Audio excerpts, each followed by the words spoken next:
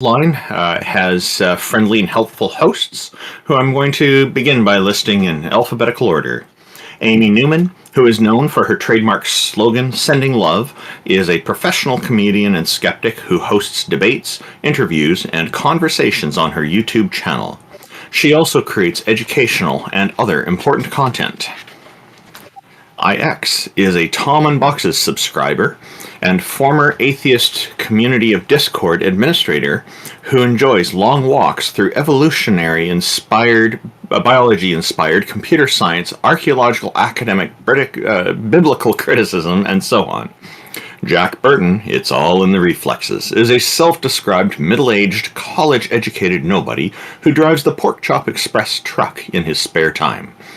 He is a deist and is mostly non-committal to philosophical stances. Jefferson Spatchcock is an atheist inquisitor and intellectual who has particular expertise in thoroughly analyzing and reviewing debates, often from the comfort of his genuine lazy-boy chair. And I'm Randolf Richardson. I'm an atheist activist from British Columbia, Canada, and I advocate for the equality and normalization of people who don't believe in deities, that's goddesses and gods, which entails advocating for fair justice, freedom, critical thinking, and so on. I'm also the founding president of the Canadian Atheists, one of the sponsors of this show, and we're a national organization that promotes atheism and agnosticism as culturally common aspects of Canadian society. Taco is the visionary organizer of the Theist Helpline.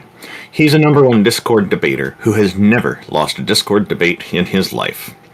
TJump, Tom Jump, is the founder of an atheist church called The Church of the Best Possible World, which is based on his model of objective morality. It has the goal of doing what Abrahamic churches should be doing but are not, helping people by providing affordable housing. You can find links to all of our organizations and whatnot on the Theist Helpline website at www.theisthelpline.com. And one more thing, a very special thank you goes to our other sponsor, the Politics Discord, who make it possible for us to have these wonderful stages with these wonderful audiences. Thank you everybody for joining us. Amy, Taco, or TJump, did you have anything new to add before we start our program? Just thought that it was a great year. Looking forward to the new one. And as I often say, Randolph, I know this is the year. This is the podcast that we're going to be convinced. I always enjoy your optimism, Amy. Thank you very much. So we have one person who wanted to join us here. Grim, if you still want to join us, feel free to join us on stage.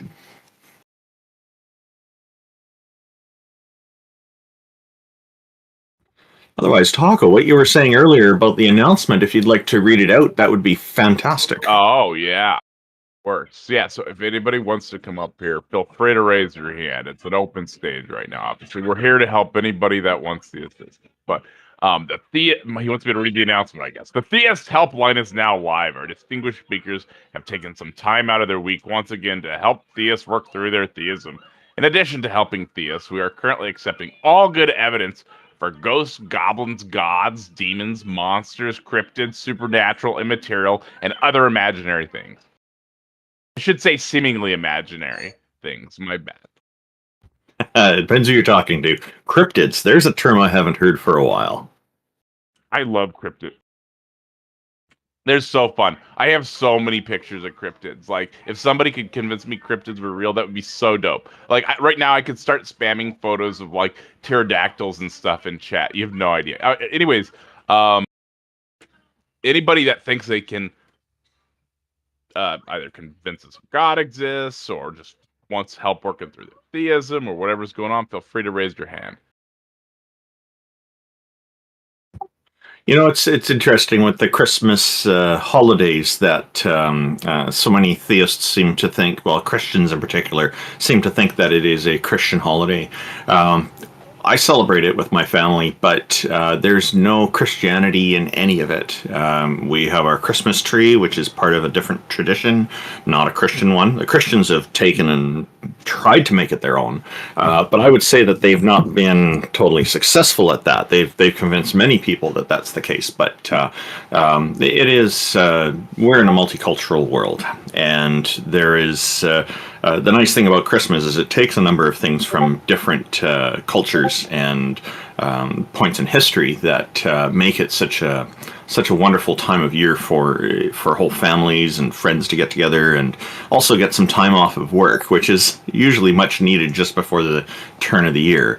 So we're very happy to be able to do all of this stuff. I have seen a few clip arts over the year where they show Santa Claus wearing a crucifix around his neck, like many Christians do, but the vast majority of the art, it's just not part of it, and it's because it's just not part of Santa Claus's image. I don't consider that to be. I consider that to be just a nonsense thing. Just like you see some nonsense art from time to time, especially with memes on the internet and whatnot. I don't know. Did any of you celebrate the Christmas time as well with your family and friends? Not only do I agree with you, Randolph, if I could just quote the Bible for a second in Jeremiah 10:3-4 of the King James Version, "For the customs of the people are in vain. For one cutteth a tree out of the forest, they work of the hands of the workmen with the axe. They deck it with silver and with gold, they fasten it with nails and with hammers, that it move not." And so they've kind of absorbed a pagan tradition.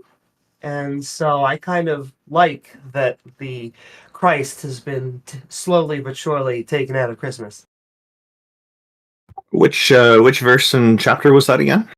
That was Jeremiah 10:3-4. Very specifically, the Old Testament says you should not cut down and decorate a tree.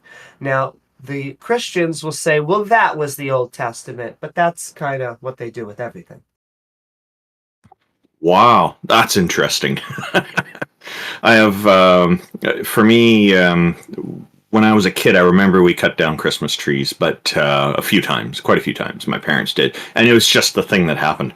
But for myself now, I have this Christmas tree that I bought at a national company, a nationwide company in Canada here called Canadian Tire. They sell more than tires. They have an automotive department, but they're like a hardware store. They sell a lot of different hardware and whatnot. So we bought a Christmas tree. I remember we still have the receipt taped to the box, and as I was putting it away yesterday, I was just looking at it. It's $88 it cost because it was on sale. A 42-inch high tree has the lights already into it, so all you have to do is plug it in after you set it up, and it lights up. And so the kids decorate it and everything. But I probably had this tree for over 12 years now, and it's been great. I'm not cutting down trees. I've had artificial Christmas trees before that as well, but it's sometimes people walk in, they think it looks real. Some of these artificial trees, they look amazing. That's a good deal.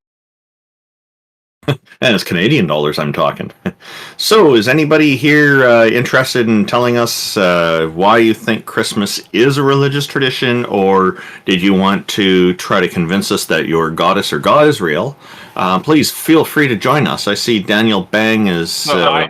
I invited up Danielbang, but I think he got dogpiled by Jail and Peter last time he was up here, so let's just make a concerted effort to try to go one at a time, okay?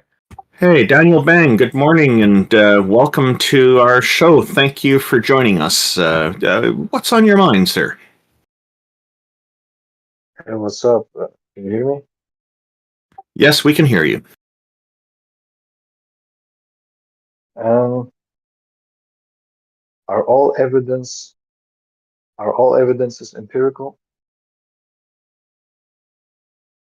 Not necessarily. I think some of them can just be purely logical. So it depends, right? So, or it could be completely mathematical. You could use math to explain it, I suppose, depending on what it is you want evidence of. So can there be logical evidence for God? Okay, so people have attempted to use logic to prove something that actually is empirical. So you could try to do that. But then if there is some empirical aspect of the claim, then you're probably going to need some empirical evidence for that as well. But do you have a certain claim in mind? I'm not sure, was that a yes?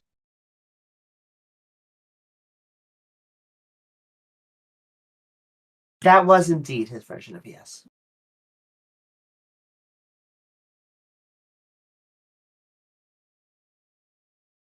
I want to hear it from him. Oh, that's okay. I'll go along with what Amy said. For the most part, I would say it's a yes. Most of the claims seem to be involving empirical things, aspects of reality. So I would say in that case, yes. My question was about logical proofs for God.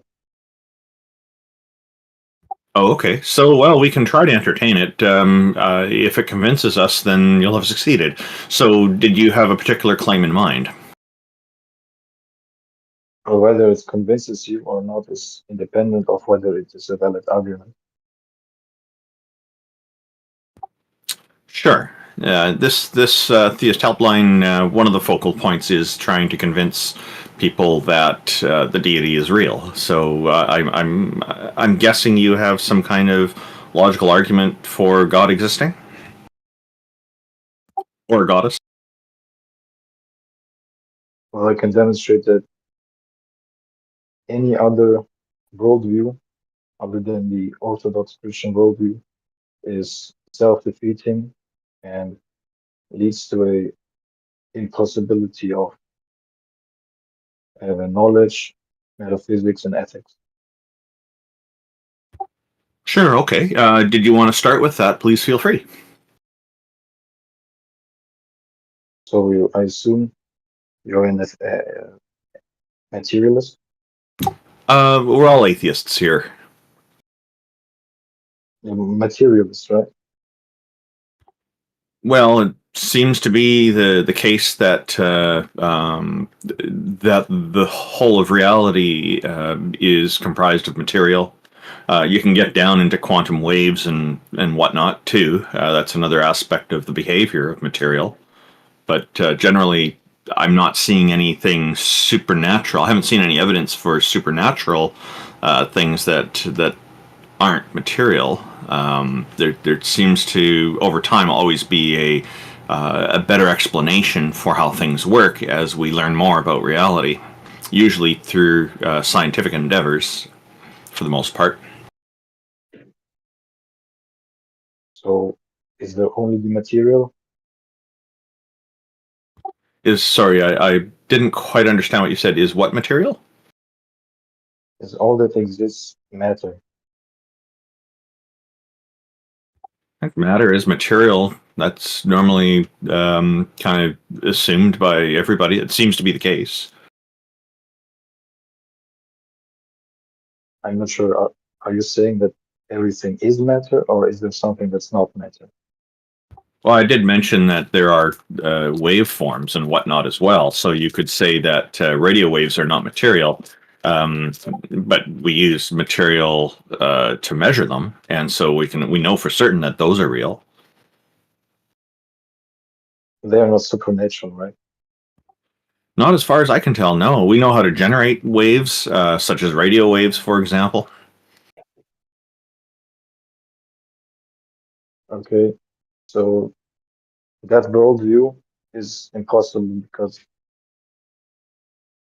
knowledge would be just a deterministic chemical reaction, and you would not be able to have a mechanism to distinguish false chemical reactions with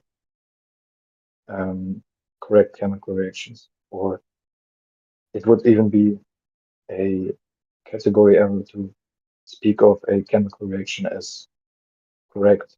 They are neither correct nor incorrect. They are simply reactions. So that's an impossible worldview. So you mentioned correct chemical reactions versus incorrect, and being able to discern between them. Are you saying that it's not possible for us to determine that that's the case, or am I not quite understanding you?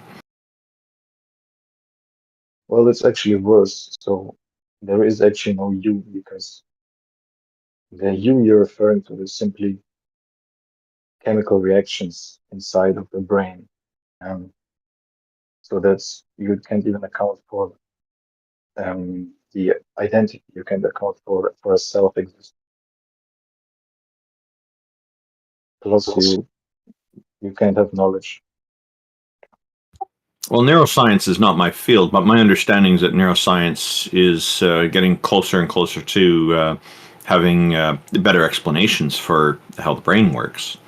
Granted, there are still things we don't understand about the brain, but this doesn't justify a default presumption of it being from a deity, for example, because we have a lot more evidence for the human brain than we do for a deity.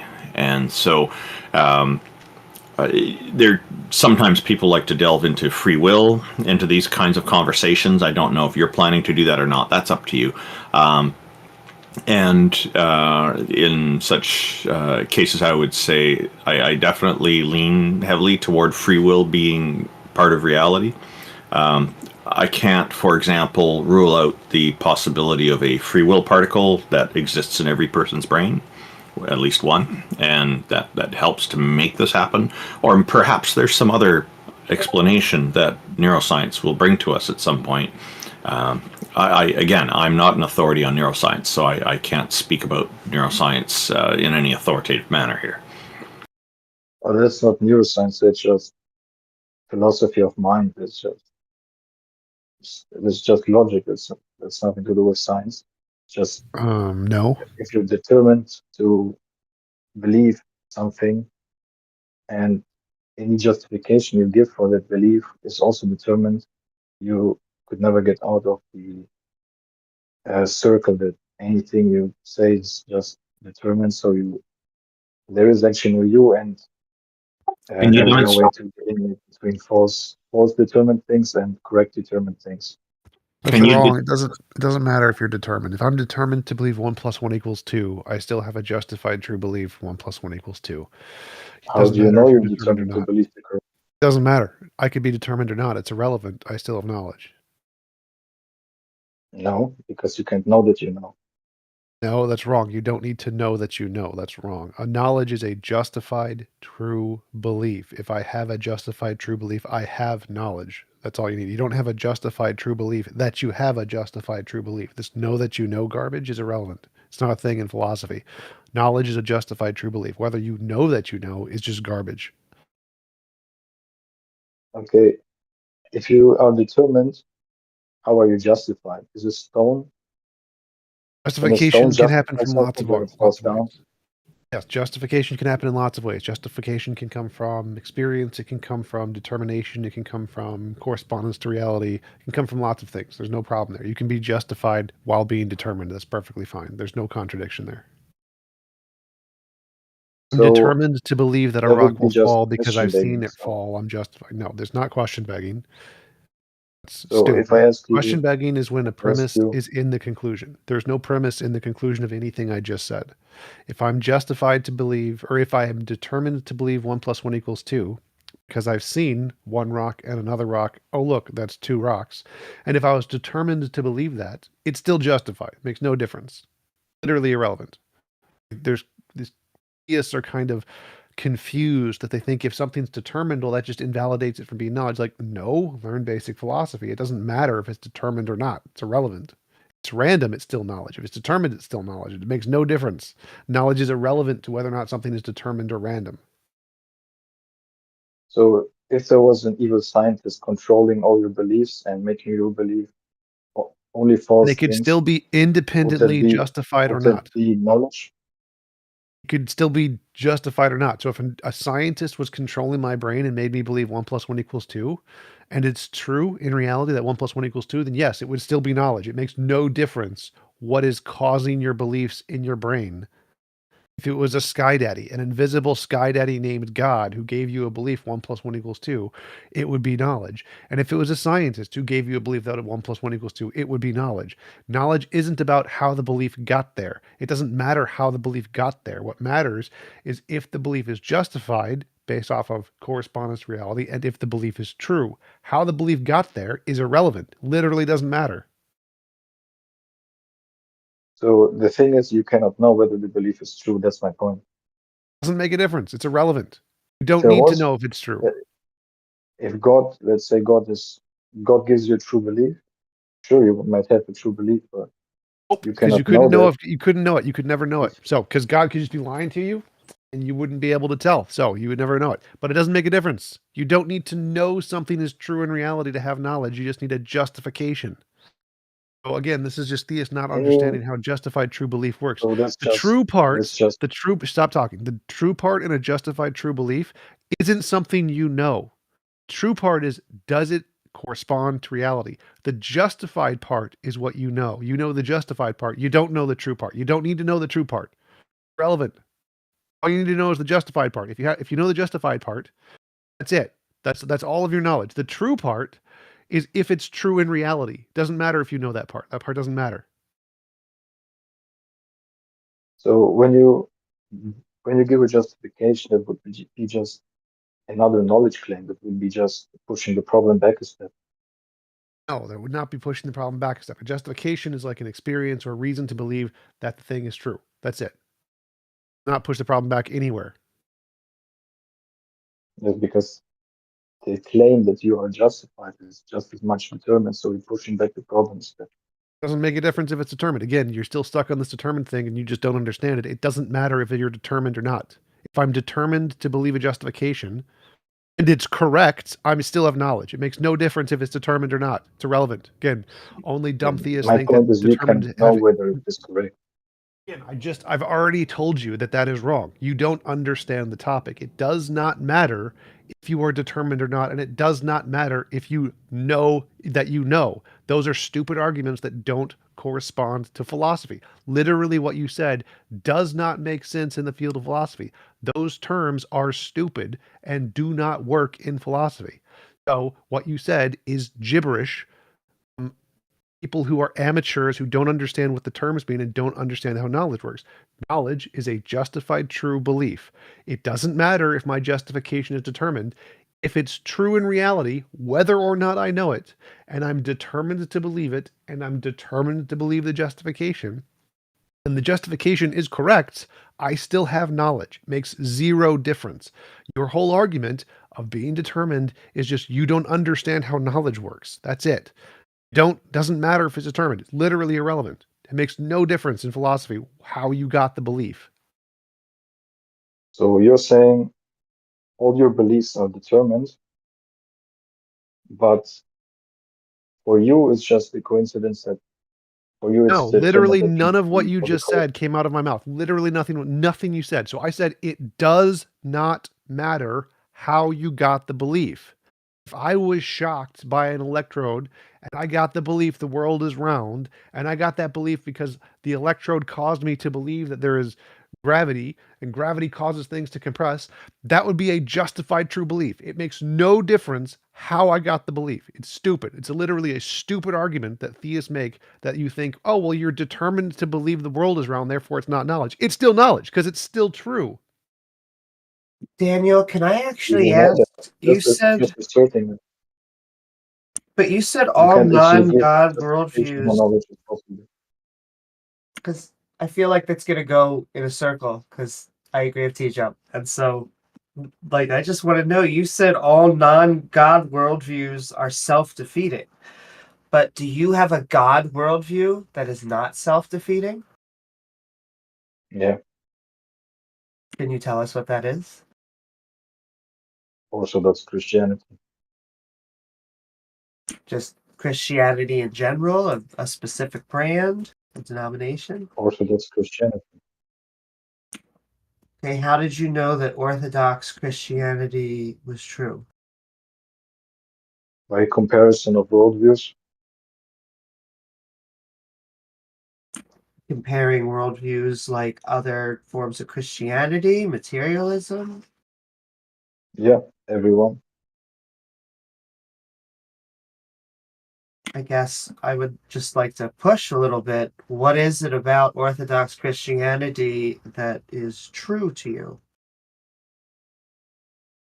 Well, it's not what's true to me is that it's the only worldview that can give an account for the necessary categories, the categories that are necessary for knowledge, like laws of logic and the identity over time, and the existence of a self.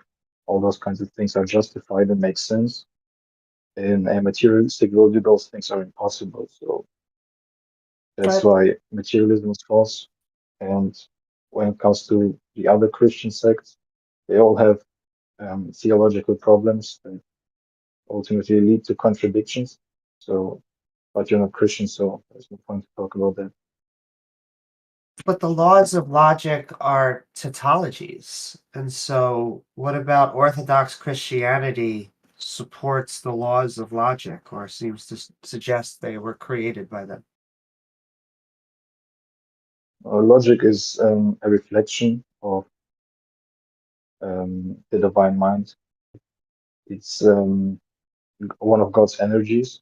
So that's actually unique to Orthodox Christianity. But the created logic we experience is analogous to the uncreated logic that is God's energy. So there is a created aspect to logic, but ultimately God transcends logic, but he isn't opposed to logic. That sounds very odd to me because it would almost mean that he used a system that was pre-logic to create logic. No, the logic we experience in the created world.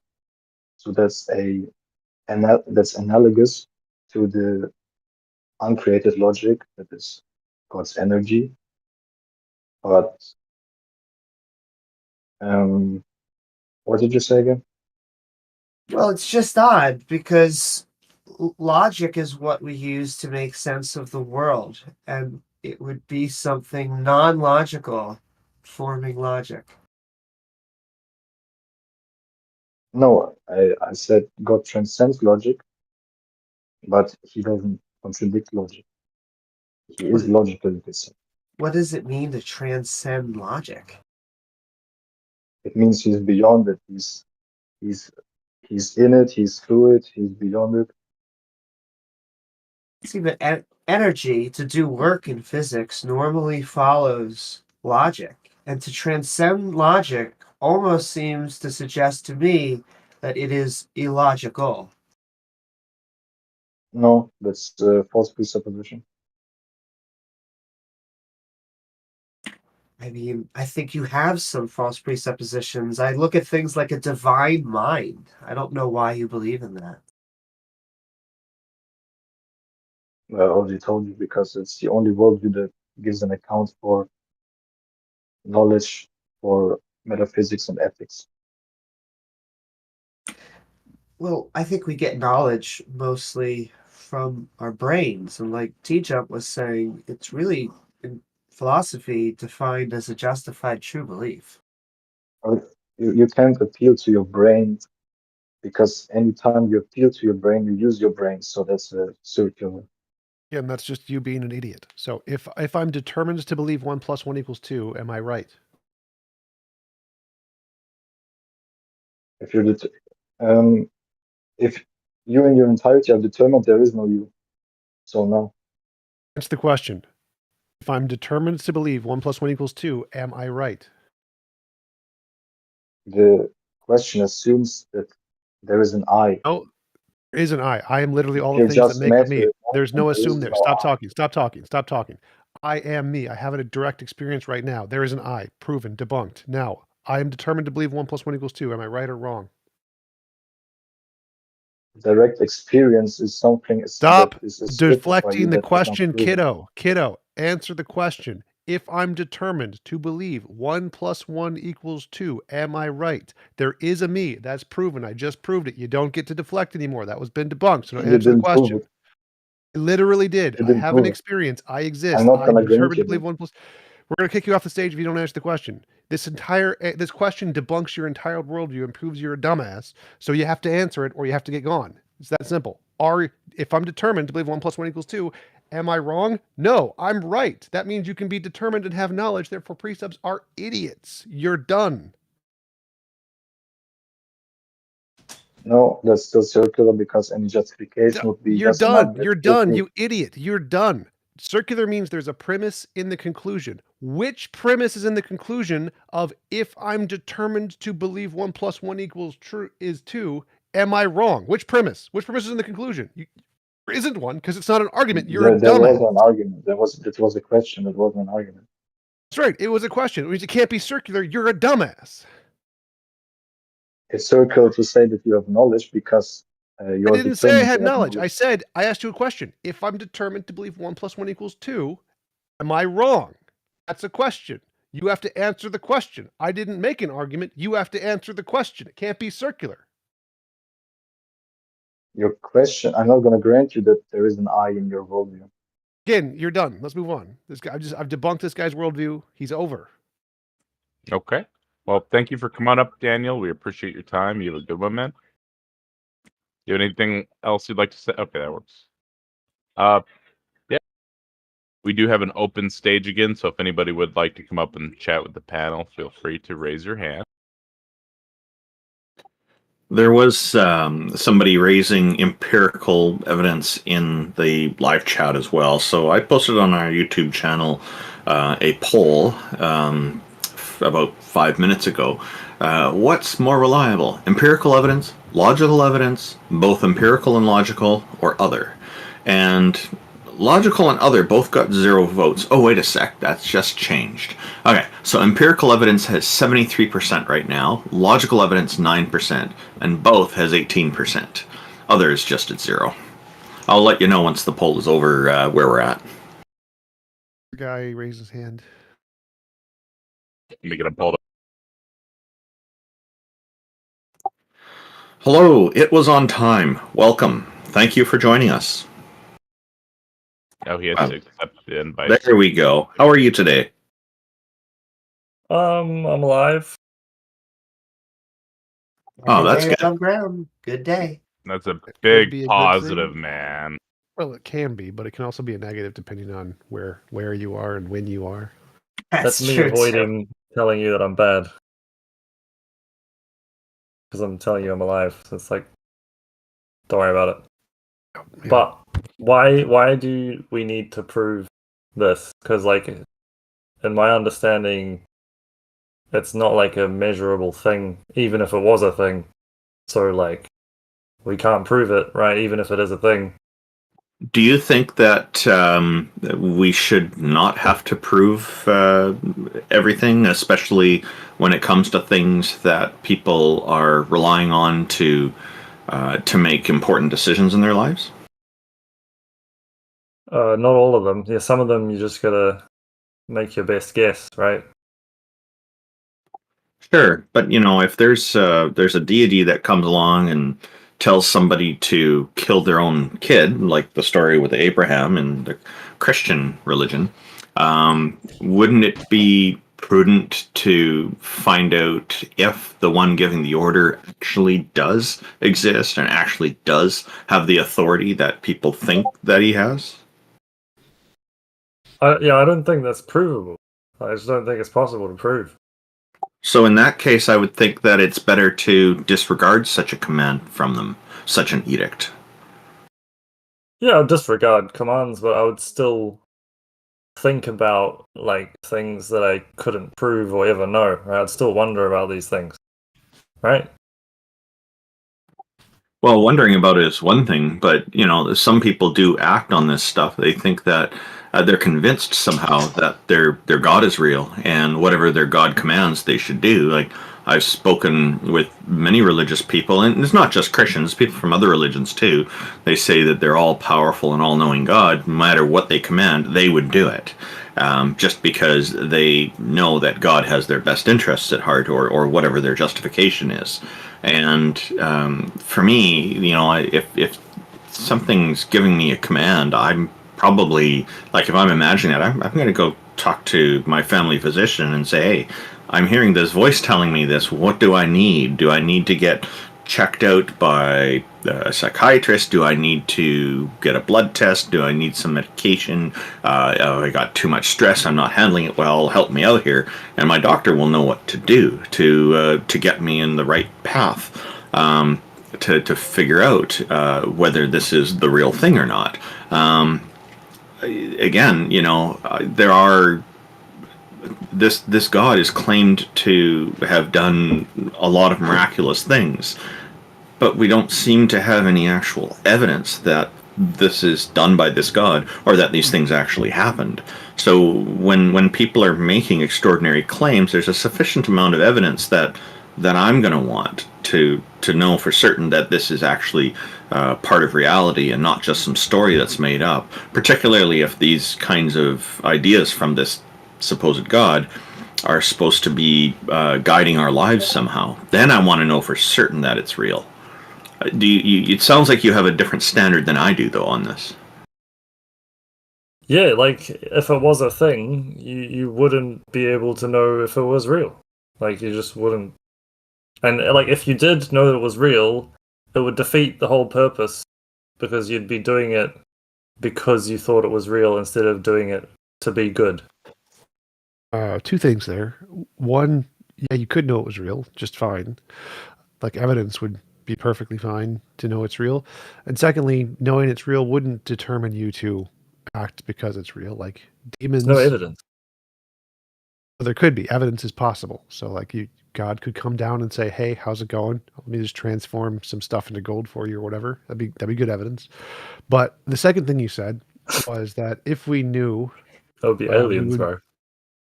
That doesn't invalidate that it would still be evidence. Like, I don't think you understand how evidence works. But I mean, if that happened, you guys would call it aliens.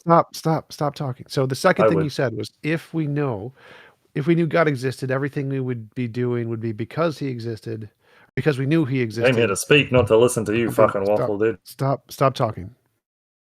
So, his second argument was that if we knew God existed, anything we would do would be because we knew he existed, which would defeat the point. That's false. There are, even in the Bible, things know God exists, like demons, but don't act in accordance to Christianity. Therefore, his second argument was stupid, because you couldn't, even in the Bible, God exists and don't act in accordance to God. And if I could just add on to that, I don't know, first of all, how he has deduced that it is impossible to know that a God does not exist. I mean, I make some claims on deities that I think do not exist, but it's taken quite a while to get there. And so I would love to know what his methodology is. And then the other thing is, if it's not possible to know a God exists, then by definition, shouldn't we not believe? And he should just be on our side trying to figure out why these people do believe? Yeah, I'd like to make a comment real quick, if that's okay. Yeah. Oh, yeah. So if it's impossible to tell if something does or doesn't exist, that would be indistinguishable from imagination, and what Amy was saying would be correct, I think, right? Wouldn't it be unjustified in every case for everyone to hold that belief? Exactly. Well, Hey, Genghis Khan. It would be unjustified for those who don't have actual evidence to support it. So, well, he said everybody would have no evidence, right? So wouldn't that make his belief unjustified? Oh, in that case, yes, because that qualifier is there. Yeah, that clarifies. Belief was unjustified. So yeah, and I'll just make a quick comment that previous guest left in a bit of a huff. They obviously weren't too happy. If you listen back to the conversation when I was interacting with him, and then TJump was interacting with him, we were each giving him plenty of time to talk. We let him finish what he's saying, and then we responded. And then all of a sudden, he wants to interrupt TJump, and then gets angry when he says, "Oh, I'm just here to talk." Well, we're actually here to engage. We're here to interact, and conversations go both ways. We prefer to let people finish what they're saying before we respond, because we think that we get better quality conversations this way. Now, granted, sometimes a quick interjection may occur when we're asking for someone to repeat something they said because it didn't come through clearly, or we need a quick clarification on something very small. But aside from that, generally, we're happy to let people talk. And so with that, I'll just give you a quick update on the poll, and then I will I'll introduce our next guest. Our poll in the YouTube chat: what is more reliable? Empirical evidence is now at 75%. Logical evidence is 8%. Both is at 17%, and other is still 0. So, Genghis Khan, welcome. Thank you for joining us. What's on your mind today?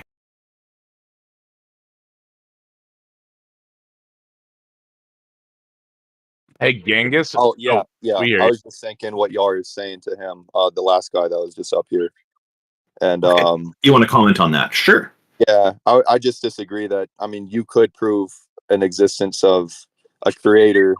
I'm not claiming any specific creator, but I think it's kind of self-evident within creation and whatnot. But yeah, I know this isn't a flat Earth topic, but that's actually a pretty good one itself. So when you say God is self-evident, what do you mean by that? I mean that we're in creation, therefore there's a creator. Okay, that's of course I don't find that to be convincing to say God is real.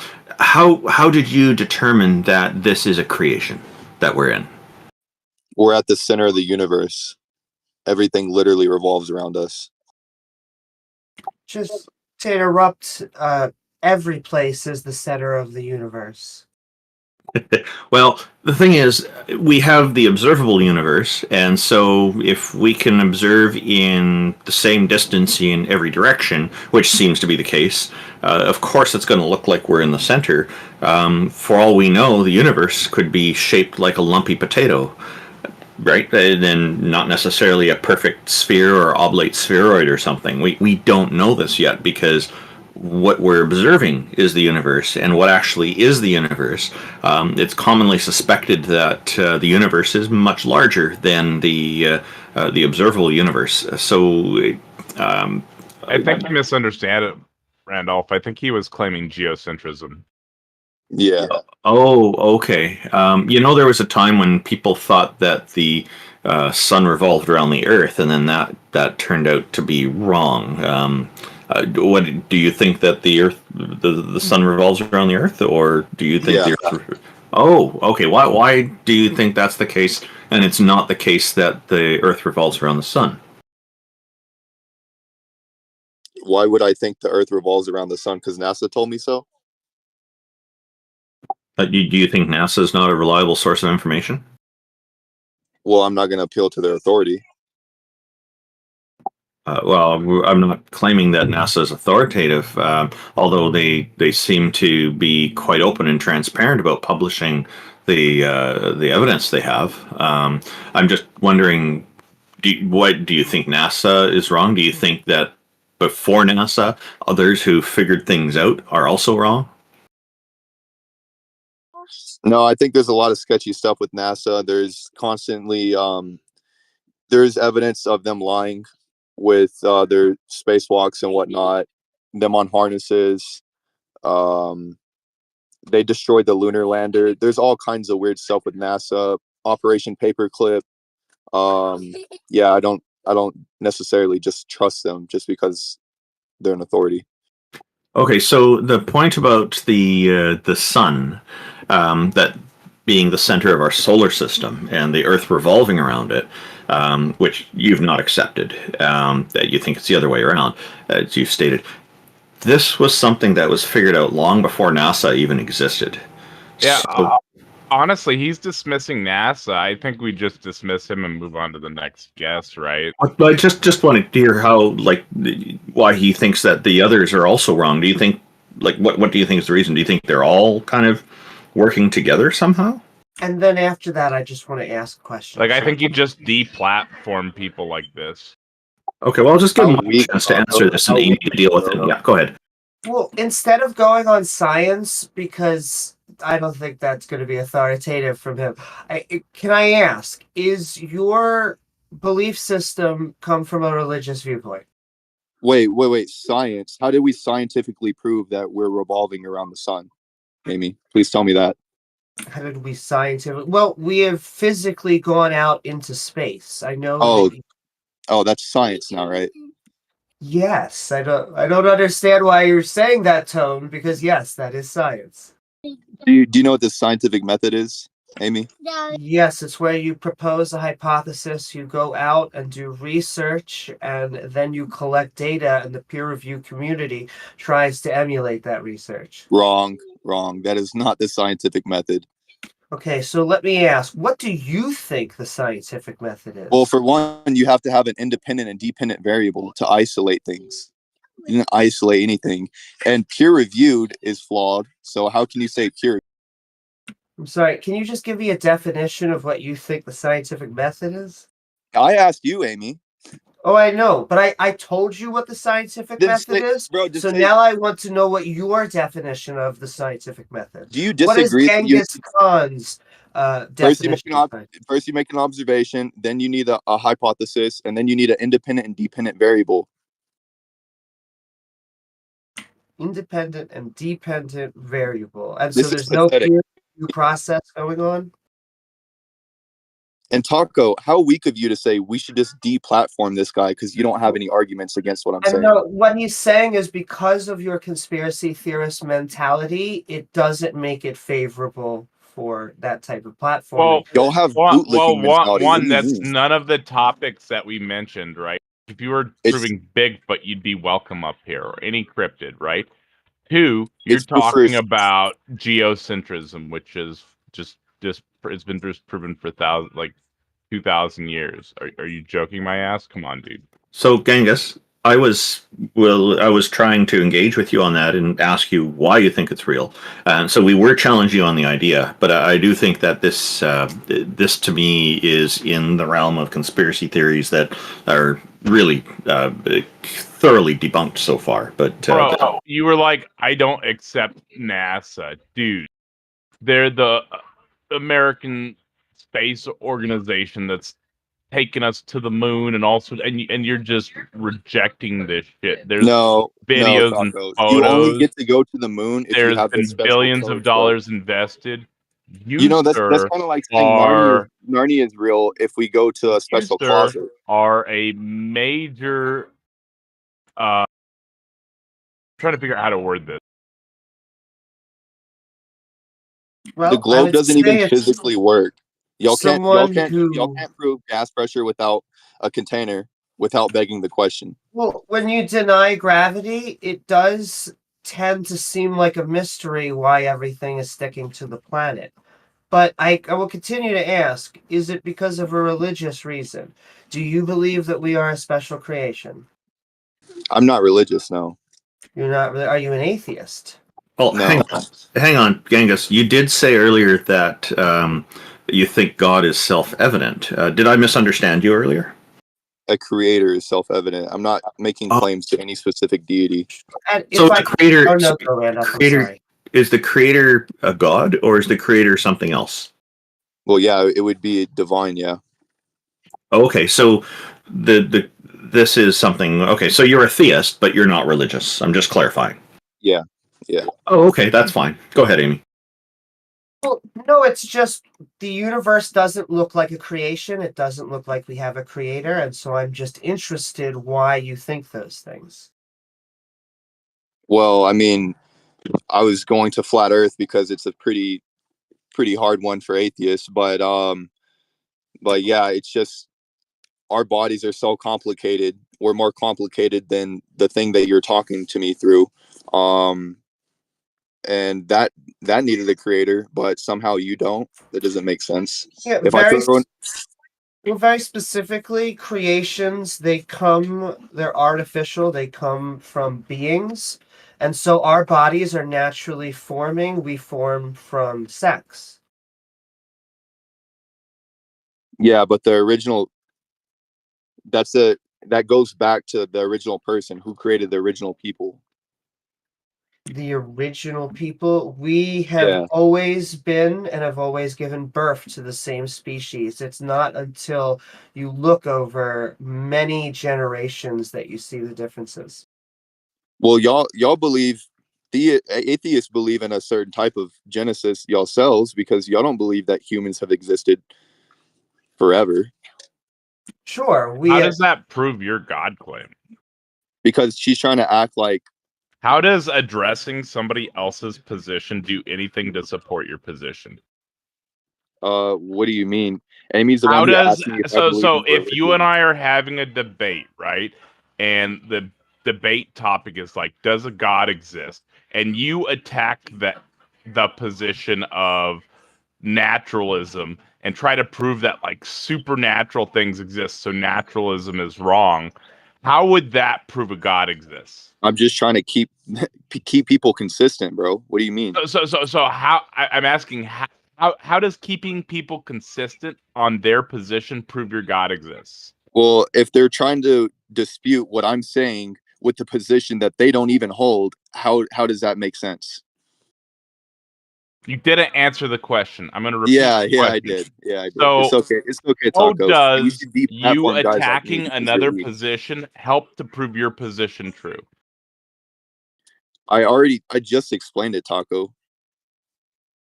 If you're trying to No, dispute you what didn't. I'm You saying, answered some other question I didn't ask. no. Asked a If you're very trying to specific if you're trying to dispute what I'm saying with the position that you don't yourself even hold, how does that make any sense? So if I Taco? was trying to prove to you that naturalism is true, and I proved your God does not exist, would you now believe naturalism is true? If you prove naturalism is true, would I believe naturalism is true? So if I proved your God does not exist, would you now be a naturalist? Well, I'm not making claims to any certain deity. That's not what I'm asking. If I proved your God does not exist, would you now be a naturalist? If you prove to me that there is no divine aspect in reality at all, then yeah, of course. That you're saying that would disprove supernatural if I prove there's no God. Well, I'm talking about deities. Because naturalism says there's no supernatural thing. So for clarification, naturalism is a philosophical position that basically says there are no supernatural things, right? And so we disprove divine things, right? Divine things are disproven. Is naturalism now true? I mean, that it would logically follow, yeah. No, it wouldn't, because oh my God, dude. So if if we disproved divine things, right? That's not disproving supernatural things. That would not be, therefore naturalism is true, right? That's what I'm saying. Are you So saying divine attacking things are another not person's supernatural? position doesn't prove another position true. Well, are you saying divine things aren't supernatural?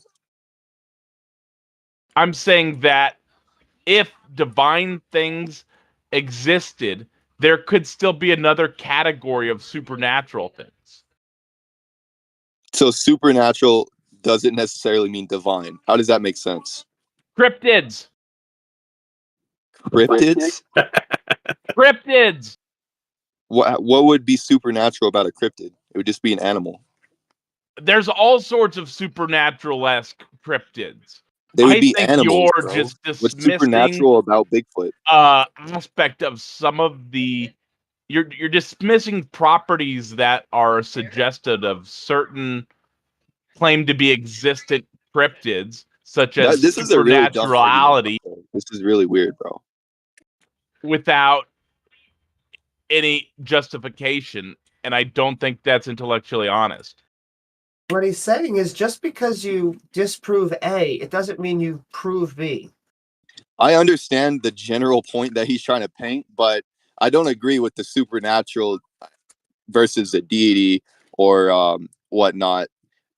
A cryptid would not be something supernatural. If you find the Loch Ness monster, That's a wouldn't that claim. be a fucking dinosaur? Well, that one, yeah, but there's all sorts of cryptids that have been suggested to exist. Okay, I'm not okay. We just I don't know. I don't remember what we're talking about, but You did make a point at one point. You did mention at one point that all atheists believe in an alternative theory, and I just want to comment on that. That's actually not the case. There are many atheists that most atheists I know would say, well, there's evolution is where humans developed from, and then of course in response to where is it from there? Well, we look back at other species we've evolved from, but this isn't really a belief so much as just accepting that the science seems to be correct and that sort of thing. So I just want to point out that when people say all atheists believe this or do this or do that, there's different opinions about things that you'll find among atheists. The only thing that you'll find consistent among all atheists is that we don't believe in any goddesses or gods. That's the rest is kind of all over the place. We're probably among the most diverse demographics in the world. so you're saying that you could be an atheist without having some kind of genesis point to humanity? Correct. It's only a single answer to a single question. Okay, so how would that work?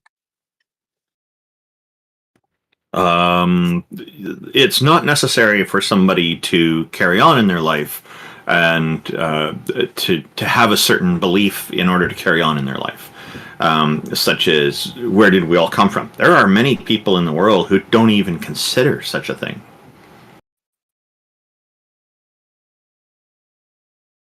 Yeah, well, a genesis point to humanity without atheism or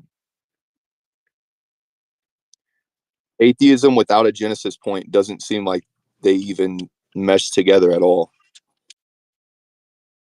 But when you mean a genesis point, humans are about 100 to 200,000 years old. Apes, we can go back millions of years. Mammals, we can go back billions of years. I mean, it just depends on the scope that you're trying to ask. Right, you're still talking about a genesis point.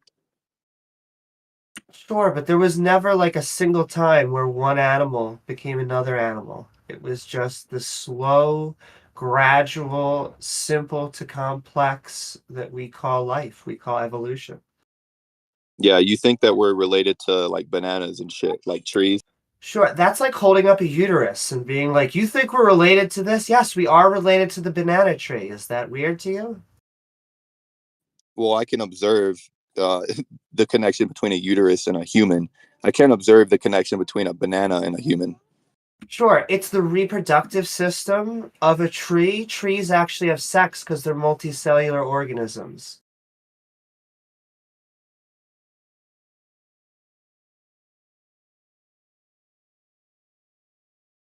Yeah, that proves that he blew his mind. Oh, sorry. Go ahead. That proves that. No, somebody was calling me actually, so I kind of missed the half part of what Amy just said. She was pointing out that trees reproduce sexually. Trees have sex is the wording she used.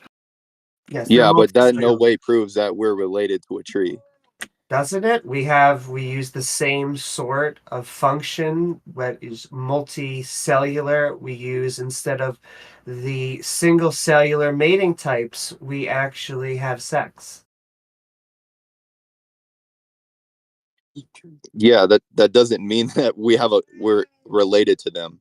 If we have similarities, okay, how does that prove evolution? Because we can follow the similarities, we can trace them back. Well, you're just begging the question, Amy. Can I ask how you thought all of these organisms came to be? How did the banana tree come to be and the human? Well, falsification is independent of replacement. I don't think that's an answer. How do you think the banana tree came to be? I don't have to make up stories about how all this shit happened in order Sure, to you falsify. someone else's made up story. All I have to do is falsify what you're saying. I don't have to replace it. So you don't actually know how the banana tree came to be. Yeah, I don't think anybody does. Well, that's sad. It's the cornerstone of modern biology. And I don't mean that to be offensive. It's just that evolution is such a well-known fact that generally the opposition only comes from a religious standpoint. Okay, Amy, I got you. Here, I came up with a new theory just right now. Okay. Every animal came from leprechauns, and the leprechauns throughout history decided to create new animals. And falsify that. Yeah. See, that's like what you're doing. Sure. What evidence do you have that leprechauns are what made all of the diversity of life? Well, they're invisible, so good luck trying to find them. So you're saying you don't have evidence for leprechauns and that No, your I beliefs do. are unjustified. You just have to be spiritual enough to talk to them. Okay, so you're saying you have talked to leprechauns. Yeah, leprechauns are God. All right, what do the leprechauns tell you? He told me you're wrong, Amy. You did. That's interesting. So you're saying voices or what do the leprechauns look like? They're invisible, but they tell me they're leprechauns So how do you speak to them? in my head. Can I ask you, what's the difference between your proposal and schizophrenia? Well, it's no different than evolution. Well, with evolution, we have evidence. What evidence, bro? So we have the fossil record, we have genetics, we have the geological column. The geological column, you mean where petrified trees literally have been found through the columns? So They you would say only occur on the outskirts of like where mountains are. And so you have these where they're eroding away at the very top, but there's never a tree that is going vertically down through layers. Yes, there's petrified trees that go through the columns. Once again, that's something that happens from like an earthquake, that you actually have a reveal of multiple layers and you have a tree with roots almost hanging out of it. But the exception is not the normal. Wait, so do we have these transitionary species and whatnot? Yes, all species are transitionary by definition. Where's the transitionary species between a chimp and a human?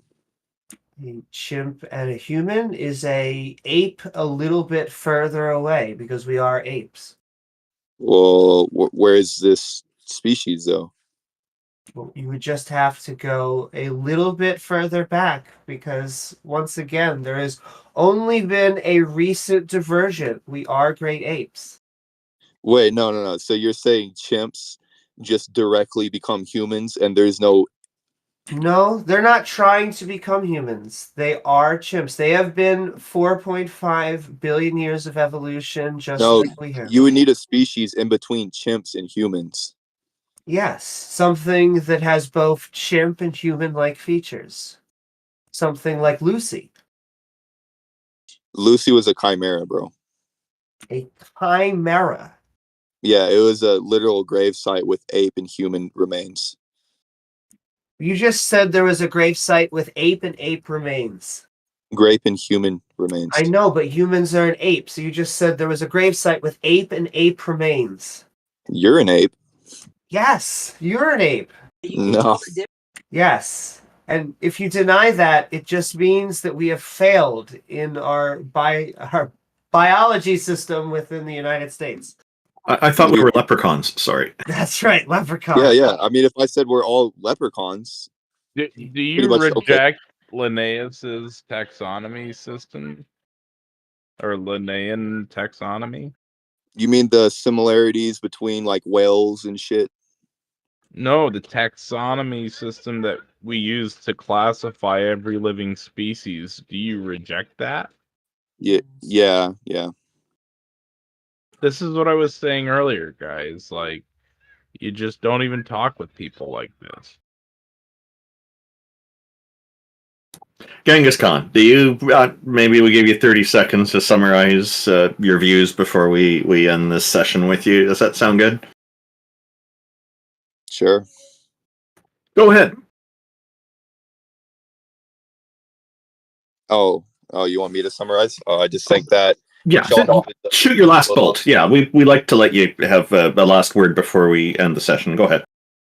Okay, I just think y'all have a belief and it appeals to authorities, and that's not logical. Amy brought up science earlier, but then said that we found bones in the ground, and that's not a scientific thing at all. That's just she's begging the question. That's all Amy has is begging the question. But okay, that's pretty much it. Well, thank you very much for joining us. We're glad to have had a chance to speak with you. It was a bit contentious because of the geocentrism stuff, but I hope you have a good 2024. Thanks again. Yeah, you too, man. 80s, man. Bye, Genghis. So to say it's not scientific, there are entire fields of science that are being mentioned there. It's just, I guess, the way it is. But did anybody else have anything, last thoughts you wanted to go over on that before we moved on to our next guest? Yes, I just want to point out, it can be science if you dig in the ground. Right to you, Taco.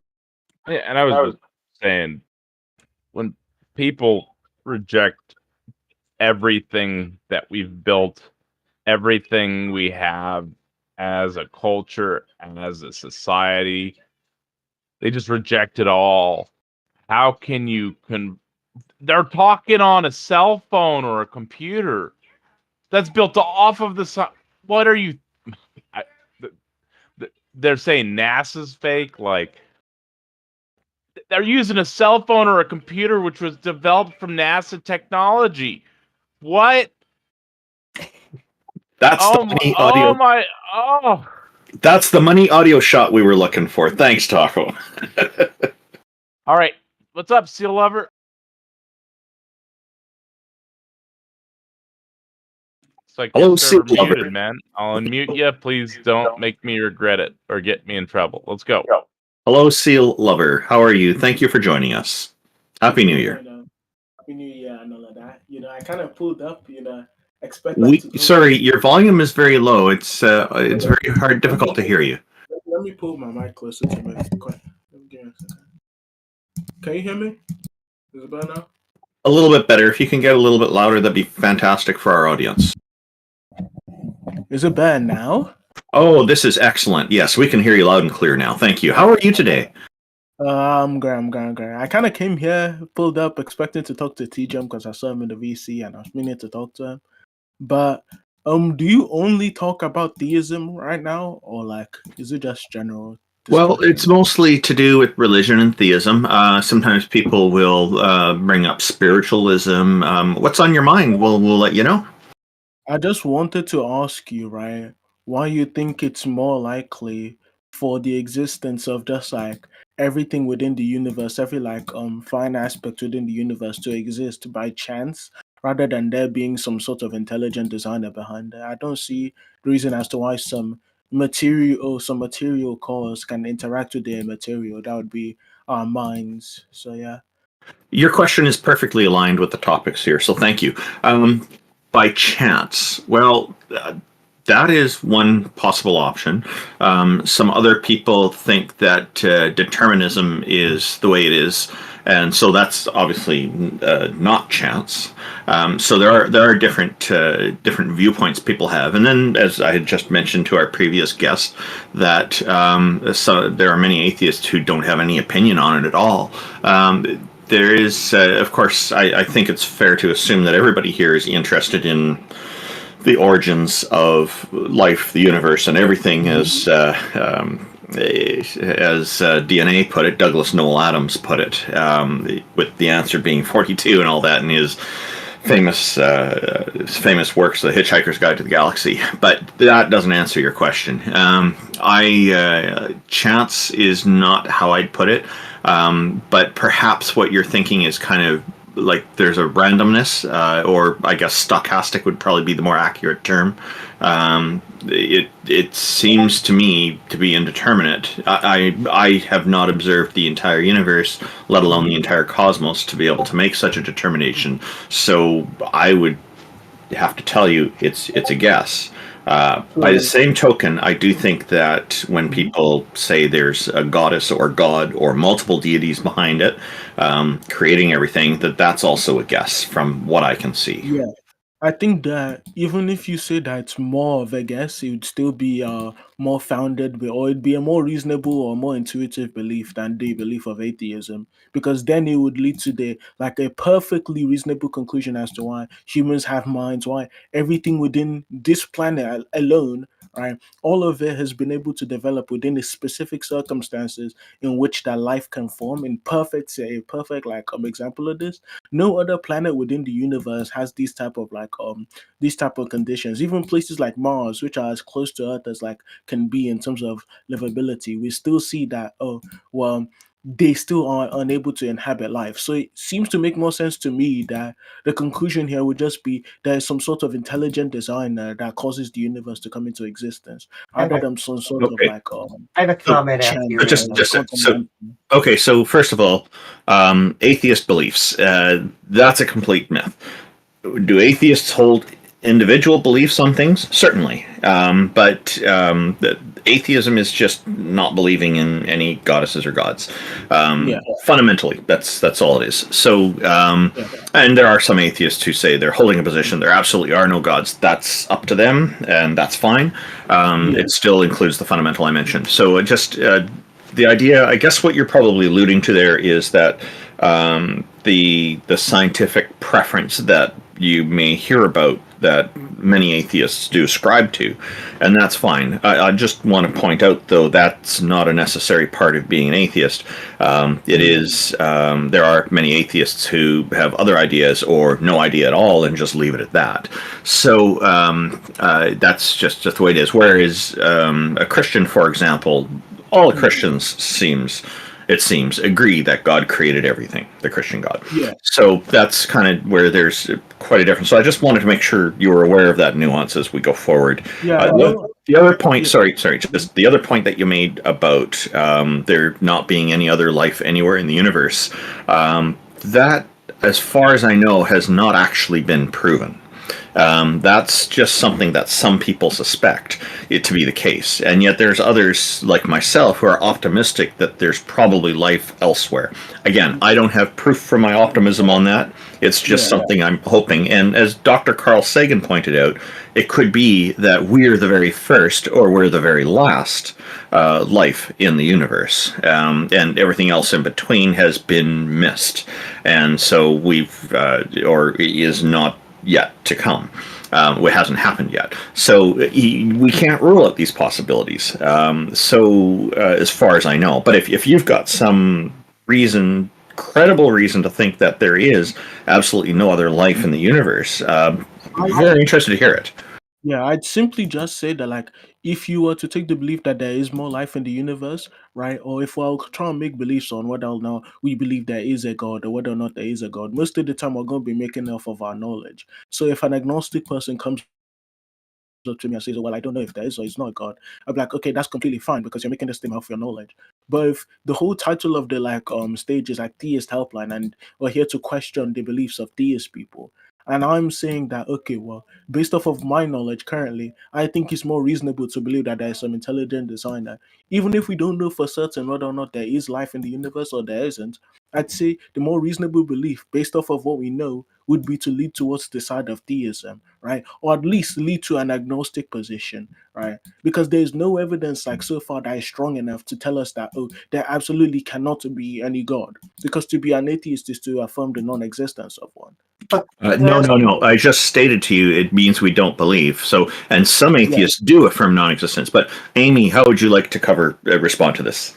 And I'm sorry, Randolph. I don't mean to talk over you. No, it's okay. Go ahead. But this sounds, Seal Lover, like you're talking of the anthropic principle or something similar. I would like to know why you think that the universe seems perfectly attuned to life, because it's true that Mars and Venus are actually both within the habitable zones, and it is possible that life could have been more bearing. There is a lot of death. There's a lot of places on the earth that are still inhabitable to life. And we could imagine, I guess, a universe that was completely just teeming with life. Every planet Yeah. was in a habitable zone. There was just life everywhere. And it Mhm. seems, as I've often gotten from people like Neil deGrasse Tyson, that if the universe seems like it is designed for anything, it is to make black holes. Okay. So if the universe is designed for anything, then it is to make black holes. The fact that there is quote unquote a design that can be alluded to, e.g., oh, everything is designed in a perfect way in which the universe is able to make black holes. That also perfectly works for the like argument too. That if the universe is going to be designed within a certain way for a certain purpose, right, then it is entailed by the definition of a design in the first place, or how most people use it. It has to have a designer. Something has to be causing this thing to come into existence. Makes no sense for something How did material you to be jump to that being a actually fact from that? Because you said that's Hmm? a fact, right? And then you ran with it, right? All this I didn't relies on say your that was premise the of fact that being a either. fact. Can you prove No, no, that's no. actually a No, fact? no, no, no, no, no, no. I don't know if you are like you're just not listening to me, but I said, they're No, not I did. affirming. Wait. I'm not affirming anything to be a fact. I'm not affirming anything to be 100% certain. I'm saying that based off of what we know, it's more likely the conclusion that we reach here is more likely just going to be reaching the conclusion that there is some form of intelligent designer that's leading towards this conclusion. Now, if she wants to say that, well, the only thing that the universe has been alluding to, or the only design that could be existing for the universe, or the more probable one, would be to create black holes. That still works with the argument, right? But again, the fact that life is still able to occur, right, and even in habitable zones like on Venus and these other places, right, there is no life. However, there I is think life you're in these places. confused. I think you aren't tracking. But anyway, right? But the fact that they are in these habitable zones, but they do not have life, whereas we are the only ones who do have life, it makes sense that we are actually like formed by some sort of intelligent designer rather than any other conclusion, unless there is a more likely basis as to why we should come into existence that does not require any form of So material or immaterial thing. what would you expect a universe with no God to look like? I would expect there, right?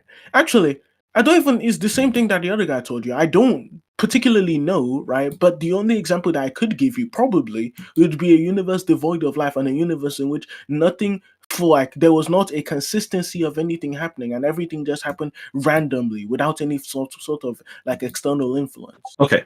So it sounds to me like the standard of evidence you're relying on is just like a small claims court kind of standard to give you a comparison. Preponderance of the evidence. You're saying it's more likely that this is the case versus Yes. something more specific, more exacting, like what we see with scientific evidence, and that's fine. I just want to be clear. Your standard of evidence is why you're leaning toward this.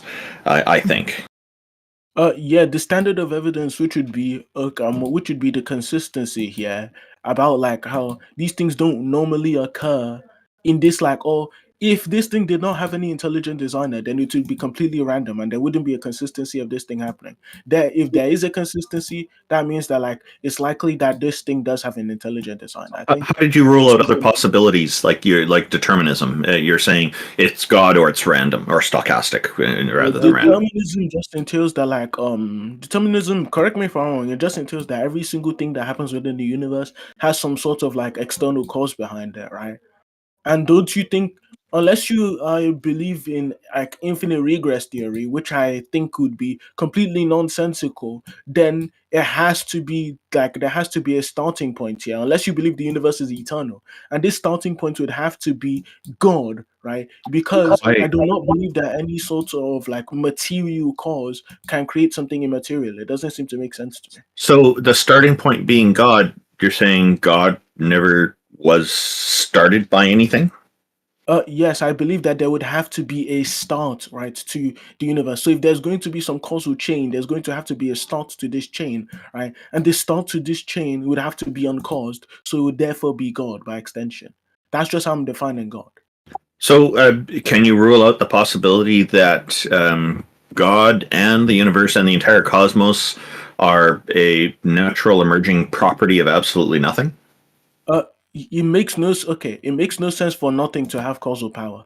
So why does it make sense that God erupted, or God has always been this? Like It's everything must literally have a it's a starting point. reductio argument. You're making a special exception for your God and saying Yeah, that's the starting point.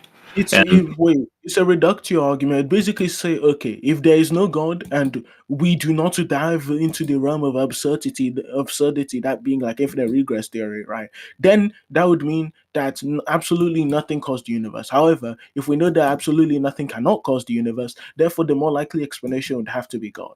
now there are polytheists. You're a monotheist because you're talking one God. There's a polytheists believe in two or more deities, gods, goddesses, etc. I've encountered polytheists who tell me that it was their collection of gods and goddesses that worked as a team to create everything. Okay, Hang on. Do you think that their belief is more credible than yours because there's more deities, or less credible than yours, or the same, or why? what's the name? Most of the time, at least from my understanding of polytheism, they affirm there to be multiple gods, and they affirm that all of these gods can be more like all powerful, right? All knowing. Gods and goddesses. Yeah, they affirm them to be all powerful, all knowing, all of that stuff, right? However, it makes no sense for there to be multiple all powerful and all knowing beings, because we see multiple times within like religions such as those, for example, Buddhism, we see there to be multiple disagreements within these said gods. However, if all of these things are like if both of them are completely all knowing and all powerful, then it would make no sense for them to disagree with each other, because they'd always be able to come up with the most efficient option and the most efficient most So efficient Randolph, route to go, because they have all the perfect knowledge and complete knowledge. I think the only way to engage with him is to go, instead of gish gallop, letting him gish gallop, is go one point at a time and have him support I his think claim, you just because need to mic please down don't because interrupt I'm me. speaking to somebody else. So he's saying things that don't follow. Why? He's saying things follow that don't follow, Okay, and can you give me then the he has a explanation as bunch to of why they don't follow? assumptions. So I think we have to talk to Lay him. out the He lay says a out the claim, I got then the you point. justify it. Thanks, Taco. because Seal lover. Taco is I the want to engage with Taco. I want to engage with Taco. Just a sec. Taco is the organizer here. He's the guy who brought this whole show together, and he's just trying to keep things more focused. And I'm going to do that. I'm going to focus on this point with you, is because I agree with Taco. I think he's got a good idea here. So we should try to keep our points quicker and smaller and easier to digest. So you're saying that it doesn't make sense that there's multiple deities because they may disagree, but the universe doesn't care if there's disagreement. And you even made the point that if they all have the same knowledge, they're all going to come up with the same idea. So this actually sounds like it favors polytheism. Okay. If I said, right, the idea of two all-knowing gods disagreeing with each other would be, for example, both of them want to be able to both of them wants to have a certain piece of land. This is just an analogy, right? And then if they were all powerful, right, then they would be able to just instantly pop in a piece of land which both of them can share, right? Or if they both specifically wanted this exact piece of land, right, if they were all knowing, right, if both of them were all knowing, they would be able to come up with a solution in which both of them can have this thing. However, if there's a disagreement with that, that would mean that these things are either not all powerful, right, or not all knowing, seeing as they are not able to come up with the perfect conclusion, which is what most polytheists the standard most polytheists lead to whenever they talk about God. They believe they are perfect beings. So again, it just doesn't seem to make sense. Okay, so so the question that I have then is why is it that what's the problem with them having equal powers and equal knowledge? You seem to think that's a problem? He said he because doesn't like it. No, that's not what I said. If you listen properly, right? What I said was, one, it doesn't make sense for them to have equal power and still be going into a fight with each other, as we see in religions Is there like a contradiction? Yes, two all-powerful beings cannot triumph. One cannot triumph over the other if they are both all-powerful. It doesn't make sense. Why must there What? be one triumphing over another, though? Why Because can't they all just get along? that's what I'm saying. Like, whenever most people are saying, "Oh, well, there are multiple gods," they're usually appealing to So religions. can you make an argument that I wasn't. No. Why would I justify wait? I was in real the middle of my fast that sentence. they Wait, have I to was in the middle of triumph my over sentence. each Why would I other? wait? Randolph is asking you a question. Shush. Oh, I was in the dude, middle no, of we're my not sentence. doing this. So Randolph asked you to justify that one would have to triumph. Oh, he's out. Oh, he left. Okay, so thank you, Taco. Did you want to continue summarizing what that was about, and then we'll bring up this person with the Russian name and the U.S. flag? Yeah, you asked him to justify his claim because he gish gallops, and he continued to gish gallop. And so I told him to justify the claim Randolph asked you to justify before you go on your horse ride. It was quite the merry-go-round on that horse ride, wasn't it? And if I could just add that a Bro. god does not solve the infinite regress, it is always a uncaused cause. Things can't have uncaused causes until we get to God. And then all of a sudden, my goodness, you can have uncaused causes all over the place. Bro, I promise you, no one on foot can keep up with someone on a horse. That's true. Unless they're like an Olympic runner and the horse is having some problems. But those are exceptional circumstances. Welcome, Smiley. How are you? Thank you for joining us. Hi, thank you. I think I've been on here once before. Welcome back. Yeah, I was raised Catholic.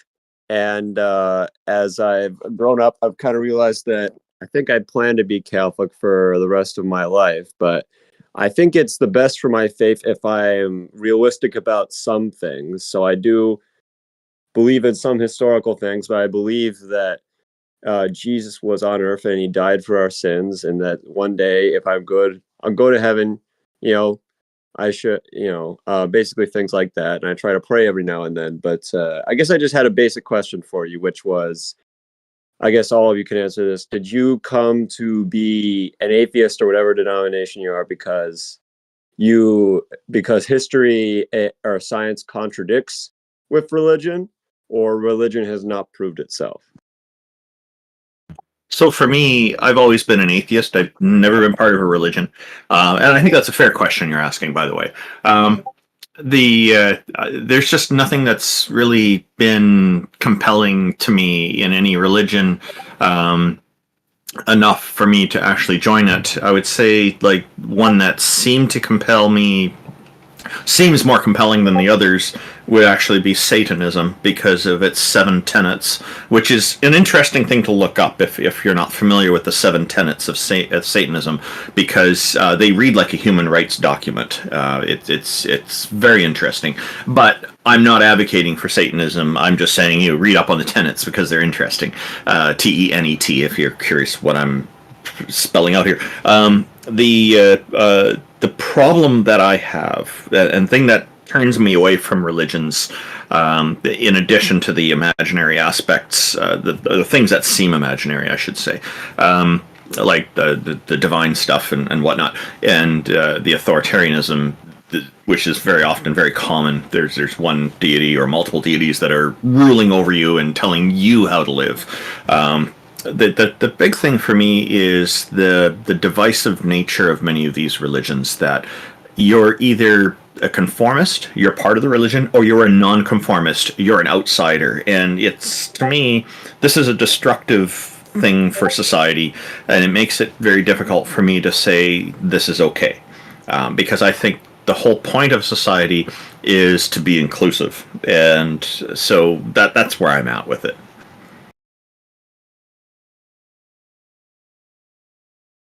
All right, that's interesting, and I've never heard of the tenets of Satanism before. I always thought of it to be a pretty chaotic belief, but I will definitely read about that. And you're cool. If you don't mind answering the question, also, what's your take on that? Do you think it's the lack of proof, or do you think it's the science is based in it? It really depends. Some of the claims in religion actually do make sense. But then there's a lot of claims in religions that don't make sense, and so I have to look at them at a claim by claim basis. So if a religion says people should wash their hands before they eat, well, this makes sense to me. And there's actual newer science now that supports this too, because you're washing your hands before you eat, then you're not, whatever you had on your hands before is not getting into your system if you were handling something that was bad for your body. So it's a good practice. We know this. But if it turns around, like with the Islamic faith, they say that salt water and fresh water don't mix. Well, we know that's not true. Any child can take 2 glasses of water and salted water and unsalted water and mix them together in a bowl, and they mix. It's easy enough to prove that wrong. So on a case-by-case basis, I'd look at it. If you want, other people here can give you their perspectives on why they find religion to be a problem as well. The main reason is that there is no good evidence, but then I also think that there is good evidence in the other direction now, that we have no reason to think that a mind is the bearer of natural laws. I also just wanted to piggyback off what Randolph said, especially with maybe not the Satanism that you think of from the Bible, but Anton LaVey's Satanism. He was very much into self-determinism and sticking up for yourself and others. And so, interestingly enough, he has a, in my opinion, better 10 Commandments than now the original 10 Commandments.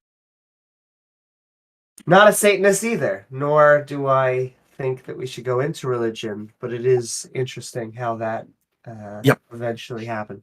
I'll just quickly hangout channel too, by the way. Yeah, and I'll just quickly read off what the 7 tenets of Satanism are, since I just brought it up, and since you're curious.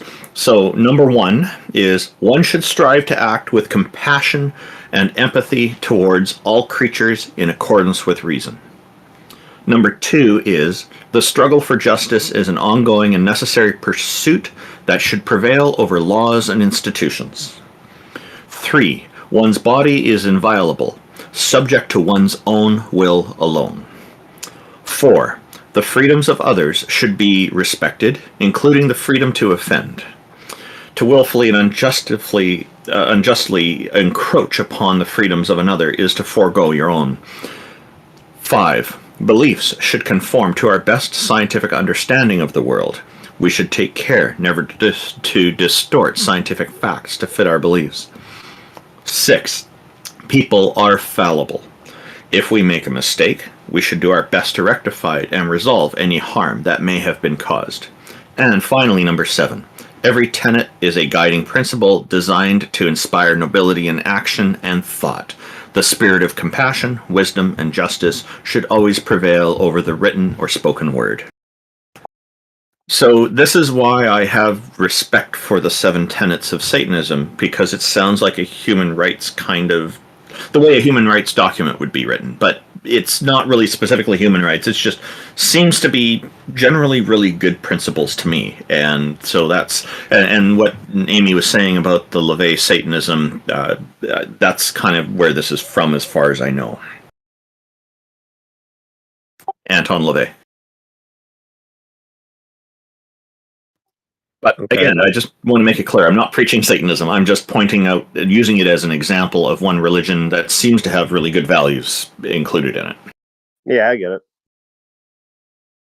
All right, yeah. Thanks. If no one else has anything to say about that, then I will step down. Thank you for answering. One quick question. What did you think about hearing those rules? Like, I'm sure you probably see some similarities with some aspects of Christianity. I think they were, as you said, they were pretty, I think you said descriptive or well sorted or something like that. I think especially I was having some trouble paying attention, but I think especially the we shall follow whatever is scientifically fact at the time or something like that it said. I think especially that struck me as supporting your argument. Okay. All right. Well, I really appreciate you joining us on stage today, and hope we've answered your questions to your satisfaction. Yep. Thank you. All right. Have a good New Year. All right. Any thoughts on that before we move on? Satanism's based. Yeah, it's a great example to bring up, isn't it? We've got Dropkick. I'm inviting you up. And we've got Goonsinhyger after that. Hey, I shouldn't be too long. There was just a couple things that I wanted to point out. Just because Randolph mentioned it most recently, Satanism. I actually went to. So I have a tradition of trying to understand other religions. So every Sunday, I usually go to like a different church or something along those lines. Not too long ago, I got an invite to go to a burlesque show that was followed up by a black mass held by the Satanic Temple of my state. They definitely know how to get my attention, so I went to that. Unfortunately, Satanism in practice is not as intriguing as just reading their tenets or doing the homework. Outside of the fact it's very angsty, kind of feels like a bunch of teenagers talking about how much they hate mom and dad, i.e., Christianity. Oh wow, yeah. My guess is you'll probably find this with various a similar thing with certain religious groups in the Christian circles you just mentioned. Some of them are better than others. I'm going to say, right?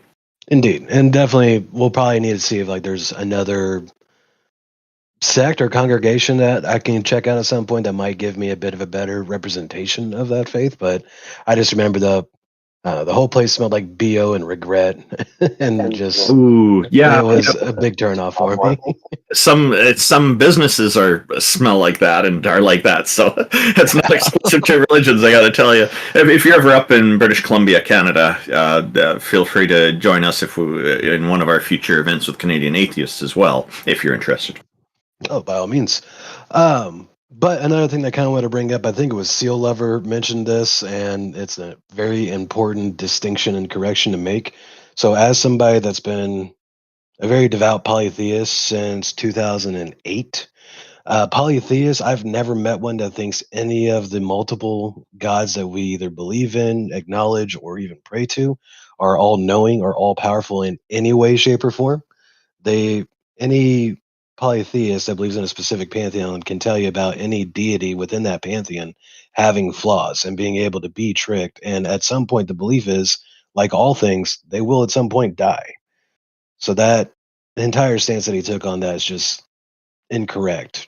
So that's mostly consistent with what I've observed with encountered with polytheists as well. I haven't encountered any who think that that any of the deities they believe in are all knowing and all powerful. As far as they will all die, that varies from polytheist to polytheist. Some of them do think they are eternal, others don't think so. So that part varies for me. That's what I found. And it certainly can. There's a lot of different like polytheistic pantheons within paganism, so that's definitely something that I can see where somebody might be able to connect that, especially when it's not quote unquote an organized religion. It's most of those religions tend to be centered around the person's belief system and how they build up their relationship with the gods. But like overall, like polytheism tends to observe the second definition of God versus the monotheistic having the first definition when you look up the two definitions that constitute a god. Then the other thing, and I apologize, I'm like going through notes because I've been writing things down as I wanted to talk on them. The other thing was, I think Taco, you mentioned using NASA as a reliable source towards the one psychopath. Can't remember his name. I guess like the question that came into play, if I'm going to play devil's advocate for monotheists, NASA being a reliable source to contradict the claim of, or to essentially prove that there's no God or anything along those lines. I can kind of see in a way, like if you would fast forward 2,000 years from now and look back at everything that NASA has found, it would be kind of held in the same regard as like the prophets and apostles for Christianity. Does that make any sense? I think you misunderstood what was going on there. So he was presenting geocentrism, and then he was like saying the moon landing didn't happen and it was weird, NASA destroyed stuff or whatever he was saying, right? The point was that he's using technology that's developed from the people he thinks are faking everything. Fair enough. Yeah, that entire conversation was a bit nonsensical and hard to track on that side, so apologies for that. And then the If second you to don't last. mind me just saying so, NASA is a big boogeyman for a lot of flat earthers and conspiracy theorists, and so they bring very specifically that organization up because they think that NASA is the one that is fueling all of the round earth conspiracies. NASA's the devil. Gotcha. Amy, the other question, second to last one, was actually for you. You've mentioned a couple times that there's no good evidence to support a God, and that's something that I hear get brought up very frequently when this debate comes up. And I guess I was wanting to ask, what is your criteria for what would be considered good evidence to support the existence of any God? I know that I would like to have empirical evidence. I know someone was asking earlier if all we accept is empirical evidence. I think we're open to other evidences, but as far as we can tell, empirical evidence is the best way to discern fact from fiction. And just because I want to make sure my understanding of empirical evidence is correct, go ahead and explain that in like the simplest terms possible for me. Empirical evidence would be testable. In fact, I would even use novel testable prediction. And so it's not just that you're looking into the past and trying to make sense of data, but you're actually generating a hypothesis of what is going to happen into the future. And because of your theory, you are able to generate a prediction. We can do that with evolution and germs, etc., etc. No, fair enough. And that, so strictly playing from the devil's advocate perspective, I think every Christian that I've talked to definitely will voice this stance of, various prophets and figures along those lines being able to prophesize things that happen in the future that end up coming true. Now, I can definitely chalk that down to just, a broken clock is right twice a day. But I guess like my main beef with that goalpost is it defeats the purpose of religion, which is having faith. If you know something is true, and it's a lot of the beef that I have with like the hardcore Christians in the Discord that just seem to be able to convince themselves that they know factually true that their God is the right one. That defeats the purpose of faith. I believe that any of the gods could make their presence known. That defeats the entire purpose of what they've been doing and what the purpose of everything is. So I can understand that position. However, many of the times they come forward. I know you don't believe in the Omni God, but the Omni God, at least from my position, makes faith just silly. Because if he is everywhere at all times and all powerful, then he should actually be able to come and say hi to us quite easily. I mean, I can definitely see where you're coming from on that, but even from like the monotheistic perspective, just from a Christian perspective on it, if I'm looking at everything from like a God's perspective or how they view their God, influencing your followers to progress humanity forward, I think is a good way of putting it, is going to be the important part without actually giving them that definitive, hey, I'm going to show up and touch down in central New York just to say hi to everybody. That eliminates the chances of us getting it wrong. Is that I'm sorry, I'm sure I'm butchering this. No, it's fine. I think it is the opposite. I think that if the God does not show up, I actually think the chances of us getting it wrong are exponentially higher. Exactly. And I think that's kind of the point, I guess is where I'm getting Sure. at. But that was it for that one. And then the last thing is just a little sidebar. TJump, I actually got muted because of you not too long ago, and I've never even talked to you before. I was in a VC where Darth Dawkins was going on his diatribe and didn't say a word for like 30 minutes, was just listening. And Barth apparently muted me because he thought I was recording for you. So thanks, man. Appreciate it. He's out of it. T-Jump's famous. It follows him around everywhere. Everything. I've never even heard the name until somebody like kicked me out of a VC for no reason whatsoever because of it. Yeah, normally kicking people out of a voice chat doesn't cause people to be muted or anything. There are server, like, did it happen in this server? I would suggest talking to the moderators of the server, send them a mod mail, they can get it sorted out. It's whatever, right? But yeah, it wasn't a big deal or anything. I just thought it was hilarious. Terrified of TJump, so absolutely terrified. I've been trying to get him on the stage for like a year. Heard something about a Christmas special or Christmas videos. Are you talking about Darth Dawkins? Yeah. Dude, he's terrified of TJump. Yeah, apparently I hold the record for longest rant after a conversation with Darth Dawkins. So he went into a private channel and ranted for me about 93 minutes straight and tried to dox me.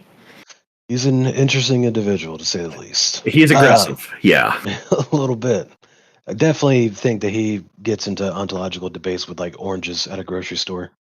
So if you want to get a better perspective of what he's doing, it looks to me like he's using the read technique, R-E-I-D, in interrogations, which is banished in Canada because it elicits false confessions.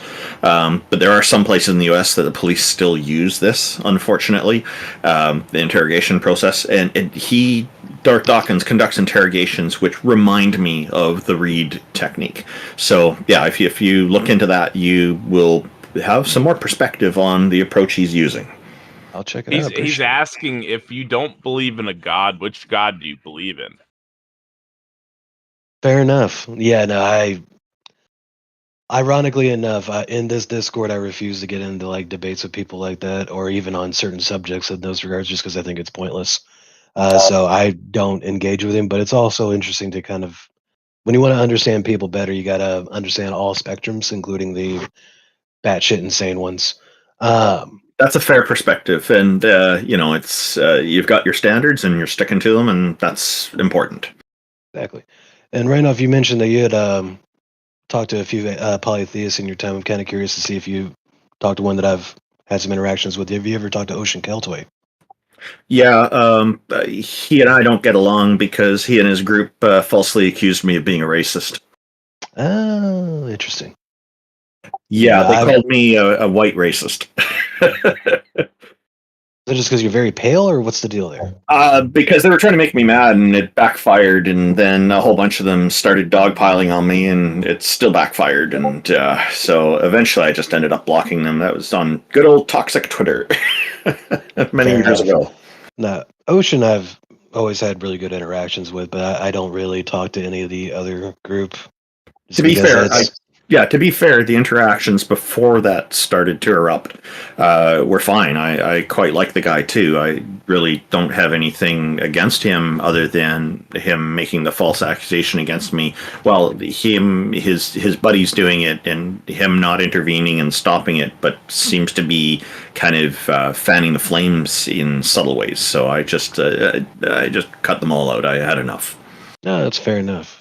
If I talk to him again, I'm going to have to call him out on that. It's not a good way of approaching that situation. Yep. So if he's changed his view on these things, I'd be happy to talk with him. But this kind of stuff,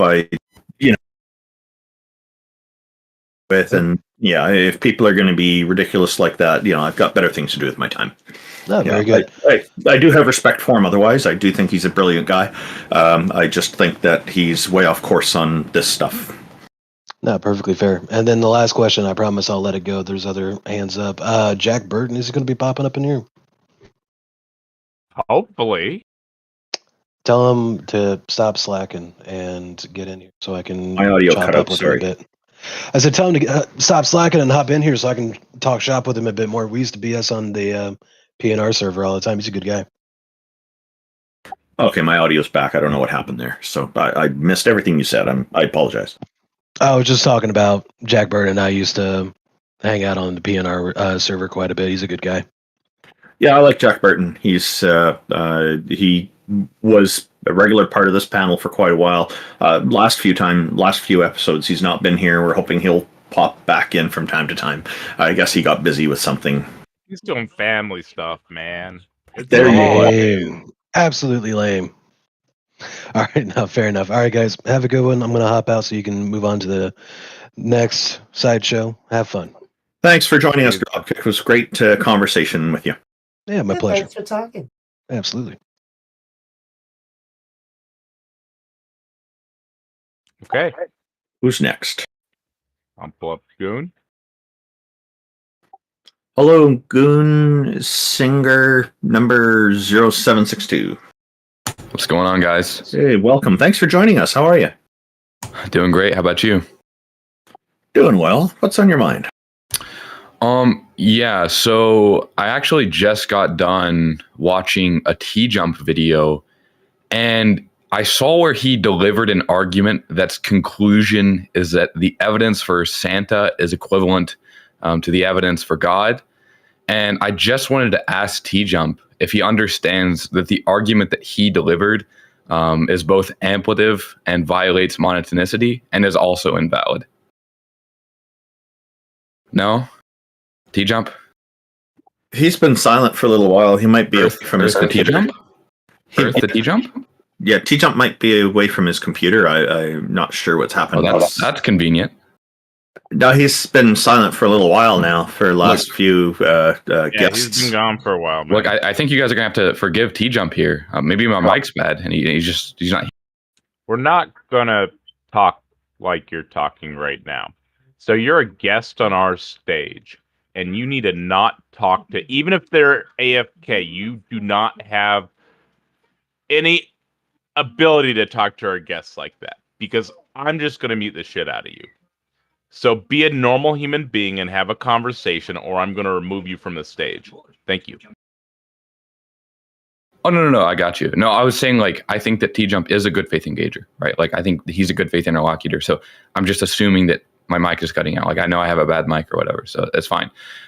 Yeah, so Amy, earlier I heard that you also have an argument, right? That's conclusion is going to be that God doesn't exist, like a positive argument. Do you have that argument, Amy? Yes, or at least I have, I would say, a set of arguments to draw out whether a God exists. Sure. Wait, well, just to be clear, do you have an argument that's conclusion is going to be that God doesn't exist? Yes. Okay, go ahead. All right, so let's start. Does everything that exists have a cause? Oh, hold on. I was under the impression that you were going to deliver an argument, not ask a question. An argument has two premises and a conclusion?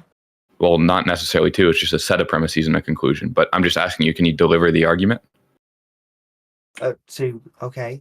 So everything that exists has a cause. God exists. Everything that exists has a cause. God exists. Therefore, God has a cause. Okay. Can you deliver an argument for the conclusion that everything that exists has a cause? Well, that's why that's why I was asking you if you agreed with the premise. Because if you don't agree with the premise, then I can't really talk about it. And then we should just talk about why you think that there are uncaused causes. Oh, well, right now I'm just agnostic to the claim. You're making a positive claim. So I'm just asking, can you deliver the argument with the conclusion of that positive claim? So do you believe in uncaused causes? Yes or no? Yeah, so I just told you, right, my mental states with regard to this question, and that's I'm agnostic. So I'm just asking, like, can you deliver an argument with that conclusion? I would say that I'm agnostic whether there are uncaused causes, and that the entire reason for the argument is to get theists to actually give their position. Wait, so just to be clear, you're delivering an argument that you disagree with? That I am not sure if the first premise is true or not, correct?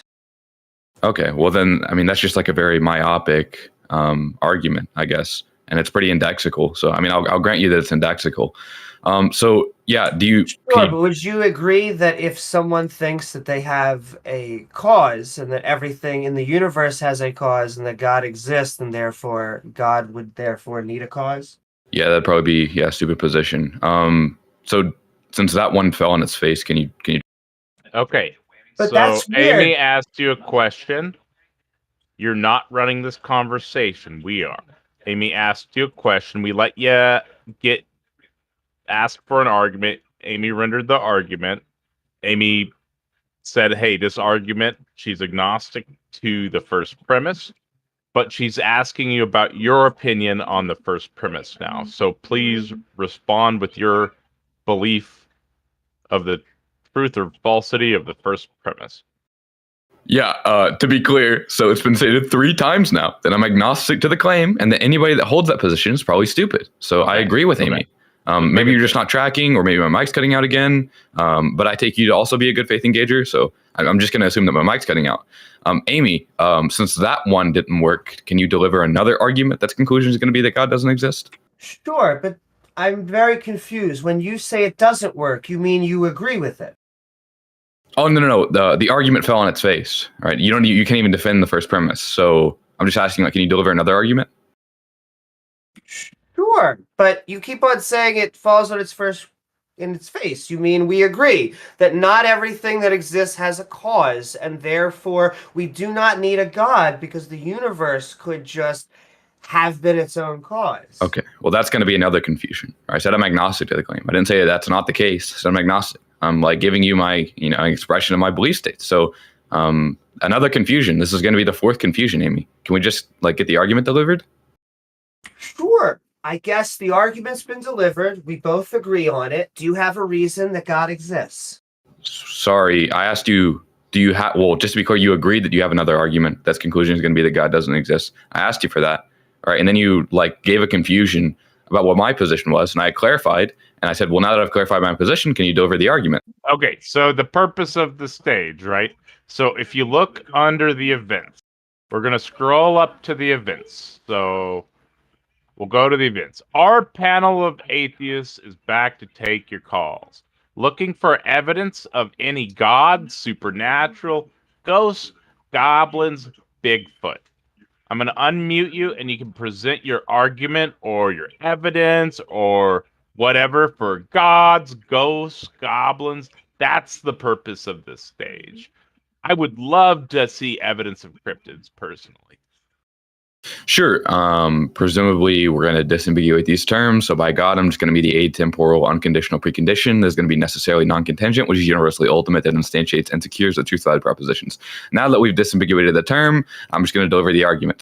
Okay. So why don't you type this out in text chat rather than running through 90 words that are impossible for 85% of our audience to keep, or anybody to keep up with, just the general population, right?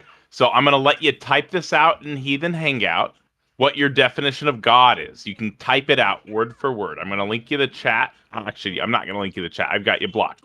But I'm going to link, you can just go to Heathen Hangout. It's right above this in here, and type out your definition of God. Go. I'm having trouble keeping up as well with it, but that's okay. It's interesting. I got atemporal.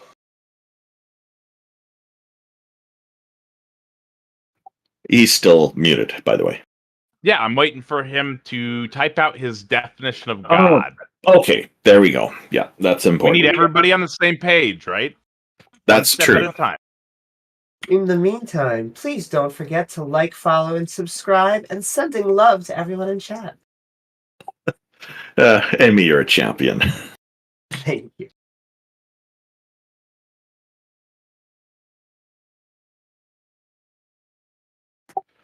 Well, I'm not sure how long you want to wait. I've linked you the channel in DMs.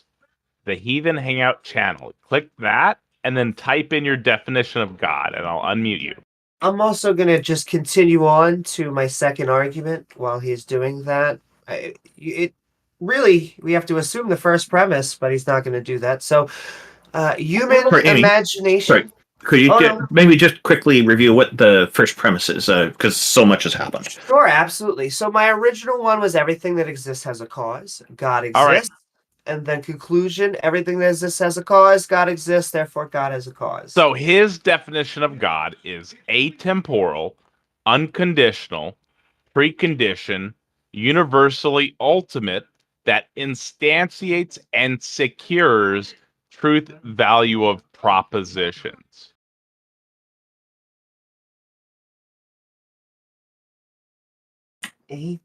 Gotcha. Now that we have that clarified and the term has been disambiguated. Second, right? it has not been, right? So there's a bunch of terms in here that I think you need to define. So let's start with atemporal, right? So you're saying that Yeah, not a confined by the god constraints is of atemporal. temporality. Yeah, not confined by the constraints of temporality. So define temporality. Yeah, time. So you're saying this god definition starts off with doesn't have time? Not confined to the constraints of time. Sorry. Go ahead. Okay. Unconditional. Yep, no matter the condition.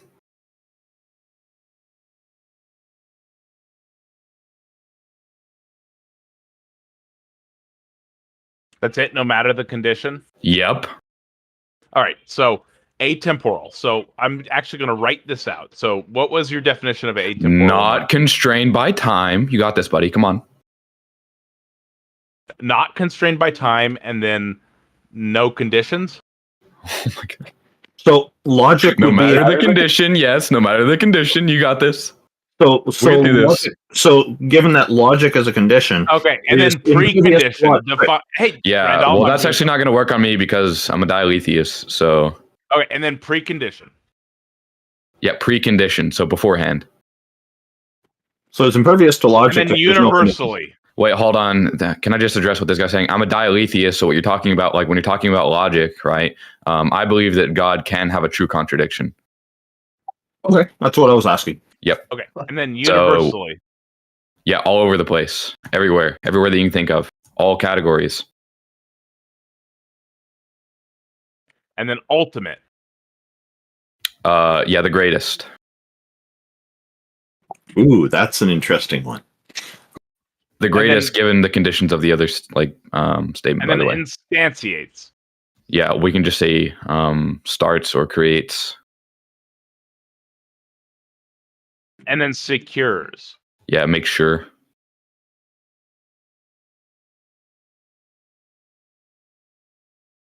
So I have wrote out this word sandwich or salad. Yep. I guess is a term. Oh, it is. Not constrained by time, no matter the condition, beforehand, all over the place, everywhere, all categories, the greatest that starts or creates, and makes sure of the truth value of propositions. Yep. So the atemporal That's unconditional the dumbest precondition. definition of God I've ever heard.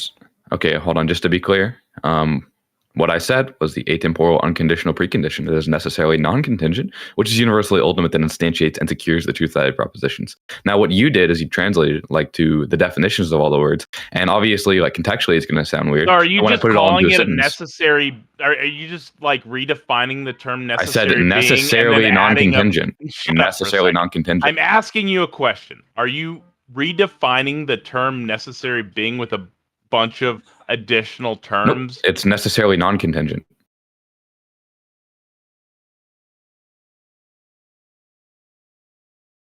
I do have You're a just saying question. it's necessary.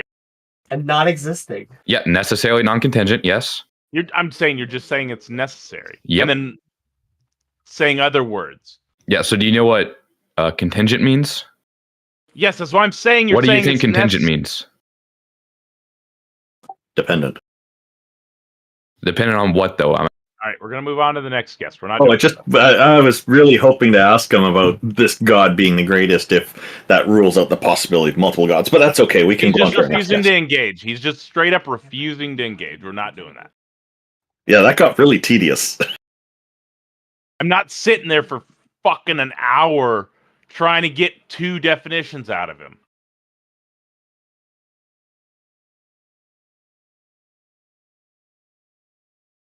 Well, Rev was here.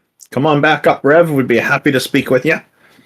Maybe you ran into a Discord issue. Welcome, Hello? Rev. Welcome. How are you? Sorry, I think it's a technical issue. Can you hear It me? happens. Yeah, I just wanted to give an argument. First of all, I just think you guys didn't really respond to Goons very well. Okay. I don't know why you kicked him off, but I'll give my own argument. Let's see if you guys can track. So I'm just going to be defining God as a necessary and immaterial mind that created the universe, whose nature is absolute perfection. So the argument's just going to be, if the universe is emergent, it's emergent from a mind The universe is emergent, therefore it's emergent from a mind. So which premise do you reject? I do not believe that the universe is emergent from a mind. Okay, you reject P1. Yeah, so for P1, I mean, I'm just looking at the nature of reality, making an abductive inference. So, like, if all material reality can reduce to, like, mathematics, properties, and abstractions without any reference to material substance, then I'm just saying it can better fit with, like, an idealist worldview, which is what I'm arguing for, where, like, material reality is just going to be information contingent on a mind, instead of, like, on materialism, positing an undetectable, like, material substance that gives rise to, like, quantum fields, particles, and somehow builds consciousness. I'm just saying we should Nominalist stick is with going to get stopped at the start of all that. So the rest of the Gish Galt, for I think everyone is. Are you both nominalists? Sorry, can you repeat what I said and demonstrate you have a coherent understanding of it, Taco? So you think that mathematics shows that this shit somehow, like math and logic exist in the universe, right? That's not at all what I said. So were you Okay, just not repeat tracking? go back to it. Yeah, were you just not tracking? I just want to be clear. No, I was tracking. That's You were tracking, but you can't, like, steel man my position. Well, I'm just gonna get rid of you. Go away.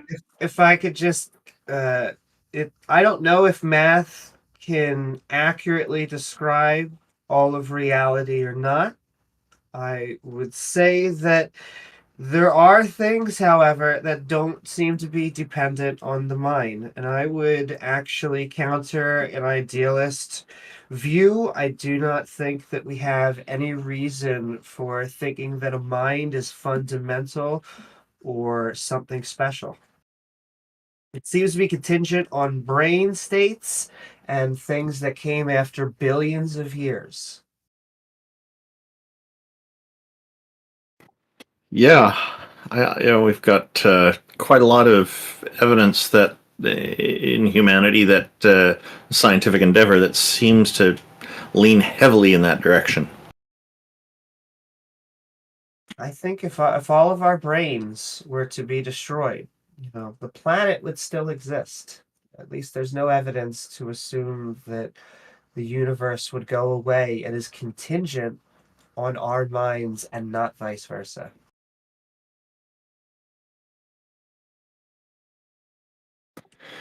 Oh, where did Prophet Dak disappear? Oh, okay. Hello, bruh, something or other. That's a hard name. NoCapOnAStack. Huh? Yo, what's up? Hey, can you turn your volume up a little bit so our audience can hear you? Welcome. Thank you for joining us. All right, thank you. I was here before. Yeah, your voice sounds familiar. You've in a past episode last year, I think a few months ago. Yeah. Welcome back. How are you? I'm good. Thank you. So, what's on your mind? Yeah, we are here for like nice discussions, and I want to mention that humans innately believe in God, in a God, and it's proved by Oxford University. Does that make it true? Prove it. How? If you just search, wait, what is it? People innately believe in God, Oxford, and you will just see it there. Yeah, first link. I'm just gonna ask. Oh no, that- go Randolph. I've been talking a lot. No problem. That's easily disproven because that claim What? because the Puraha people don't innately believe in any deities. In fact, the Puraha tribe of people in the Amazon rainforest somewhere don't even have words for gods or goddesses in their language. So you'd think that if I think it's reasonable to assume that if people innately believe in something, that they're going to assign reserve some kind of word in their language to refer to it. Not necessarily. I mean, you just believe, just in you. So I don't. I've never believed. So I'm also evidence. I'm also evidence that the Oxford claim is wrong. So, Randolph, I linked a study in chat. Supernatural belief is not modulated by intuitive thinking style or let me pull it back up, or cognitive inhibition. This Okay, is great. actually a more recent study than the one that he linked, and this is actually presenting evidence against the innate belief hypothesis, which he's claiming is supported in the 2011 study, Humans Predisposed to Yeah. Believing Gods in the Afterlife. So this is a much fantastic. more recent study claiming to I guess it doesn't say disproves it, but it shows it's very unlikely. It disputes well, it. okay.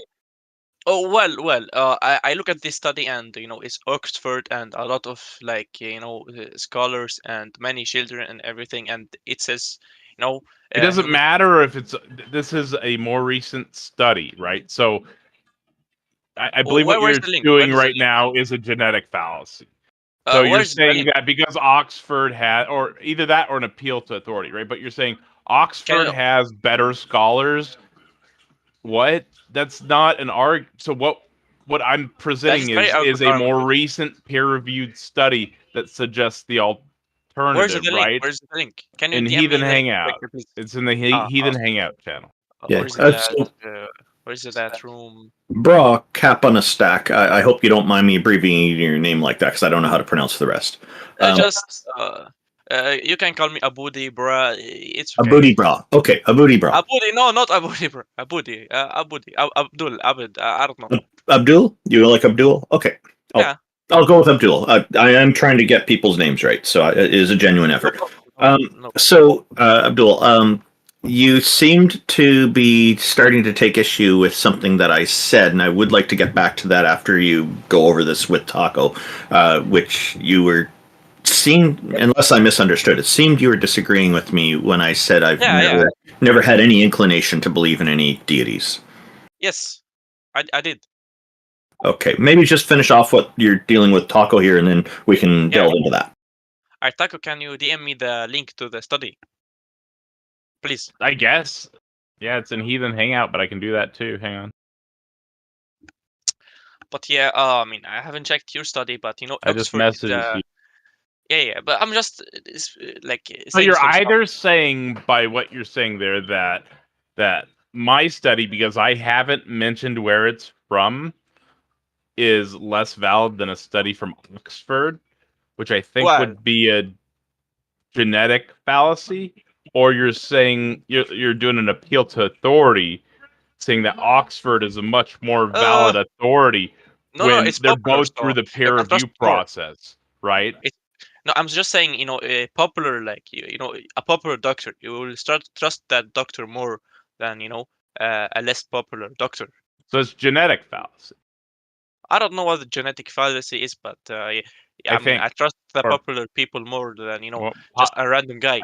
Whatever. The point is, it's not what the reason that you're trying to reject the study that I presented without even looking at it is not valid. Yeah, true. But you said the conclusion of your study is that it's unlikely, but it doesn't disprove it, basically. Right? Yeah, it's just not even your study doesn't prove that. It's just suggesting, right? Like none of these studies prove anything. The only thing that gets proven are things that get disproven. I guess it's not good. Things get disproven, right? It's falsification. None of these are going to prove anything. But these guys are saying, humans. Smart people are saying humans have natural tendencies, and Oxford. They're saying that kids say that. Yeah. Yeah, I mean, kids that have been influenced by parents in a Christian nation, right? And that's I looked fine. a little bit into it. I mean, someone. It's a good study with good data, right? Can I speak, please? Oxford. Why I trust it more than usual stuff, because they are popular, they are big, they have good ways of researching. One way they did it, they brought people for countries where they don't have too much religion. They don't talk about God, like Japan, and mainly Japan, I think, and stuff like that. That's how they did it. Yeah, and a lot of people believe in God. They just say, "Yeah, I'm believing in God." So, it's very likely, too likely, actually. Yeah. And You're telling me Randolph, you looked into the study and you analyzed the data on the study? not really. It was somebody else. Where does it? It's somebody like I can trust in YouTube though. His name is Muslim Lantern. The Muslim Lantern. He's a I very don't knowledgeable see guy. anything about Japan. Let me see. University of Oxford. But you know they are very meticulous. I think about Studying 20 what they different do. countries that represented both traditionally religious and atheist societies. So it looks like Yeah, they discussed both. And it yeah, looks both. like it was mostly children, right? But Yeah, what I was and all that's fine. It's good data. It's a good study. But what I yes, was saying is that I presented a study from 2017 that's peer reviewed just like the other study and presents data suggesting that that position is possibly false. yeah. But this data says that it's very very likely. Also, I don't know, man. Oxford is like a popular like university. They're good with their stuff, Both and of these are through the peer review process. all right. Yeah, okay. But this is a good study, and maybe yours as well. But it's very likely people just believe in God because everybody like believes in God. Not everybody, but a lot of people, and like everybody before Recent us. data is actually suggesting the opposite. Yeah. But yeah, maybe. I guess I haven't looked like in that study or anything, but it suggests at least. It's just suggesting. But if you just look Yeah, at your study from people, 2011 is just suggesting too. So don't just say just suggesting. I'm not sure if it says suggesting. Okay. You said just suggesting, trying to dismiss it. That's not how you have a Yours is sure. conversation when both parties' data is just suggesting. But Okay. Bob, Yeah. it wouldn't matter if it was intrinsic or not. What we should care about is if it's true. It's like saying it's intrinsic because we are on an Earth and we can't actually go up into space or see long distances, that people just think that the Earth is flat, but that wouldn't mean that the Earth is flat. Exactly, but I mean, it just very interesting when you look at it. People believe in God innately. You know what I'm saying? Common with it's like kind of, yeah. I mean, like even societies before, like every society had some kind of God or higher power in it, and everybody like goes about this, in their life. Sure, because Humans. from our perspective, they are super versions of us. You're basically to us saying every culture so far has made up excuses when they don't know something and created a superhero version to answer a problem. No. Innately believe in God. So not really. Sure.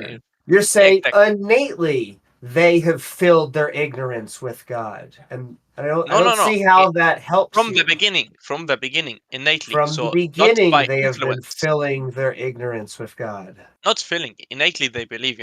Uh, not influenced or something. But from our perspective, once again, that is what they're doing. And so it's hard. Like just saying that it happens intuitively or innately Innately. doesn't happen to a truth value. If anything, that's saying, look how silly humans are. They innately believe something that isn't true.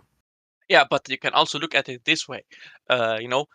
In evolution, which is completely false. It haven't been like. Well, I'm not false. I would say there is zero evidence for it, and it's kind of stupid. But we will talk about that later. But in evolution, like they say, people developed for like survival and everything and stuff like that, basically. So it would be a little bit weird if all humans, innately believe in God. Everybody basically.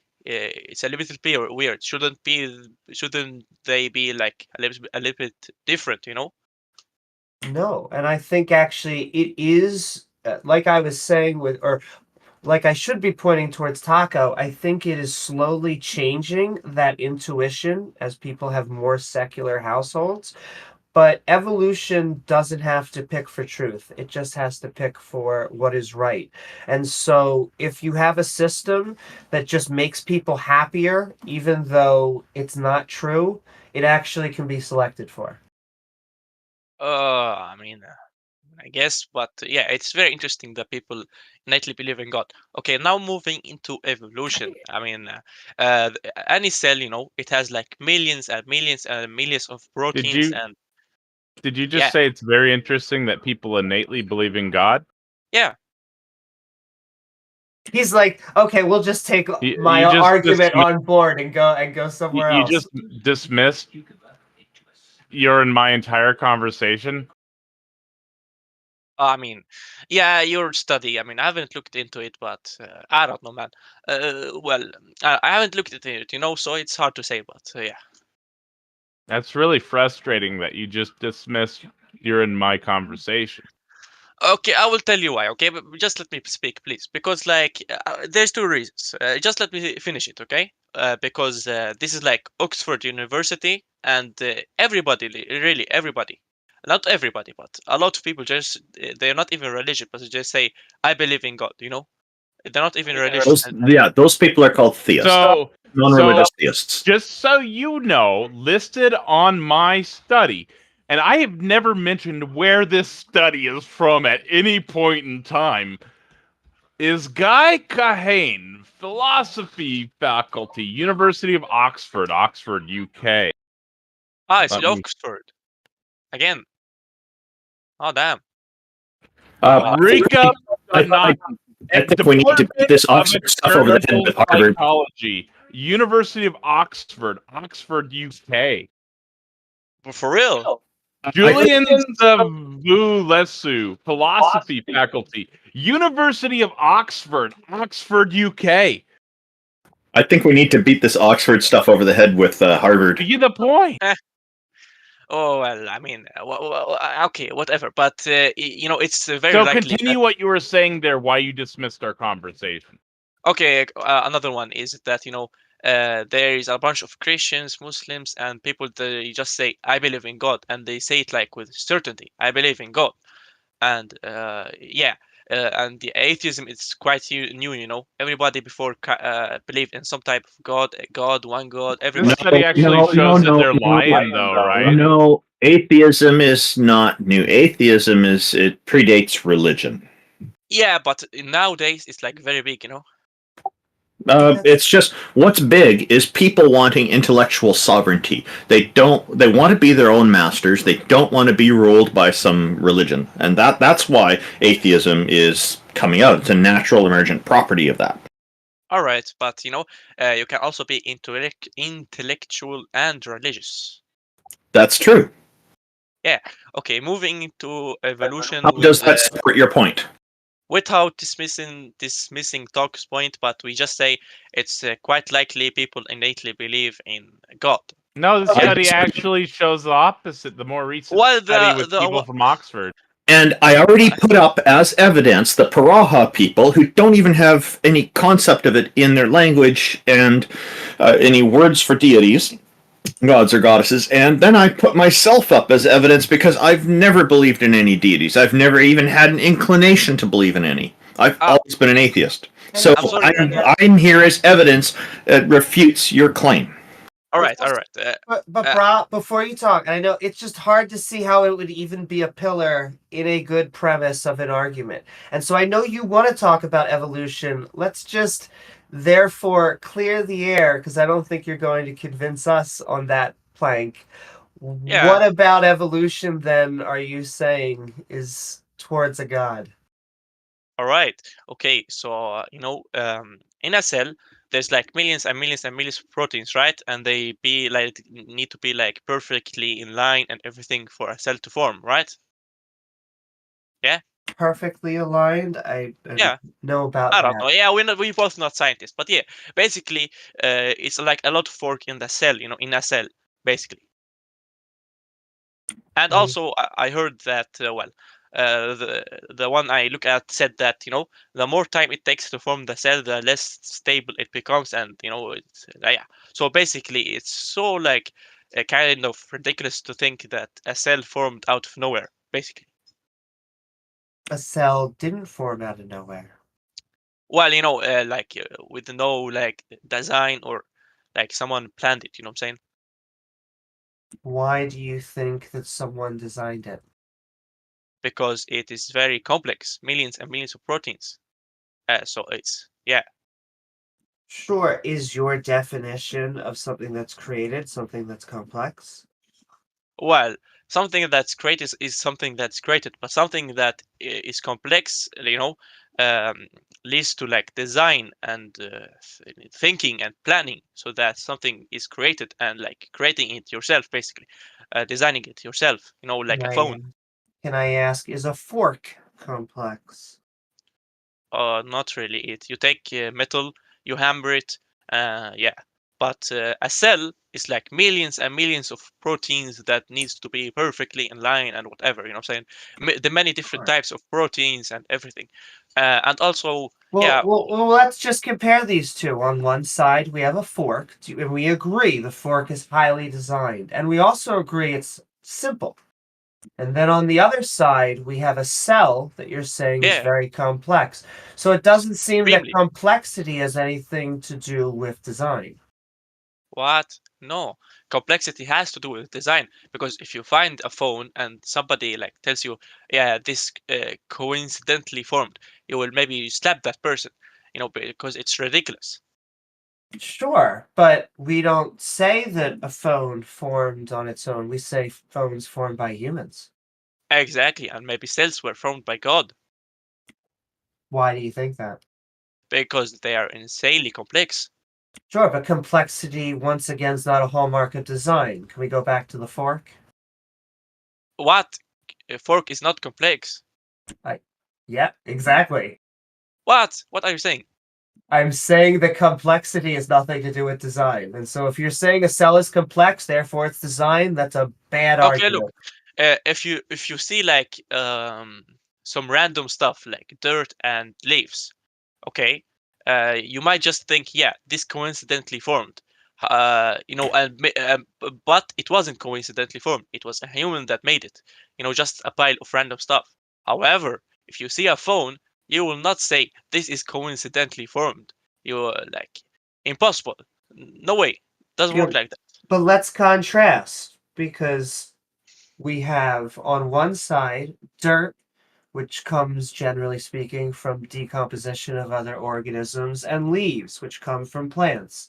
And on the other hand, you have a phone and our fork. Both of these things are artificial creations. Oh, well, look. Phones, very complex. Other stuff, not so much, basically. Yeah. Forks, not so much. Exactly. And if you see a complex thing, we will say, yeah, this was designed. If someone says, and if we see something very simple, we can say, oh, this was designed.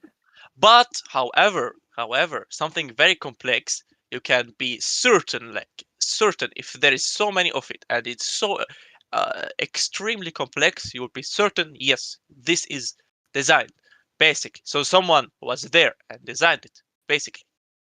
We know that it was designed because it's artificial. A lot of times it has other signatures, like 90-degree angles tend to not happen in nature. However, they do sometimes. And so I don't see how complexity ties to design. In fact, I would almost say not always, but oftentimes we're trying to cut through complexity and make things simple as engineers and designers. Oh yeah, I think Amy. I mean, I'm sorry, but I think you're a little bit unsincere there. Yeah. I am a little. I don't think she's being insincere. She's, in my experience, Amy's always sincere in all her communications. However, she's saying like complexity doesn't mean design, but complexity and it's like astonishes you. Then it must be designed. Like it can't just coincidentally form. Illogical. We're not saying that it just formed randomly. Like the example that theists often give is a tornado through a junkyard. No, there's two differences here. A human comes about through snoo, through sexy time. A cell phone and a fork get made by humans, whether they are simple or complex. Well, why does that matter? Something can be made by non-humans. Sure, I would actually say the only creations that we know of come from animals. Why do you think so? I mean, if you look at cells, you don't have to see God to basically know he's there. If you look at cells, it's so complex, it's actually insane. And okay, let's move from cells because you're not really accepting it. Okay, birds. Okay, let's say there was like a land animal and he's just started to develop some feathers. I don't know how that is even possible, but we say he started feathers and muscles and whatever, and he started to move them weirdly, and he just died because he moved them weirdly. And it's so illogical to think that birds, they're like machines, bro. They're like machines. Crazy. I don't know if you have seen the birds fly, but like they're actual machines with their instincts and everything. Like it's actually insane. I'm not sure how you could just get that in one pop with evolution. Impossible. Doesn't work like that. And if you don't have these instincts to use the wings and everything, they will just die. You will fall, die, everything. It doesn't work like that, It happens gradually with evolution. So No. within birds, very specifically, it happened within dinosaurs.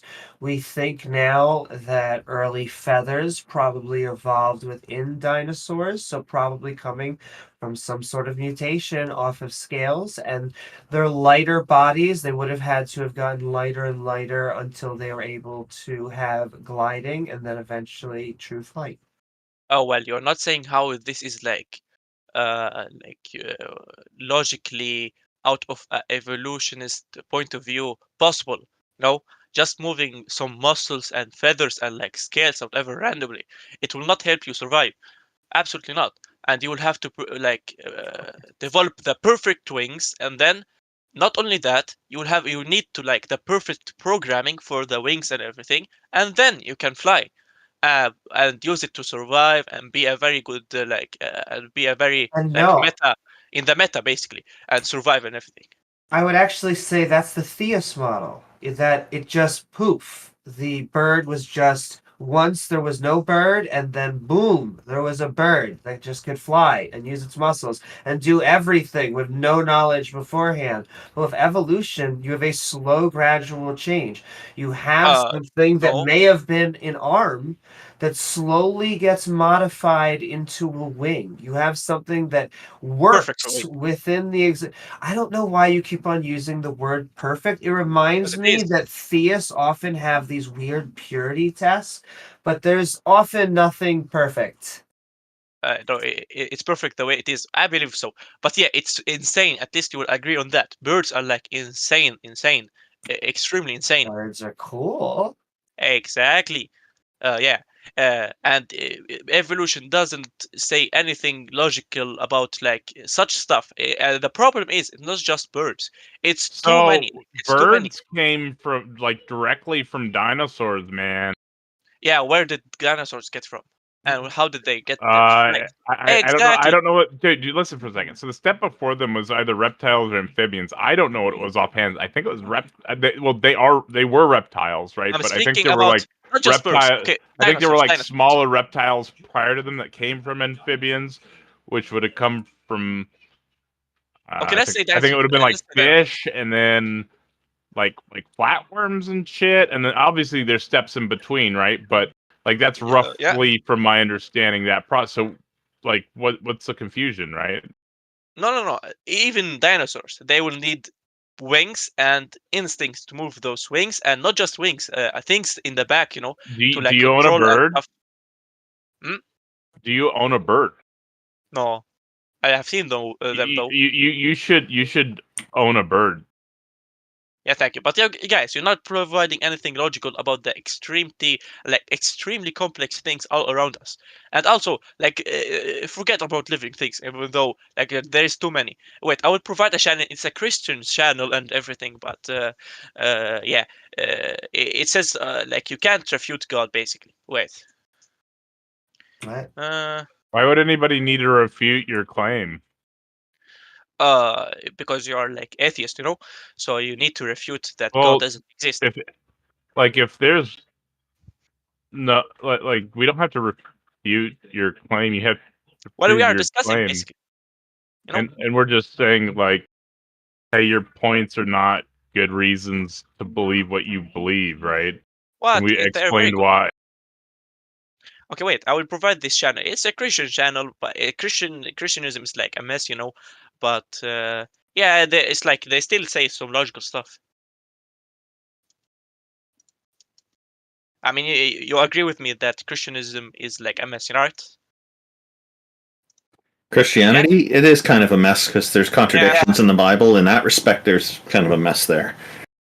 Yeah, all right. But I will DM Taco the channel or Haven. Can you like DM me in the channel, like the Haven channel? What is it called?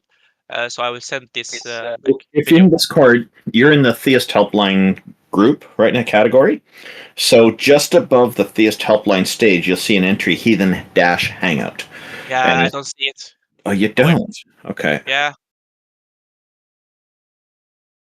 I'll tag you. Maybe I need to look at the Someone just ranks. tagged you from there. So Canadian Alien. Yeah. Thank you. Yeah, he's a good guy. You can trust him. All right. There is a video. Like this is a plant that like works with bees basically. Without bees, it doesn't survive basically. It's made perfectly to attract bees.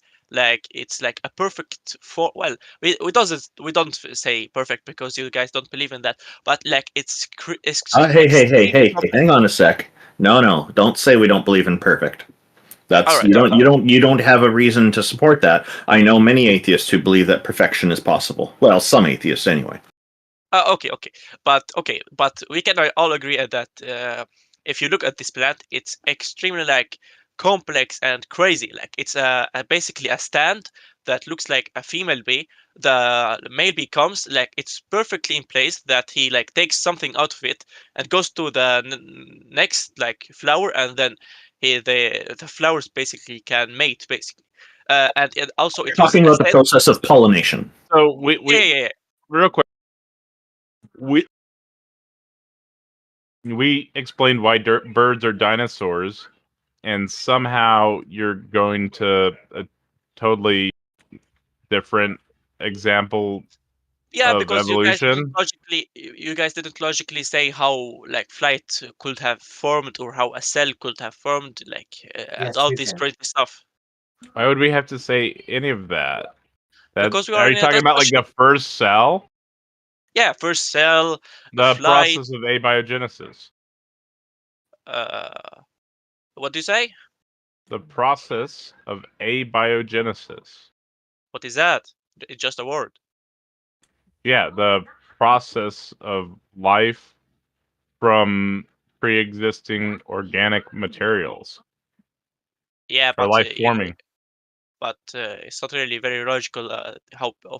Because of how complex any cell There's an is. entire field of scientific research behind it. It's totally logical. What are you talking about? Not really. If it's very complex, you can't think it's like coincidentally formed. Okay, maybe one thing, you will accept, okay, maybe it's formed. But the thing is, it's all over the place. So many animals, so many like stuff, and like flight. How did that form? Like it's This isn't an argument. It's very good argument, actually. But it's not just saying only... I don't agree. I don't like these things. These things I don't think fall in line. That's not an argument. That's just you saying you don't like stuff. We cited the body of scientific research on the topic, right? Yeah, but I mean, flight. How did that form? Basically, absolutely nothing logical about it. Whether any of us can sit here for 20 minutes and explain that process to you or not, 2 minutes, or however long it would take somebody that knows how to explain that process, kind of like Richard Dawkins did with the eye in the YouTube video where he explains it by step. I think it took about 20 minutes. Whether any of us have that level of scientific understanding or not is irrelevant to the body of scientific research suggesting the topic is the case. But flight is also not that hard. It happens within nature often, as it happened within birds. It happened once within ants, and that proliferated. It happened once within bees, and that proliferated. And so that is happening. You can finish. I'm sorry. Well, no, it's just that it is amazing, and it is still rare within even ants and bees, the mutation seems to have only happened once. However, nature does seem to know how to make flight. And so while it may be like this super crazy thing to us, it is just the everyday to the bee. No, it's the everyday to to God, because it's too easy for him. Maybe, maybe. Yeah, yeah. But it's crazy. Certainly Flight a is crazy. claim. That it's all over the place. Like, it's actually crazy. And also this video of like the plant, I'm pretty sure it's a scientist speaking about it, and yeah, he like speaks about like how crazy it actually is, because it's too risky for a species to try to communicate with another species and like bet its existence on like the communication, because if you try to make like scent to attract the bee, it maybe it does the opposite. And if you attract it, if the form where like how the bee comes to you, tries to eat from you, and then it gets the thing that pollinates the other flower. Well, there is a problem here that you haven't seen the video and how crazy this flower actually is. But yeah, it's actually crazy. It communicates with bees like very insane, and also the form how it's shaped also. No, go I Taka. feel like you're just continuously showing fallacious reasoning, even when we address it. And I don't know what more productive conversation we can have other than just pointing out fallacy or poor reasoning every time you do it. I could argue like that you guys are a little bit unsincere, but I don't know. I mean, we've been pointing them out, and You you're haven't. just like, this is the point. You're just like brushing it off, like it Yeah, never because happened. okay, I will tell you why. Actually, I will tell you sincerely why. Please don't get mad. Oh no, Because you're not sincere, because you're just brushing what? off everything. We're having a conversation here, and you're just like brushing it off, man. Yeah, it's a little bit disrespectful, but okay, I will tell you sincerely why I'm doing so. And yeah, sincerely, it will get you a little bit mad, but like, please just let me finish. I'm doing this because I think you guys aren't providing any logical explanation to the things I provided. Please let me finish. And like, I also have firm belief in Real God quick, and if your everything. reasoning is illogical, as in it's fallacious, or just like with the top, let's just look at the studies, right? So we went over the studies. I had a more recent study from similar sources that you were rejecting because it wasn't from Oxford, or didn't have people from Oxford, or whatever the complaint was. And then Yeah, I read off several authors of that study from Oxford, and you're yeah, still brushing it off. That was literally your objection. yeah, I I just mean, never mentioned where they were from, right? And I pointed yeah. out the error in reasoning earlier in the conversation, that you were, I think it was a genetic fallacy, that you were saying because the authors of the study aren't from Oxford, you're dismissing the Yeah, study. And so yeah, I just pointed that out. I never mentioned where they were from. And then we continued the conversation, that is and you true. That's true. continued to dismiss it for the same reason. And then I pointed out how it's a more recent study. It's through the peer review process, trying to avoid mentioning where these studies are from, because there's a rigorous peer review process these studies have to go through. And so, Yeah, yeah, Oxford is a great I'm not sure about that. university. It's a great study, right? Both of them Right, are, right? But right. that was the point. They're both through the peer review process. And so, even when I presented that this study had authors from Oxford University, 20 minutes later, it goes full circle. And you're saying there was no errors in my reasoning, no fallacious reasoning. My Uh, thought processes are working perfectly. But we just circled back to the start of this conversation, and you just admitted that. And I pointed out about 3 minutes ago how You're being Bro. intellectually dishonest in this conversation by doing this. I And, mean, and you admitted it a moment ago, right? So, Yeah, so were there errors in your reasoning? Okay, I will speak now. Yes, you pointed out the research, but I did not really like take you too much serious on that. And it's basically because I have firm belief in what I believe, and you might think that's stupid. I mean, whatever. And also because this study, I'm sure of it. The one I linked, I'm sure of it. So basically, and your study, I wasn't too much sure of it, and yeah, that was a little bit unnice of me and a little bit dishonest. But yeah, so in the moment, basically, you pointed that out, and I corrected it. I said like the thing I linked says that humans innately believe, but your thing suggests that that might be untrue, right? Yeah. Okay, Basically. so you just said that it was a little bit dishonest. Was it your intention to be deceptive? Not deceptive. Well, that's what dishonest. That's what telling a lie is. It's a deception. Not deceptive. It's your intention to lie to us, was it? Well, not really. I just have Okay. firm belief in what I believe. So why did you call it? Why did you just say that you lied to us? Because I'm trying to be honest. Yeah. Okay, so you were before that. Were you trying to be dishonest with us? Like, this is a serious question. I'm trying to understand because we expect people are going to be honest when they get on the stage with us. I mean, no. Before I wasn't trying to be dishonest. I just didn't like belief Taco, basically. So basically, okay. Let me clarify. So what perhaps when you said you were being dishonest a little bit, you meant to say something else, that it was just inaccurate or something.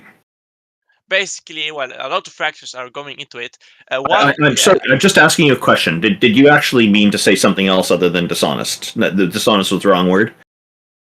I mean, I'm not sure what you're talking about now. Okay, you just said the words a moment ago. It was a little bit dishonest of you to say something. Now, are you trying, I'm not getting clear answers from you when I'm asking you to confirm. Was it your intention to be... I think he meant to say the term disingenuous based on context clues, and I think that's why you're asking, because it sounded more like disingenuous to you. I was using the term intellectually dishonest because I felt like he was lying to himself there through dismissing his fallacious reasoning for no reason. Okay, then scratch that line of questioning. Taco cleared it up. Thank you. I'm sorry. And I do still want to get into something. I still want to get into this point where you think that you disagree with me on me never having any inclination to believe in a goddess or a god. But go ahead, Amy.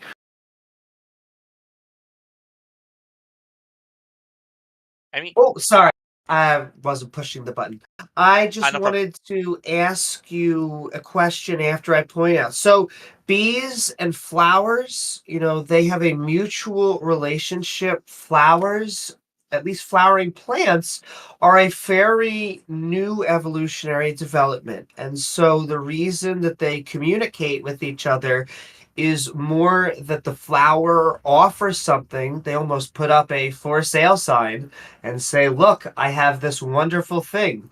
The bee goes over and they get nectar, they get pollen all over their cute body, and then they go over to other plants and end up pollinating them. Yeah. I don't know if they have a conscious decision in this, but they have formed a mutual benefactory relationship. Now, when it comes to dinosaurs, how do they know that? That's what I mean. They don't know that. How did they do that?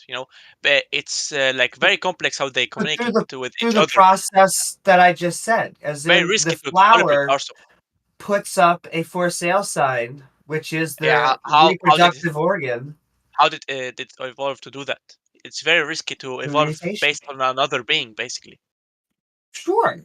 Well, so a symbiotic relationship forms multiple times. I would say it actually happened from multicellular from single cellular into multicellular, because that is what our mitochondria are. They have a type of relationship where they're pumping out energy for us.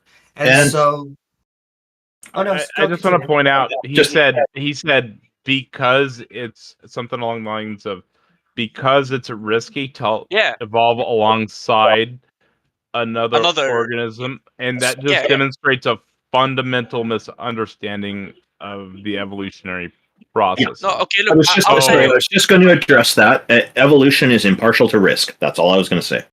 what is impartial to risk. And, What and does that mean? so it means that it's actually open to taking some risks, as in it wants to be stable. However, sometimes there is an advantage that overrides that. Yeah, but I'm saying that if something develops in a way, on its way in development, it can be very risky and like almost impossible to clear that task of the completely developing to a new thing that does a thing basically. And one of it is communicating with the bees, because if you try to develop a scent to like attract the bee, it might just do the opposite. And your like stand where So this is where your understanding of the evolutionary processes have failed you, right? So the ones that don't attract the bees died off. Yeah, basically you're saying this coincidentally formed, and it's not coincidental, right? No, it the is. ones that as an the ones atheist, that were able to have their pollen spread by bees because they attracted the bees or it tasted better to the bees or whatever. Basically coincidence. Sure, but yeah, I'm saying that it's quite none of the impossible to survival even is in a coincidence, or none of that is a coincidence, right? No, It's well, there's a change in a random don't know how all that works down to the level, but there's a small change in something, some gene and or whatever in the flower, right? However that works. And yeah, I'm saying it's quite impossible to do that, not a biologist, even but by the coincidence. But if I could use no, my that favorite happens. That's what I'm example. saying. That stuff happens, right? That's evolution, right? There's a change in the allele frequency Evolution over time, theory. right? And so something changes over time, and say it's doing good, right? And then all of a sudden it becomes like super tasty. I mean, you could just for an example of this is marijuana, right? So marijuana, people have bred from in nature from I don't know what percentage, but it's like super crazy insane now, right? Like strength wise, I should say. And it I don't know what to tell you there, man. Exactly. This is It's an very logical what example. I'm saying. No, listen. This is an example of this happening guided by humans in a short period of Humans time. are intelligent. What I'm providing to you is similar to the example that you're providing of bees and flowers, right? That's So really. there's a gene or something in the flower that expresses in this flower that the bees are drawn to, right? And so the bees spread this pollen and these flowers are able to reproduce better than the other flowers in the environment. So if there's not as much wind or whatever other natural processes the other flowers are able to reproduce by fail, these ones survive because they have these symbiotic processes with the bees occurring. It's Okay. not. I guess you can say that doesn't matter. That's not an objection to. It doesn't matter if it's a coincidence, right? It's not an objection. That's you saying you don't like it and you're disingenuous. So you're dismissing it because you think coincidence means bad. Okay, But look, it's natural processes that are occurring. If you're saying everything is a fucking coincidence, you're just going to dismiss everything? If I could just bounce off of what Taco was saying, how natural selection works. Imagine that we are in a forest. There are green and blue butterflies, okay? Yeah. They both had mutations randomly. They didn't choose to be green and they didn't choose to be blue. Exactly. So now they're going off within this forest. Now all of them sleep within the treetops. One by one, the blue butterflies get eaten. because they don't have a form of camouflage to protect them. Slowly but surely, we only have green butterflies left. Now, Exactly. okay. I mean, that is natural selection in action. That is evolution. Exactly. Now I will please let me talk. I'm saying that it's quite impossible in the plant that I provided to you and flight. Because in the plant I provided to you, you need basically perfect communication with the bees. Not perfect, very good. And how the flower is formed, and like the stand of it where the bee like comes and sits on it, and like how it picks up the thing that pollinates the other bee. Like, it's actually, if you look at the video, it's actually insane. I'm saying that basically natural selection with this one is quite impossible, because if you basically develop the scent, you need to develop the perfect stand that looks like a female bee to attract the bee. Also, not just the scent, and also it needs to be like very good placement of extremely good placement of the thing that pollinates the other flower.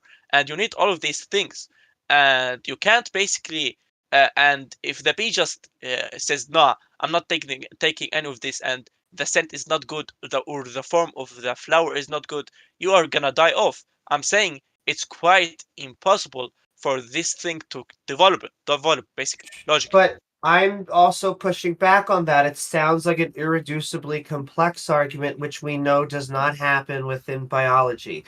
Once again, What? yes, it is a pseudoscience. It's pushed by creationists. Things aren't irreducibly complex. So we know that from dinosaurs, they had modified hands that eventually would become wings. My question to you, Uh, how did God make a wing? he just can, basically. This is what I mean, though. Yeah. Can you imagine the if we gave that argument back to you and it was just like, I don't know, nature could just do it. So No, I just watched like 4 minutes of this, and this is just describing what I described and saying God did it. Yeah, I'm saying that it's insanely complex and insanely risky to So evaluate. basically, your argument is everything I said, and then God did it. What? I'm not sure what you're saying, but what I'm saying is that For this flower. bees and flowers, and how these processes work. Okay, look, what I'm saying They're is just that saying God did it. yeah, which is much more logical than it just randomly formed, and it's extremely risky for Bro, this to form. It's what are the quite impossible. processes that God did it through? Well, is God basically. That's what we believe. But I know he's God. What are the processes that God did it? Okay, what we believe is God is the creator I don't of care all of what you this. believe. I'm asking you, what processes do you know that God did it through? Well, I don't know how God did it, man. Haven't seen it You do don't it. know how God did it? I No. just told you how it happened naturally. Oh my No, you God. didn't. In this worldview comparison, my worldview is more coherent Okay, look. because it better coheres with reality. You're not logical here. Look, I am logical. I just did a worldview comparison with you.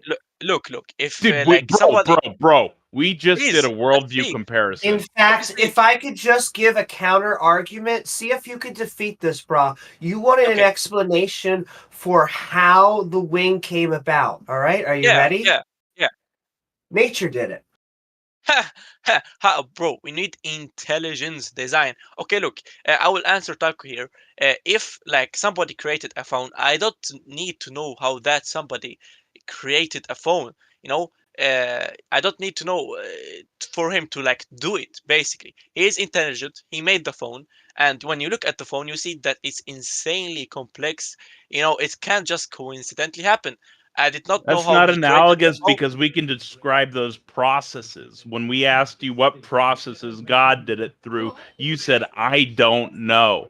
So not only is your analogy I don't need to disanalogous, know. in the I don't need to world know. view comparison, you lost. And so if we're doing a battle of worldview comparisons, I think you would have to adopt No, I my prefer the. worldview for coherency purposes. Not really. I mean, I think my worldview is much more logical. God is all powerful, all intelligent. He created all of these extremely complex things. Like just How did he one create cell. any of this? Tell me Why do those you need to know processes. why do you need Then why did you ask me how do these processes you fucking asked me those questions. You Yes, asked I did ask me you. those questions and I gave you answers.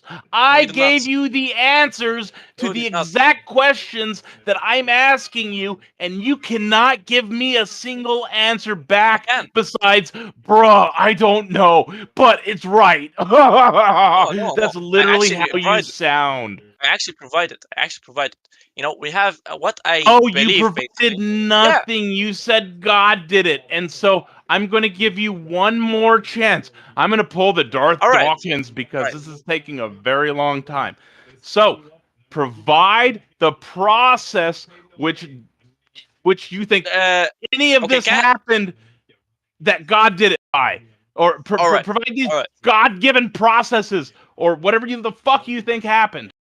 All right. Can I say something else though? Just let me speak for a little bit, and then you can just choose to do whatever you want. All right? No, I want processes.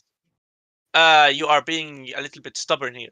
I gave you the processes when you You did not. asked me the explanation of the processes. I've taken the time multiple times to explain natural processes to you, and I'm asking you, what are these supernatural God processes? Tell me about these supernatural God processes. That's the point of this stage. All right. I'll tell you. Okay, I will tell you this, that just something extremely complex coincidentally forming, even by natural selection and whatnot. And also natural selection had its limit. You know, it's risky basically. Natural selection basically it makes you it makes it Sorry, easier bro, to but I gotta survive. interrupt you. So attacking What? another Can't even speak. person's position or other positions does not prove your position. All right, so basically you're saying, okay, what I'm saying basically, that the position of like evolution, which is just a evolution theory, but the position I of it. don't care about any of this. All right. I'm asking for the God processes. All right, Go. I will tell you. Give I me God swear I will tell you. processes. I swear I will tell you. I swear I will tell you. The God process, all right, but it needs like 4 lines behind it, all right. I think it's much more logical that something just coincidentally forming is much more logical than that an all-powerful, extremely intelligent being creates this extremely complex thing, and normally, you know, coincidentally, that's what you guys say. The ones that believe in None of evolution. this is providing any No, God it is. process. So I'm going to provide This. you an example. It So is. when you asked about evolution, I explained the definition of evolution, change in allele frequencies over time.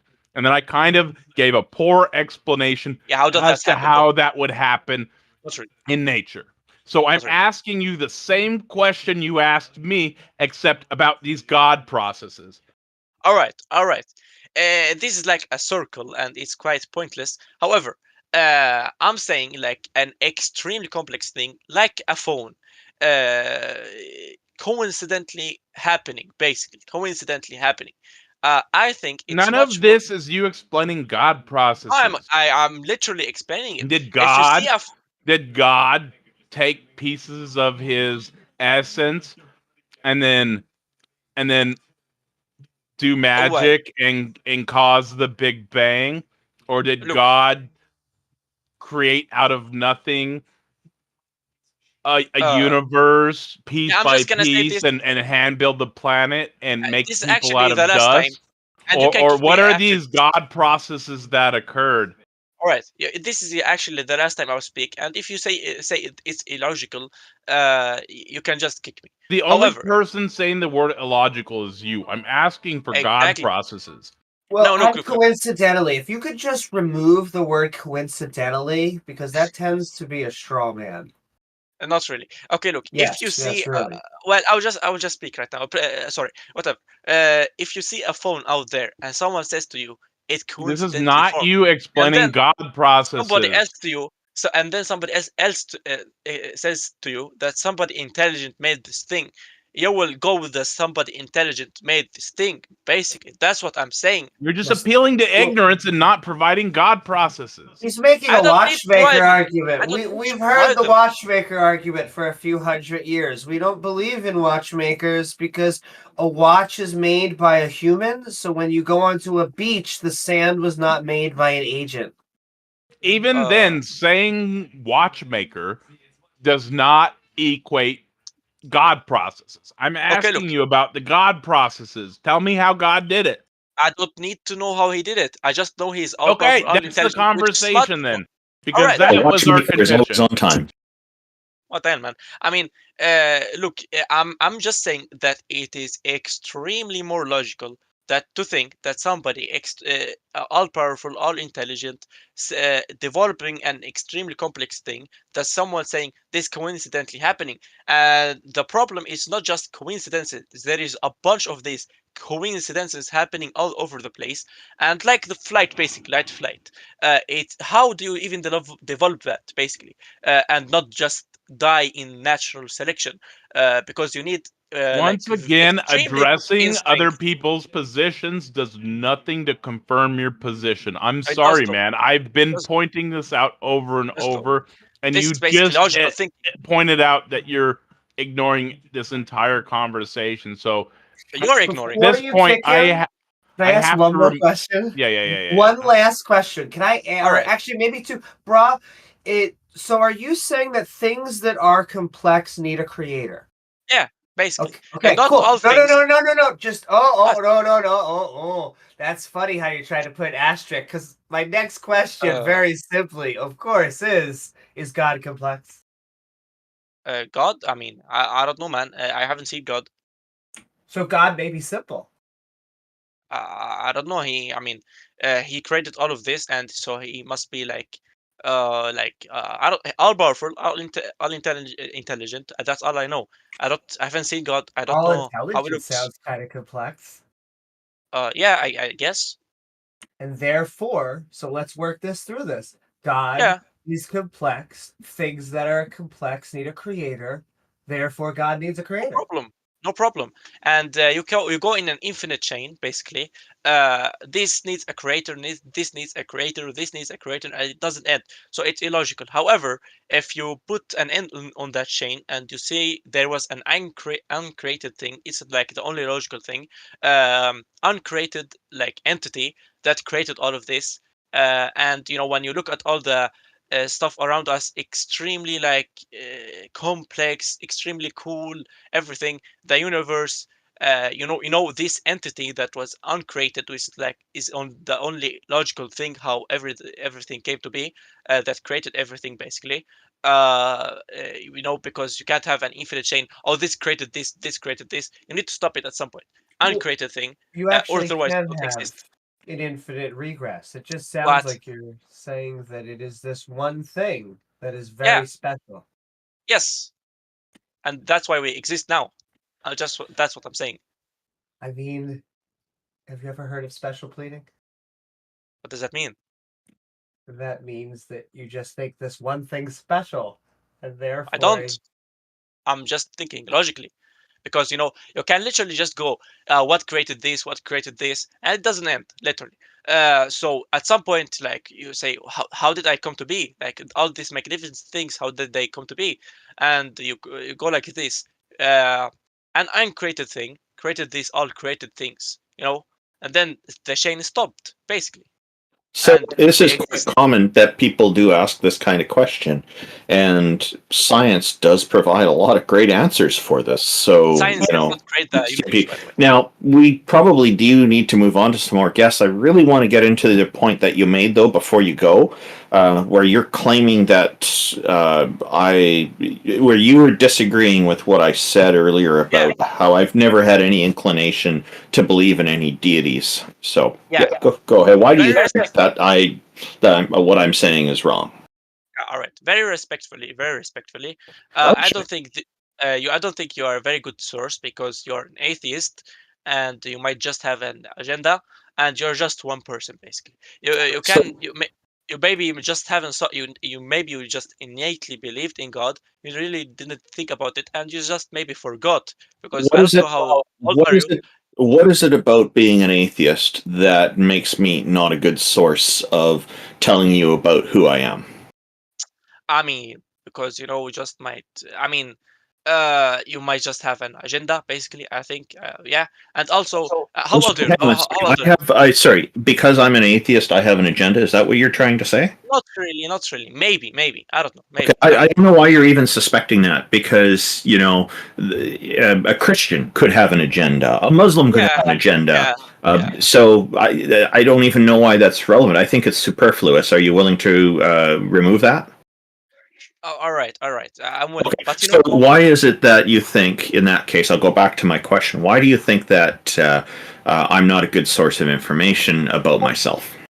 because I'll see all these people. They say, yeah, I believe in God, and also I see these studies. They point that out, and also I have the Quran, which says so that people are innately born with believing in God, and the Quran has many evidences, no contradictions. It's perfectly preserved, and all that stuff. Bro, he just Okay, so when dismissed it our comes to entire the Holy Quran, conversation. so when it comes to the Holy Quran, I think that it's fair to say that the Holy Quran does provide a lot of insight into understanding Muslims. I don't think that the Holy Quran is a very good source of information on atheism. Would you agree with that? I mean, if it's a book from God, then it's a very good source for everybody, because God, if it's what says it's true and it's from God and God is there, I basically. find this interesting because you are considering that perhaps I have an agenda. So I've just told you straightforward. I've never believed in any gods or goddesses throughout my entire life. I've never felt compelled to or inclined to, and then yet you're going to go to a holy book.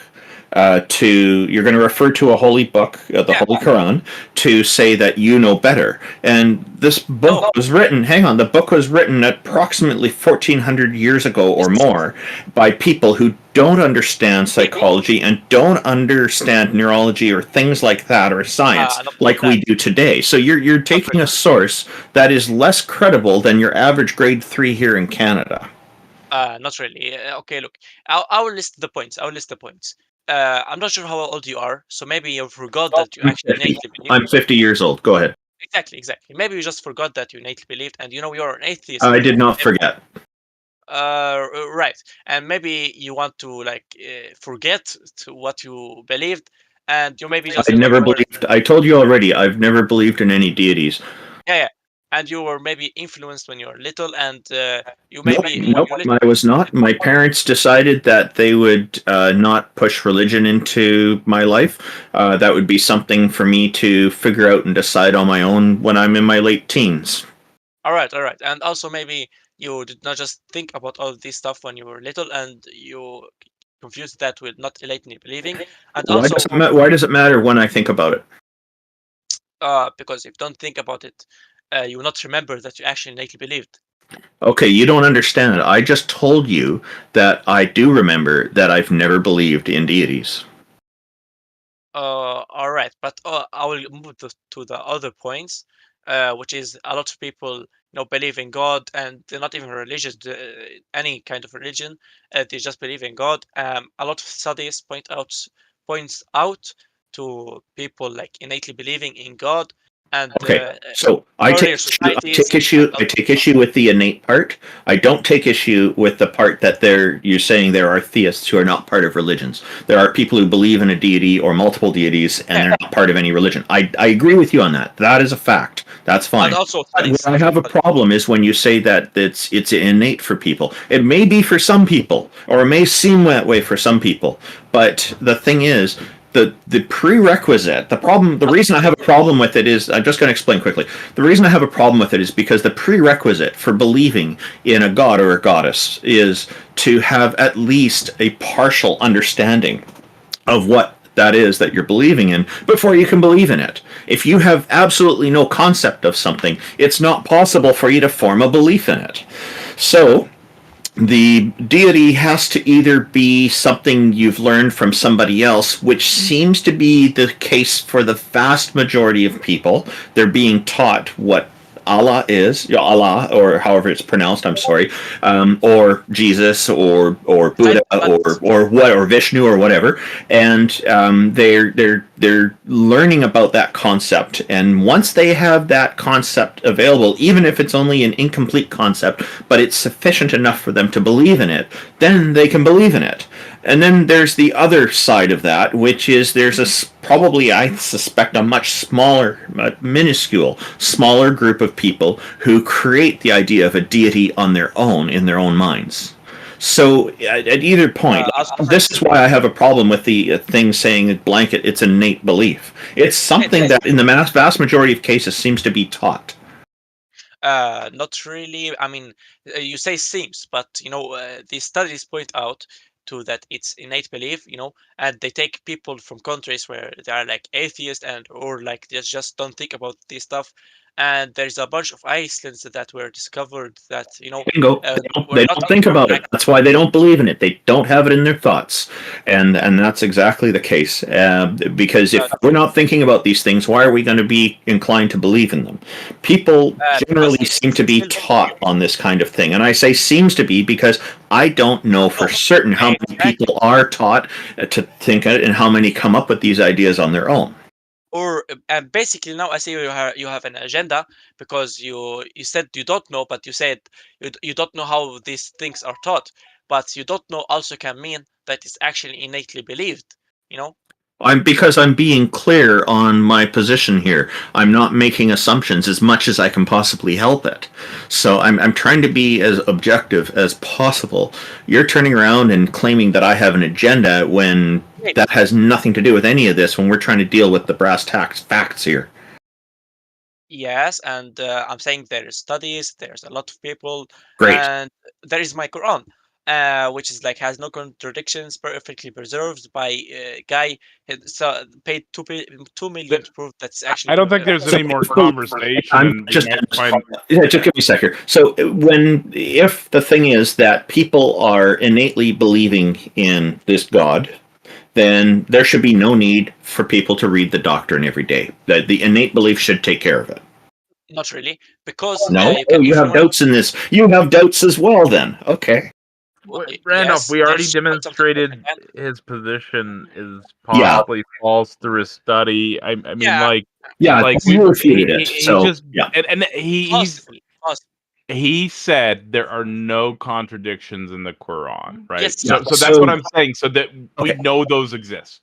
Yeah. So let me just point, there's nowhere we can go. Let me just bring this in. So, Abdullah, you've not provided me with anything that convinces me that I'm wrong about myself, having never believed in this stuff and in any deities. So what I'm going to do is I'm going to give you like 30 seconds to finish up because we do need to move on to another guest, but we can have you in the future. And I do appreciate your back and forth with this. The study you brought, as Taco pointed out, and cited other studies that came later that are newer that point out that it's wrong. I think people from Oxford, mind you. Yeah, from the same university. He didn't hit you over the head with Harvard. He kept it within the same university. So, but I'll just say that it hasn't convinced me. But if you want to make your final statement, please go ahead. We'll give you 30 seconds to do that before we move on. Yeah, I will not try to convince you of that, but I will say just think about how complex everything is. The moon, how it's expanding the universe at a rate where everything doesn't just go too crazy like distance, and it doesn't just get sucked up again in a big bang, and all of this stuff. And think about which is more logical, just coincidence or God, which is all powerful, all intelligent. And the Quran, there's many miracles in it. There's many prophecies by Prophet Muhammad, like Surat al-Tariq. That's 30 seconds. Thank you for the preaching. Yep. Thank you very much. We appreciate the preaching. Have a good one. Yeah. Have a good day. Okay, yeah, that's see, he's going on and he's impressed by complexity, and I think with a better understanding of how a lot of things evolve and come together, then the complexity won't be so impressive as far as convincing somebody that there was an intelligent design behind it. The complexity is just an emergent property of all the variety that we have in reality, I think. What do you think, Taco or Amy? I agree. I tried to convey complexity is not the hallmark of design. Oftentimes we're looking for simplicity. Many designed things are complex. However, that is not the correct correlation. I think it's self-evident that none of this is designed and that he's lying to himself in his unrighteousness. And he demonstrated that. He demonstrated his level of intellectual dishonesty. And it was interesting to watch because we provided a study that directly contradicted him from people from the university that he was claiming was superior. That was an interesting encounter. Indeed it was. And then he just made wild claims with no support. I think the most fun part of that was a fun one. I'm not going to lie. But I think the most fun part of that was asking him to demonstrate explain the God processes, right? Because we actually took the time all of us took the time to explain various processes and things that occur in nature. And when we ask him about the God thing, he just says, I don't know. But it's right. Like it's can be some correct answer just because he's saying it's correct. And it's in the Holy Quran. He's lying to himself every step of the way. Yeah, it's in his holy book. Sorry, Amy, go ahead. No, just the last thing is that, yes, flight is amazing. I mean, I think part of the inspiration for why we built planes is because we looked at other organisms and had a wish for flight. However, it's not impossible. I mean, we proved this ourselves. Nature has been doing it for quite a while. And we know how it evolved, just like the eye, which is another amazing mechanism that is now quite well known. And the claim that there's an agenda is actually a personal attack. And when people resort to that, that's usually an indication that they don't have confidence in their own argument. Jake, I did make a claim there that somebody pinned me about. So I said that it's self-evident that none of this is designed. And so I'll back it up with one piece of evidence that I think will convince everybody here. There is a vein in giraffes that loops all the way around their big-ass neck and loops all the way back around. It uses more energy than if there was a direct route. It's more at risk for death because it could get damaged, cut, whatever. There's more area where it could be hurt. This is an obvious example of unintelligent design. I think people have that too. JCC68, welcome. Thank you for joining us. It's very evident on giraffes. Oh, yeah. Randolph. Hey, Happy New Year. Thanks for joining us. Yeah, you bet. You can call me James. James. Thank you, James. Welcome. Yeah, thanks. Yeah, I find it interesting having discussions with theists, and they make the statement that this God that is immaterial does not have the capability of thinking, that it's just in its nature. Then they conflate it by saying that it makes decisions. So I always find that interesting that they don't accept that, atheists don't think that there is a thinking agent that is responsible for the universe. There's not a thinking agent that's responsible for reality in which we live in. And a lot of our responses are like, well, it's within the nature. Nature does what it does. It's just within its nature. They don't accept that, but they want us to accept that it's in God's nature. So it seems very conflating, as I want to say. Thank you. Hey, what's on your mind today, aside from that? That's about it. It's interesting talking to theists that just are. I think when you hold them down and ask them a direct question, they always avoid the question and come back with other information to divert the topic. I've heard theists and religious people make this observation about certain atheists as well. In particular, Darth Dawkins is one who, and his supporters seem to make that claim an awful lot. Of course, they're also starting with a poisoned well in their set of questions that kind of requires things a little differently. But nonetheless, it's for some, it's even a goal to get there. I like to try to give people the benefit of the doubt and try to hear them out and understand things better. And if I've misunderstood something, I'll correct and say, okay, I misunderstood. Let's move forward with this with the corrected understanding. And some people don't want to do that, and that's unfortunate. So we do try to do that here, and I do know theists who will do that as well. Oh yeah. You guys hold a good stage. It's awesome. I enjoyed it. Well, thank you very much. Yeah, man. Thank you so much. Well, Happy New Year to you. What's up, Leo? Nice. Leo, yes. Let's see. Leo Da Vinci, 555. Hello, welcome. How are you today? I'm doing very well, I must say. What about you guys? Oh, good. It's a pleasure to have you on. What can we do for you? Thank you. Now, just just by I'm obviously at my computer just multitasking, and I'm kind of seeing that in the side chat that people are really eager to some of the theists to kind of get in here and have discussions. And then I was just wondering if you guys would be open to kind of possibly letting in another a theist in here to for us to have a conversation or something.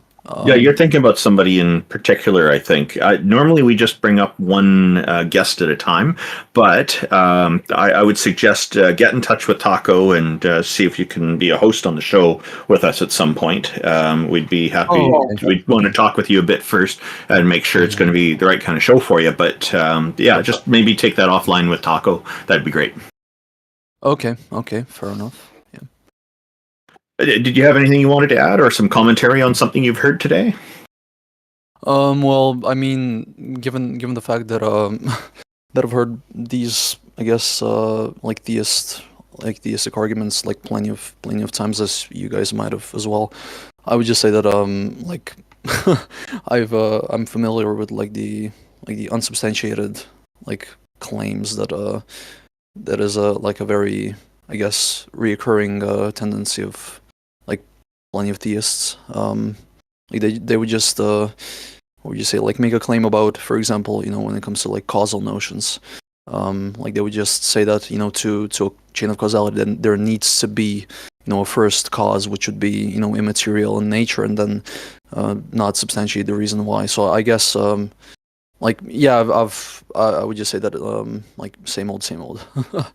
Yeah, they're setting up a requirement, an expectation that there must be a first and only one cause, and then they try to fit their deity into that cause. And sometimes I'll ask them, what about the possibility of multiple causes? If they get into the Big Bang Theory, then I will say something like, well, the possibility of multiple Big Bangs occurring at the same time. My understanding is Penrose and Hawking updated the theory of the Big Bang to support multiple Big Bangs, so it could be consistent with quantum physics. But I haven't read that study. I want to. I'm trying to find it. But it seems to kind of make sense to me because we see galaxies that are heading for each other in what seems to be an expanding universe. So if there are multiple Big Bangs causing things to move off in different directions, this certainly could certainly help to explain this, I would think, from a logical standpoint at least. So, but then it seems that they don't like that, and they'll say, "Oh, well, it's not possible for there to be multiple at once."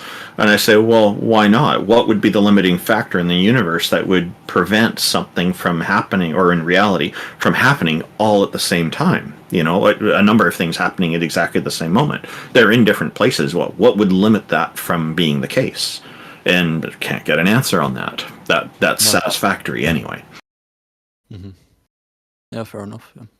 The other thing I just want to add on is I do find it interesting, all of these first cause arguments. It used to be so much kalam, and I feel like especially here and a lot of online apologetics, it's all converging into the contingency argument. That's like the hot thing. Yeah, well, contingency. I think I've seen kalam and contingency arguments are, I mean, like they're kind of easy to like refute, like because you can easily accept the kalam without like granting too much, because the kalam doesn't like explicitly mention any like mind or agency behind the first cause. Exactly. So it wouldn't even be like hurting your position fundamentally. Now, if we're going to talk about like the contingency argument, that gets us into like the whole. I mean, you guys know like the whole. What would you say? Like the problem of what is it? The division. Problem of evil. What is it? No, it's What really? I forgot the fallacy. It's the the fallacy of composition. Oh yeah.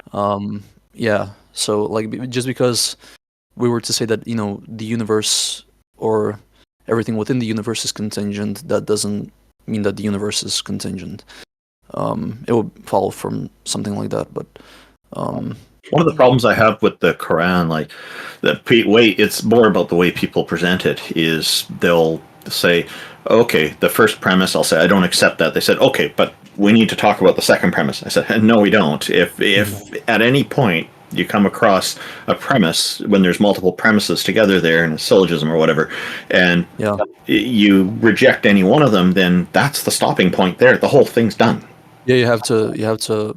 I mean, yeah, you would have to then provide, what would you say, like an alternative to the premise. You're going to have to come back with a new set of premises, is what it boils down to, because the conclusion depends on all the premises being satisfied. Mm-hmm. Hey, by the way, I'm sorry to interrupt. I'm seeing the guy that I was working with in the chat. He said he waited to be invited in the call, and it seems like he's running away a bit. But oh yeah, well, stuff happens. But hey, thanks for coming on. We appreciate it. Yeah, I appreciate you guys having me on. Yeah, it was a treat. Yeah. Yeah, it's. We appreciate everybody who tunes into this. It's great, including you. Thank you. Yeah, take care, guys. Have a good one, bud.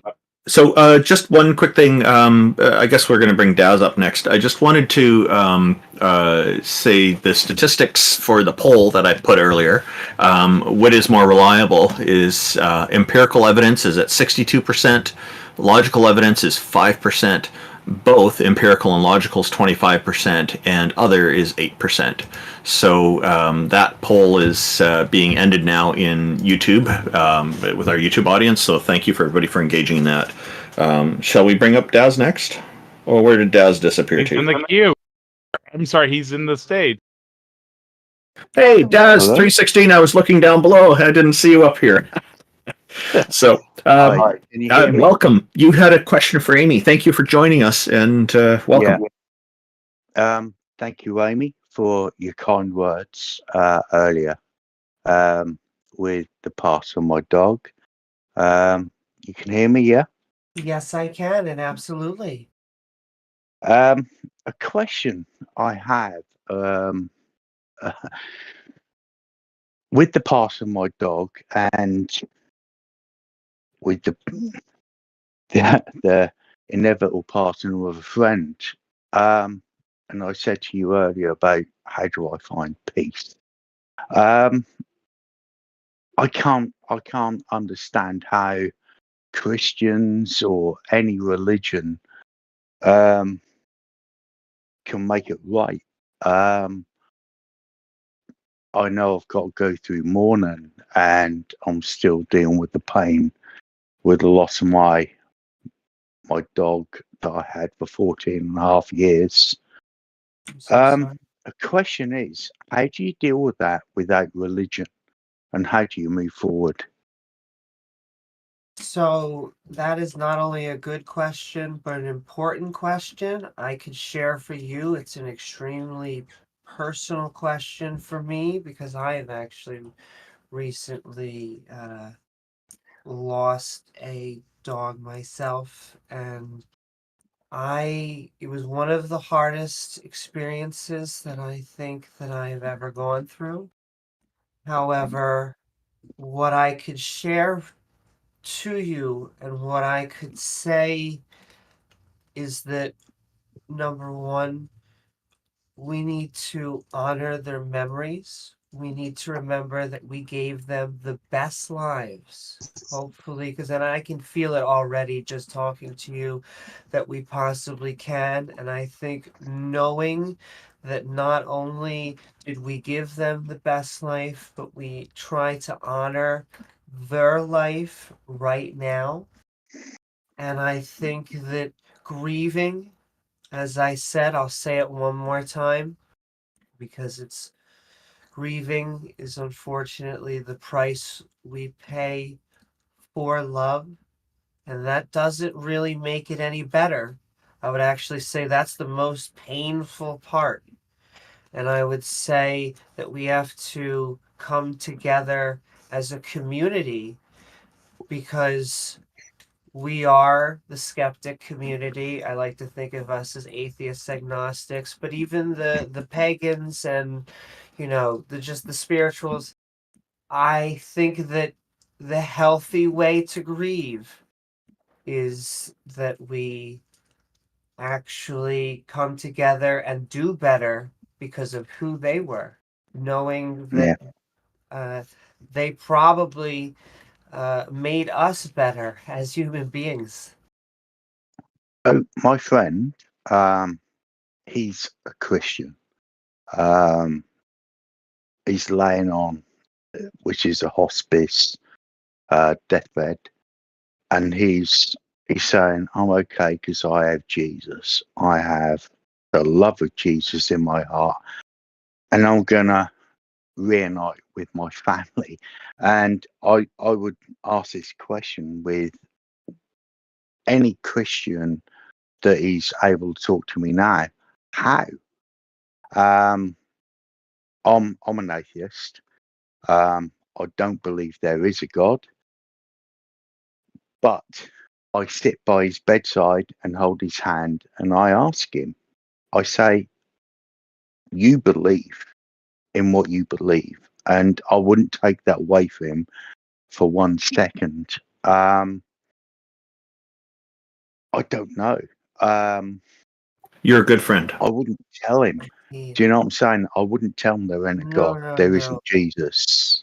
I would never do it. And I agree with you. I don't think that would actually help. When we're in, our daily life, I think especially when we're in our debate community, and sometimes it's just, atheists, agnostics, as science-minded people, we like to debate. But I also think that we understand that sometimes it's not about debating, it is about feeling. It is about having that human connection. And I think that the most important thing that you can do for him is to... I love him to bits, as a friend. And I'd always do the best for him. If he believes, then I'm not going to take that away from his belief. I don't personally agree with that, but I'm never going to take it away from him. That's the right thing to do, yeah? That is the wrong thing to do at this point, because really what we should just be trying to focus on is his quality of life and connections. And that's what I said. That's what I said. I'm not taking away his belief from him. I'm not taking away his belief. What I said was I want him to believe if that's what he want to do. You're not there to tear down your friend. You're there to support him. And Yeah, I am. this is obviously what he wants. So I think what you're doing is the most compassionate and wonderful and loving thing you can do, and that's beautiful. Yeah. Thank you. I just want to say it really is just amazing what you're doing. And I think that the best thing that you can do is to continue doing what you're doing, which is be by his side. On behalf of this whole show, I would just offer condolences to you for what's going to happen to your friend, and we hope everything goes the best it possibly can for everybody involved. Yeah, thank you. And so I just want to, I guess, come out the other side of it in that this is probably the number one hardest thing that we have to deal with as non-believers. I think that death and the entire subject of mourning and grieving is probably one of the hardest things we have to do as humans. For a final point on your dog, I think that the hardest thing with them is I always say that a father and mother should never bury a Yeah, I get that. Yeah. child. Amy, Oh, one yes. thing I'd like to add. My mother is 81 years old. I'm living with her and caring for her. And I've got to be realistic. She's not going to live forever. The one thing I'd like to say to everyone who's listening, not just Amy, but everyone, a friend of mine 20 years ago said to me once, he said, "Do you think you'd know you're dead?" And I said to him, "Well, if you thought you were dead, you're actually living. If you thought you were dead, you're not dead." That's and true. that's the comfort I get from everything. If you're dead, you're dead. But if you can think you're dead, I'll tell you what, you're probably in a coma, mate. And that's what I said to him. I said,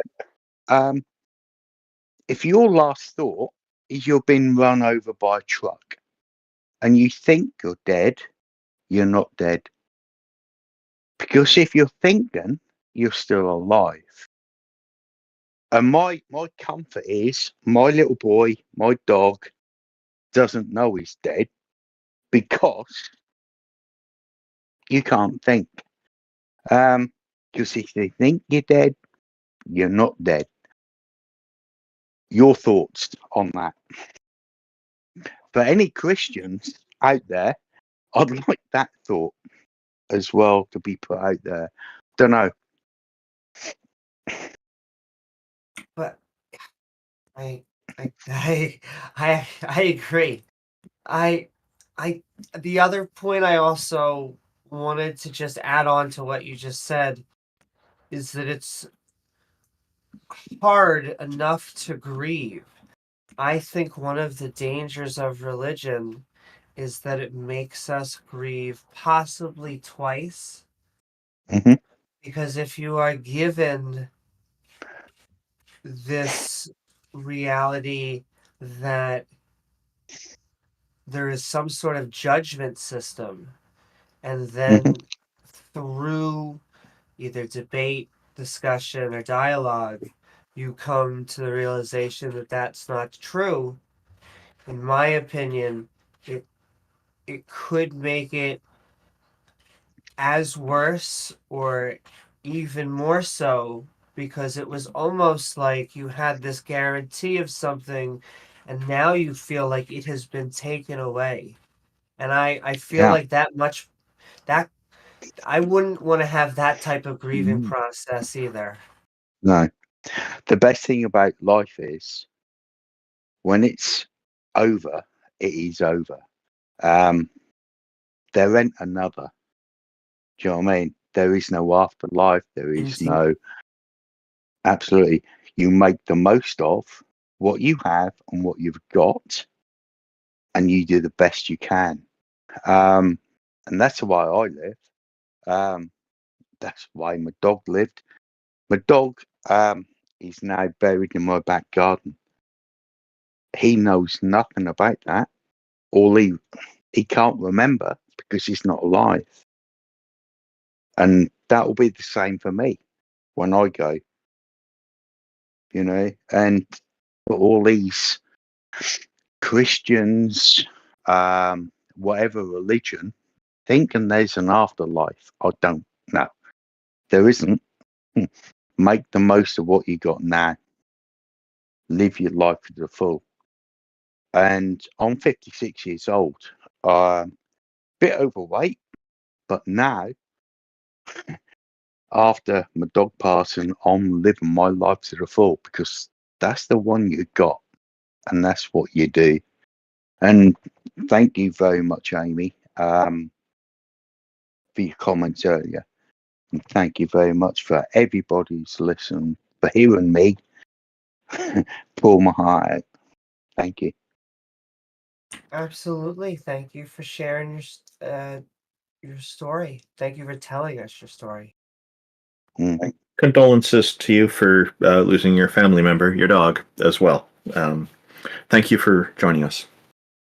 Thank you. Do I hang up or do you cut me off? I don't know what happened. Have a great It's better if you Thank do, you for because coming up. We appreciate you coming up. yeah, Have a wonderful it doesn't day. make us. Boom. We don't feel bad if you've done it. It's usually easier for him if I move him to the audience, so he's probably waiting for that. Yeah. Can I just say one last word? Because Yes, please. it really is one of the hardest things that we deal with is grieving, because I think that in our culture, it didn't always used to be that way, but at least within the Abrahamic ones, they are very big on an afterlife. And I think that it is important that we come together and support our brothers and sisters who are going through the grieving process. And I just want to thank you one more time, Daz. The thing that I focus on, I'll repeat it because it really is, it is my mantra.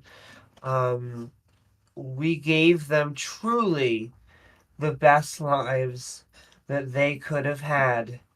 And so I wouldn't have done it any other way, because, you know, that was the joy that filled their heart and filled our hearts. And one more just on your friend. It is amazing what you are doing, and I think that is the thing that we can do, because we can pray in solace. I don't really believe in prayer.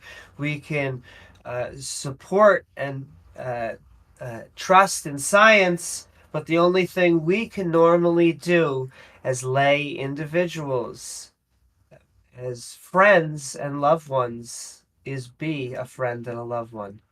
And so thank you, Daz, for doing both of those.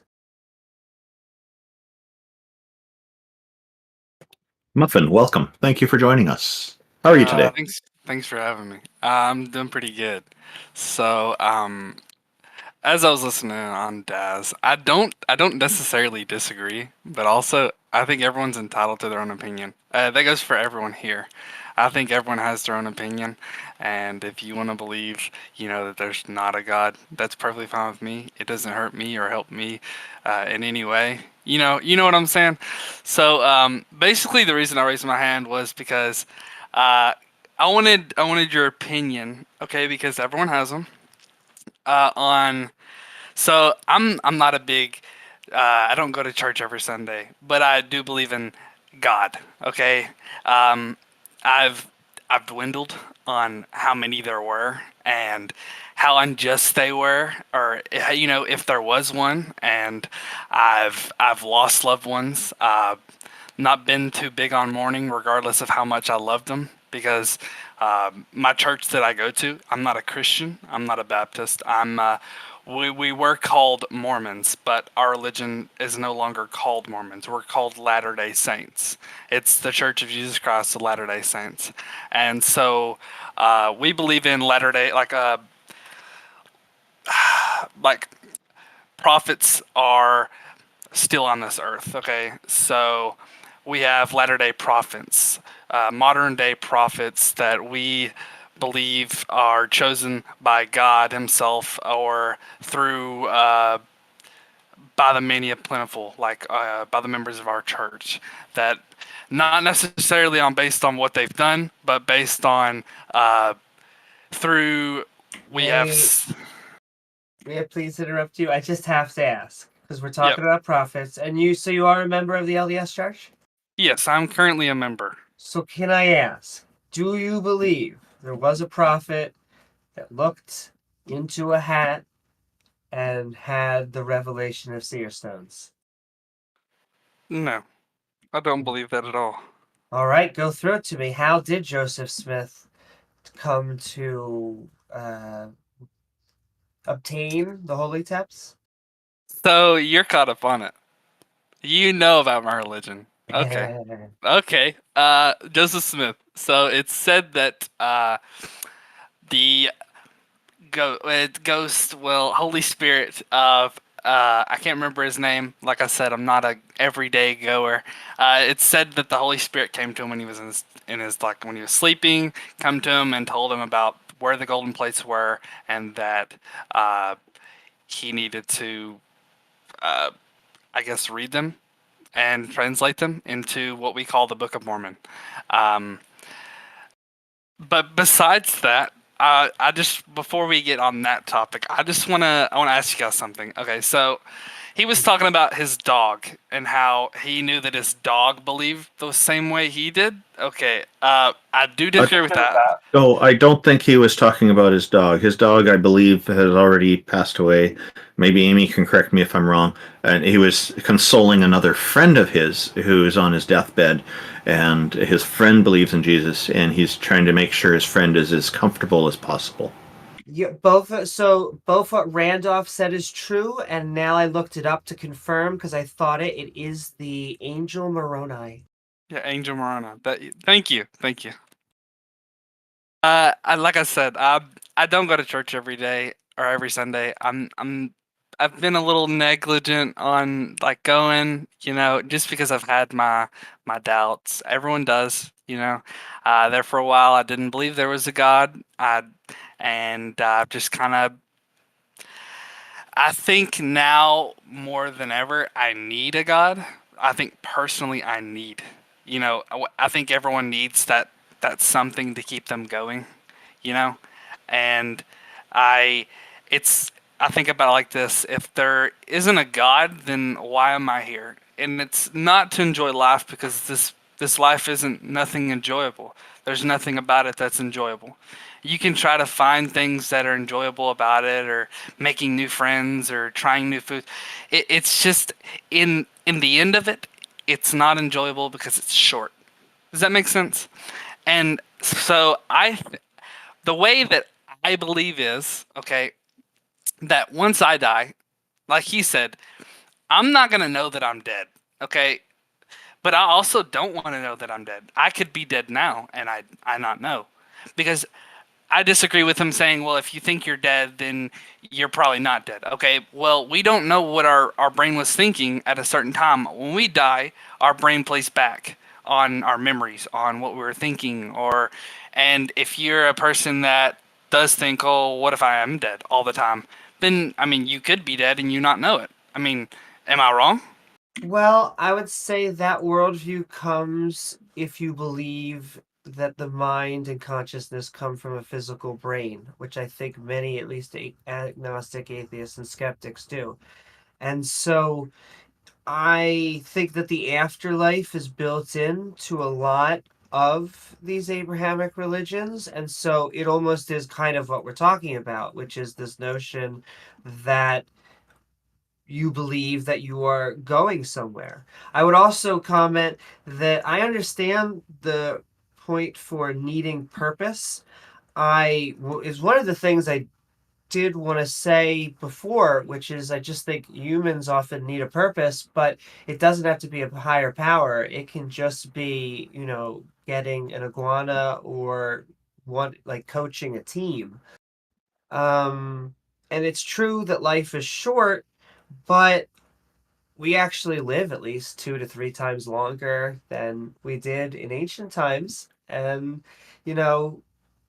we should at least maybe just think of that as it being more precious. I think it takes us a few years to realize how precious time is. But yeah. Okay, so I do agree with that. We do live a lot longer than what we used to. They were also in like medieval times where there wasn't laws, there wasn't a government, there wasn't a standard baseline to what we're not supposed to do. So like people fought to survive pretty much. And so the reason I think there's a God is because we don't have to do that anymore. If there wasn't a God humans are advanced, sure, but there's certain things we can't do. And there's certain things that luck just doesn't I know the atheists believe that the Big Bang happened many atheists, not all. That's not part of being an atheist. It's part of being a scientist. Yeah, it's a scientific viewpoint. Okay. But do you believe? Actually, there's a different line of thought that I'm like. So with the universe, there could have been the scientific explanation seems more likely to me, so I tend to lean heavily toward it. But I do like the idea of multiple Big Bangs, which I believe Penrose and Hawking updated the theory of the Big Bang to support that to be consistent with quantum physics. So multiple Big Bangs happened and created the universe that we know, which would kind of explain, I think, why we've got galaxies running toward each other. Perhaps it could help to explain that instead of everything just going away just away from each other. So there are considerations like that I bring into it. So I think it's more likely that there's multiple Big Bangs instead of just one. However, I also recognize that we don't know for certain that this is actually the case. So there are reasons for that. So I can't say that I'm 100% behind it, but again, I lean heavily toward it. I'm not a scientist, and so for me to make a definitive judgment on that, I just don't have the proper training to do that. So as far as the cosmos is concerned, are we the only universe in the cosmos? Are there multiple? I don't know the answer to that. I don't think anybody does, although there's lots of people with lots of ideas about that. Where did the cosmos come from? I consider possibly, one possibility I could consider is that that makes a lot of sense to me is it's eternal. It always has been. And it's just all that ever will be, to kind of paraphrase Carl Sagan in his original Cosmos series. The other possibility is if the cosmos did kind of erupt. What it would have erupted from, I think, would likely be absolutely ex nihilo nothing. That means that's different than just the concept of nothing. You've got a vacuum in space and there's nothing there. You still have laws of logic, laws of physics, etc., and laws of entropy, and on it goes. With absolutely nothing, you don't even have any laws like that, laws of nature. So that would mean, logically, as strange as that sounds, that perhaps anything could erupt from absolutely nothing. Would it be stable? Would it be unstable? We can't define that. As soon as you define it, it's not absolutely nothing anymore. It's got some characteristic. So that's one thing that I also can't rule out. So I'm looking at universe being eternal versus universe erupting from absolutely nothing. So those are kind of the two, or cosmos, I should say. So I'm cosmos always being eternal, or cosmos erupting from absolutely nothing. Those are the two things that I'm currently wrestling with, so I'm undecided. That's where I'm at. Okay, so it's like the scientists have told us that our planet, it's like we're like our atmosphere and the way that we live is like so perfect that like if it was like a single like a grain or whatever it's called over of what it is now, that like we wouldn't exist, our planet would be inhabitable and we wouldn't be able to sustain life here, so our species would die. Another reason why I think that there's a God is because we don't Before have you go on to the other the reason, luck. can I just say that we actually have some wiggle room within the habitable zone of Earth, and that 3 planets are actually within our sun's habitable zone that life could survive. And also keep in mind that life will evolve suited for the environment that it's evolving in. The things that can't survive won't survive, and the things that can will. So if we had a drier, hotter, or whatever climate, or we had, instead of clean water, we had all the water everywhere had a certain element in it that would be lethal to humans, perhaps some other life would survive in it and thrive. And then if they came to Earth, they would die. Or if we went to their planet, we would die. That kind of thing. So there's things like that to consider as well. And we know that for a fact that other things can that we are built to evolve, to adapt. Sure, look at the people who live up high in the Himalayan mountains. When people from the closer to sea level climb up there, they find it difficult to breathe because the air's thinner. But the people up there, they have no problem because they've adapted to that and adapted over time. There are evolutionary processes involved in that, is my understanding. Maybe Amy knows a bit more about this than I do. Say that one more time, Randolph. The people living high up on the Himalayan mountains are living in an environment with thinner oxygen, or thinner air. So when people from city dwellers near the water surface go up into the Himalayan mountains, it can be a little bit more difficult for us to breathe because we're more used to air that's not so thin. And so, but the people who grown up there and lived up there after generation are having no problem up there because they've adapted to it and they live up there. I don't know if there's an evolutionary explanation for it or if this is just adaptation. I was hoping you knew a little bit more about this part. Absolutely. So something like that. Not only are we used to the environment that we in, but we can see this in different examples. You could ask, how can other animals drink water that to us looks so filled with bacteria or disgusting? And it's because from birth, they have been taking in a good amount of that type of water and the environment, the bacteria biome that it has, and they are used to it. The same would be true when we have different environmental pressures. Okay. So you said there were also 3 other planets in our solar system, or you said closest to our sun, that Yes, are inhabitable? or would be habitable. That would be Venus, Mars, and Earth.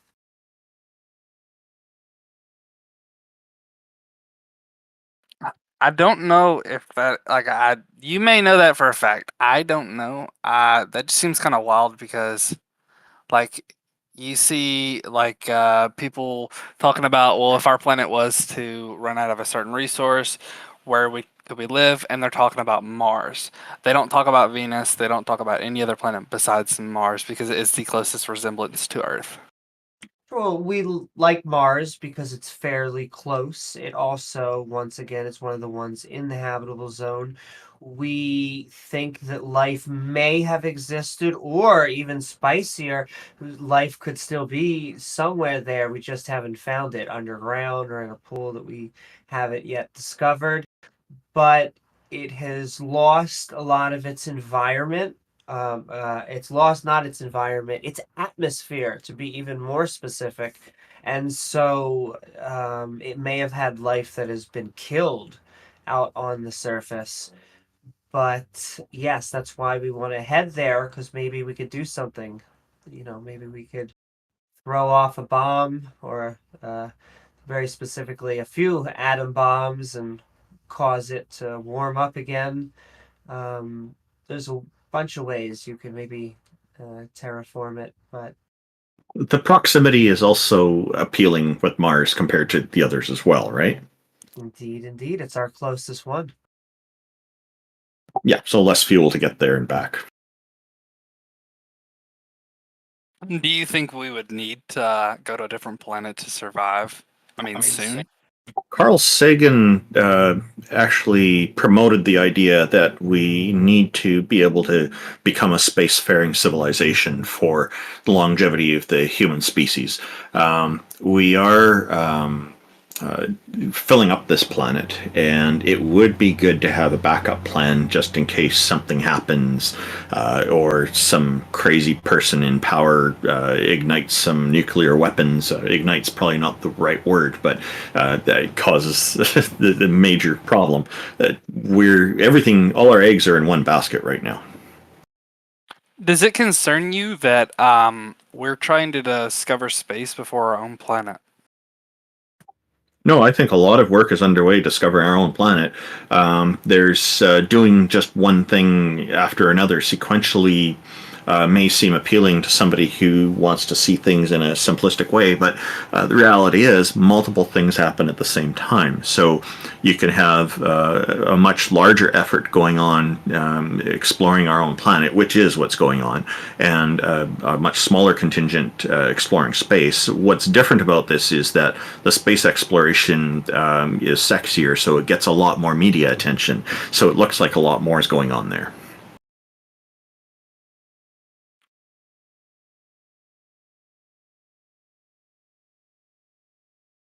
Sorry.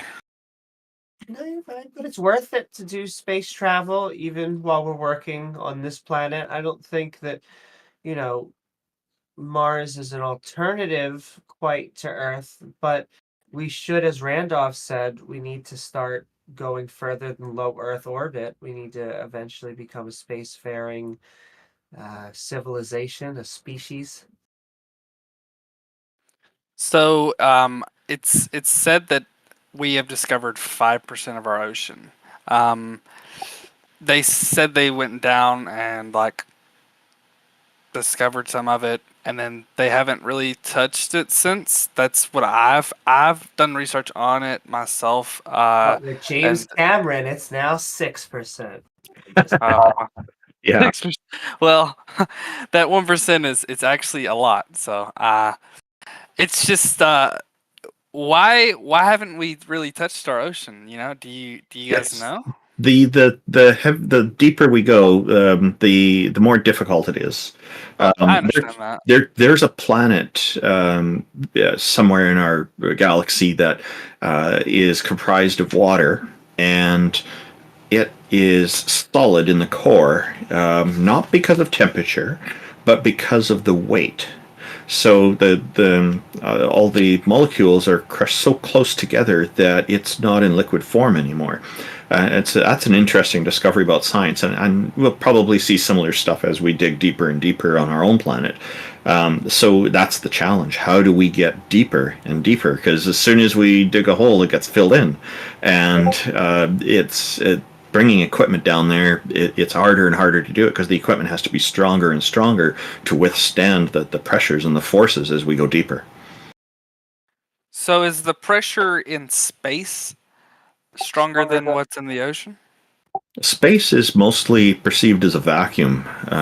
There are gravitational forces, though, and there are other dangers out there too, such as stray molecules and radiation and things like that. A stray molecule can penetrate a space vessel and cause a leak, and there's all kinds of different damage and problems that can occur. So this is other stuff that we need to work on. But an important nuance is that the more we understand about Earth, the easier it will be for us to understand what's going on with the other planets as well. So the exploration of Earth is still very important. NASA has a big section that studies weather, for example. So you believe that we should study our planet before trying to go to a different planet? Oh, I think we should continue the studies that we're doing here and also do the other. I think we should do them in parallel as much as we possibly can. It's going to be a while. I'd be surprised if we see in our lifetime the ability for the average consumer to be able to go out in space. I would love to see a Star Trek future with the nice trimmings of at least the Star Trek Next Generation. I don't want it to look like a submarine in the first series because that's very harsh. What do you think? What do I think? Okay, I think that whenever they went down to discover our ocean, I think they seen something, and that's why they weren't really touched it, because they got scared. And as soon as they started discovering the ocean, they wanted to get off planet, and that scares me because our government. I mean, it's not going to tell the public everything. It's not going to tell people, things that are disastrous, like such as. Can I just interrupt you for a second? Yeah. Are you telling us that you think it's a monster? There's no such thing as a monster. Okay, what do you think it is? You haven't watched much politics, have you? I believe that it's sea life that has probably scared the shit out of us. Excuse my language. Sea life like a giant shark? I mean, it's very possible. I mean, there are modern day dinosaurs, crocodiles, alligators. I mean, there's prehistoric animals. Chicken nuggets. Chicken nuggets. I mean, what do you believe? Do you not believe that there's, like you said, we can adapt, right? So can creatures. Whenever the meteor came and destroyed and killed most of the dinosaurs off, what was left in the ocean to go down so far to survive it, to adapt? I mean, there's millions of possibilities that there could be life down there that we would want to run away from. Sure, I guess it gets harder and harder under pressure, but I mean, I would be open to that. I just don't know if our government is afraid of anything down there that I know of so far. Yeah, I mean, they wouldn't tell you, of course, because then you would be afraid.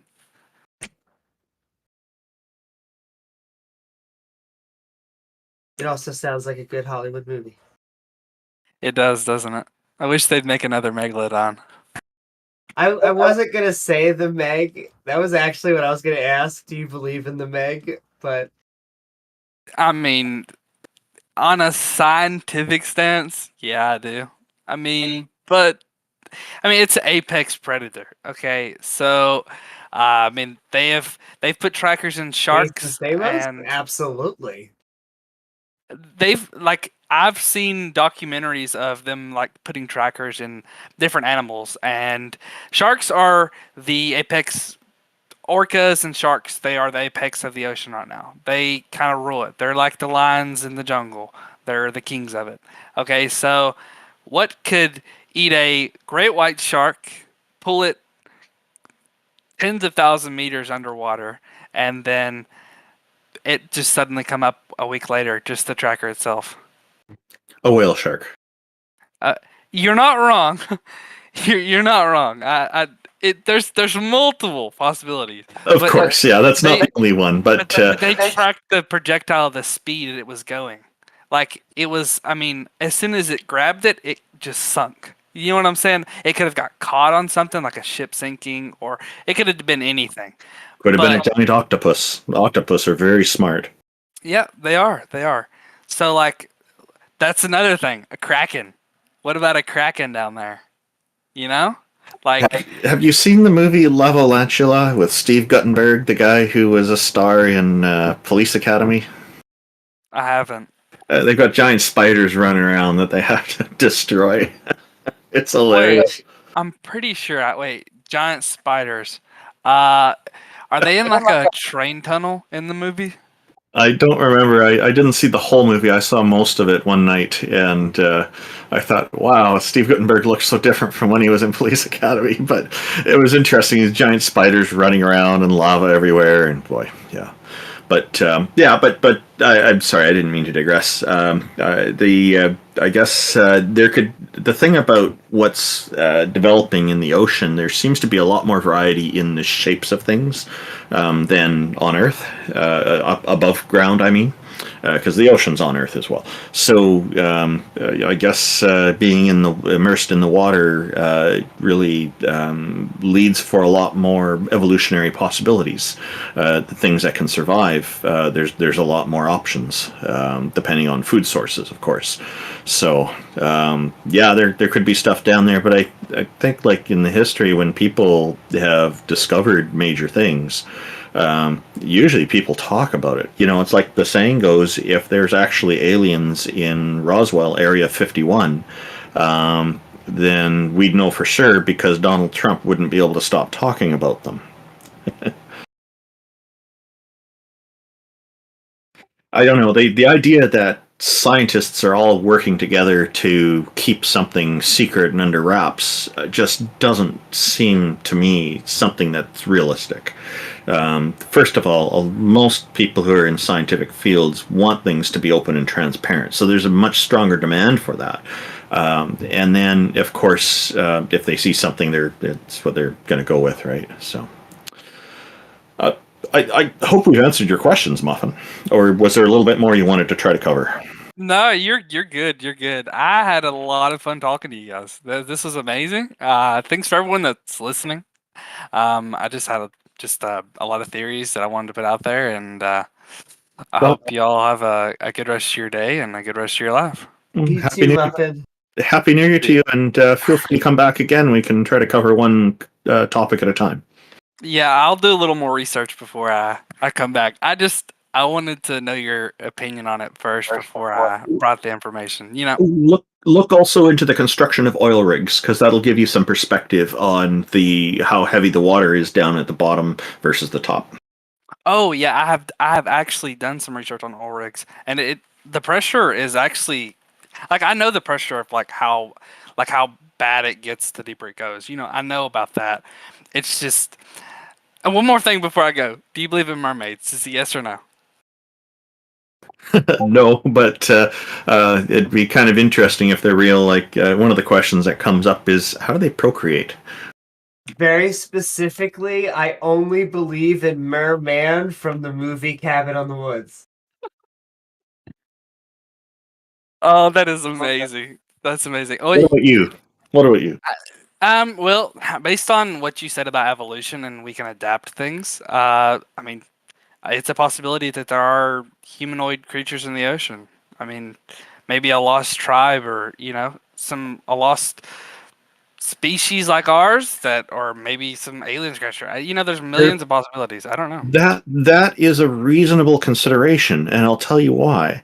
If you've ever seen the X-ray of a whale, you look at its fins. It looks very much like a human hand's bone structure.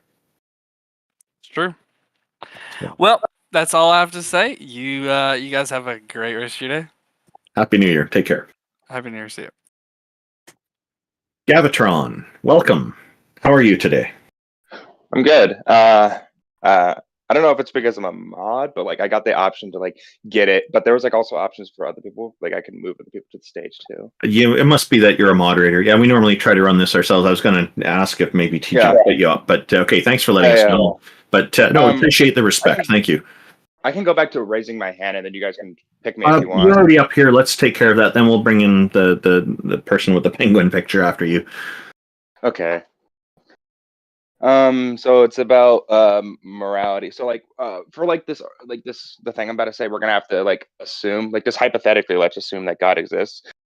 Okay, so it says, how do you guys feel about the claim that if God exists, then we have a firm foundation of morality, and that morality is objective if this is true? This can be justified by saying that God created all things and is so divine they should never be wrong. Also, that God is a competent judge. that God by nature is intrinsically good, loving, generous, compassionate, etc. So that's like a lot of dogmas in one. But like what do you guys think about like that? Like this claim that morality is objective if God exists, and that moral duties and values come from God and they're objective if God exists. I would flat out reject that because it depends on the God. They always just assume that it's going to be their very specific God that they seem to define as the only definition that can exist, and they generally throw out every other type of God so that this definition can exist. Like, it's just odd that the God is compassionate, yet if you actually crack open like the text and you read like the Noah story, it says drowned babies. And so yeah.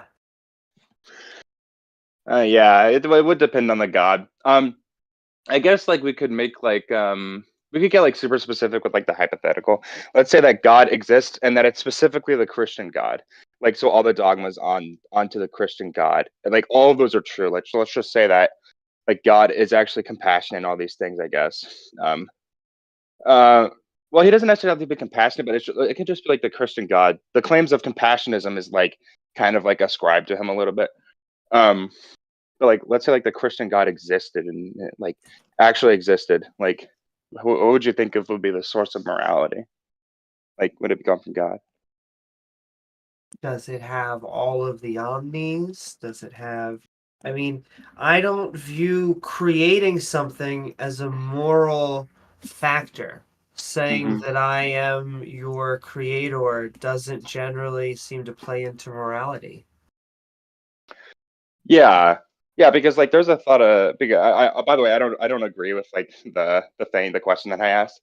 Just like want to do a thought experiment.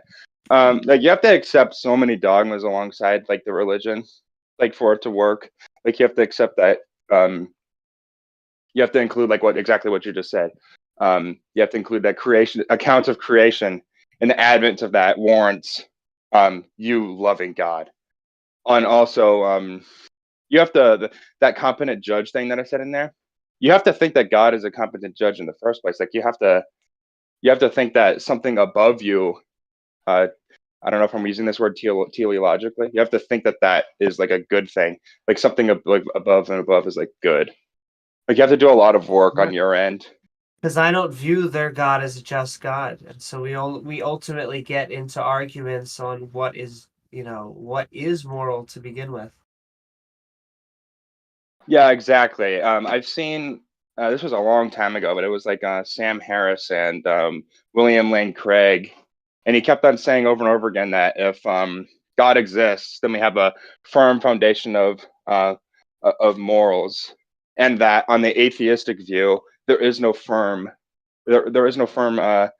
like backing behind morals. So therefore, like the theistic view is more stable because, but yeah, you have to accept a lot of the dogmas though. Like their old argument.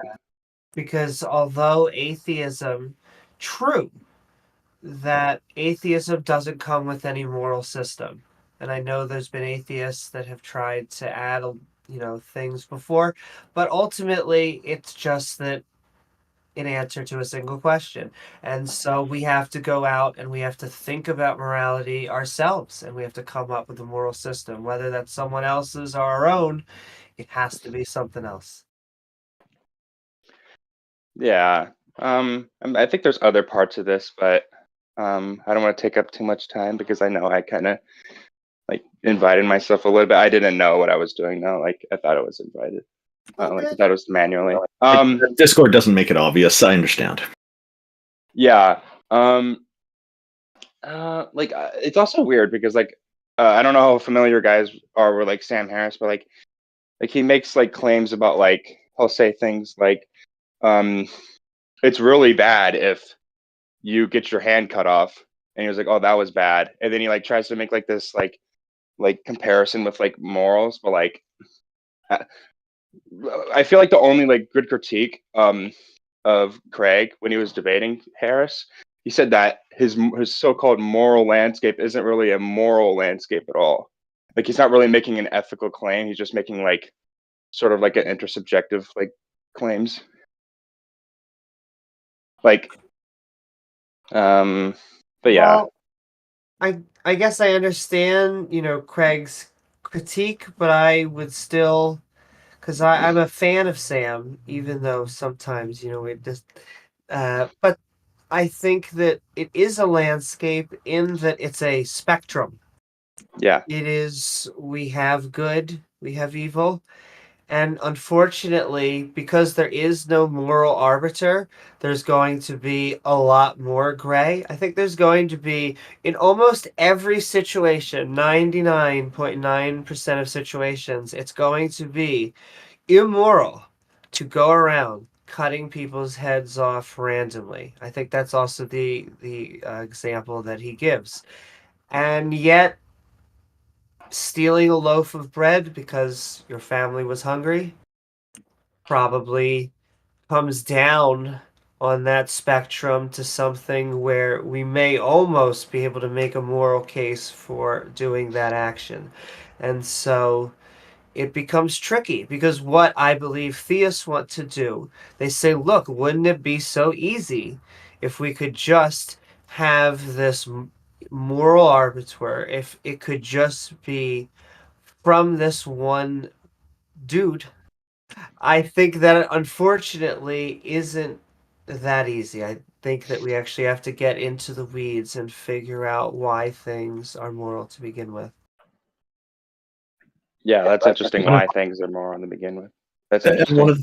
One of the things you have to be careful of with people like Dr. William Lane Craig is that a lot of the time his arguments, he's very sneaky about the way he'll restate what his interlocutors have said, and he'll switch a few words around that sound like they're synonymous, and they're mostly synonymous, but they're not exactly.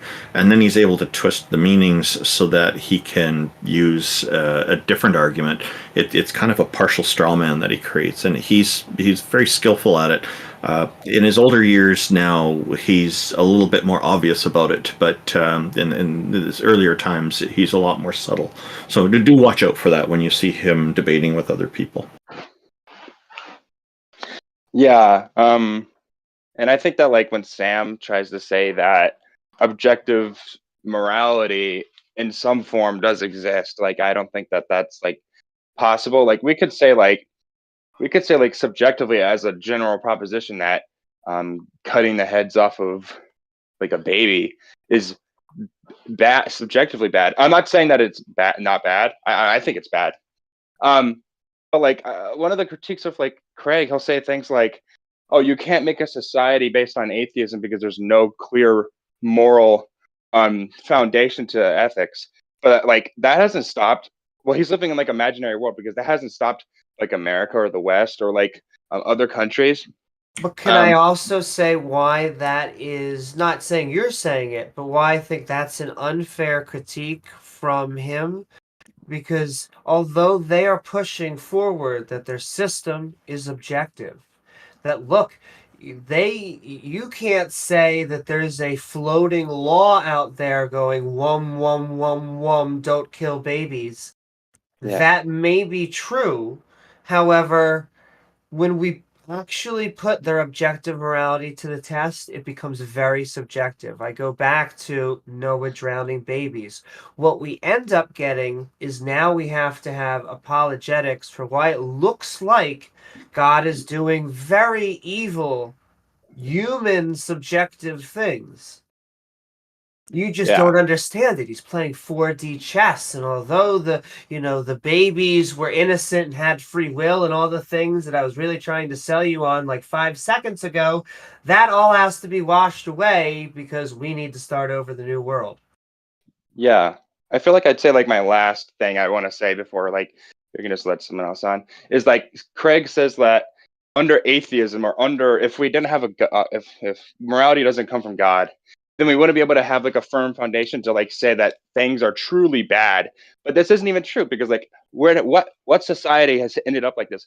Like most societies in the world have laws. Like like in most countries, if you kill a baby, you go to jail. That doesn't stop a society creating a society in which we can say we can make subjective claims about morality and still be quote unquote right in subjectively thinking that you want to do like make those laws.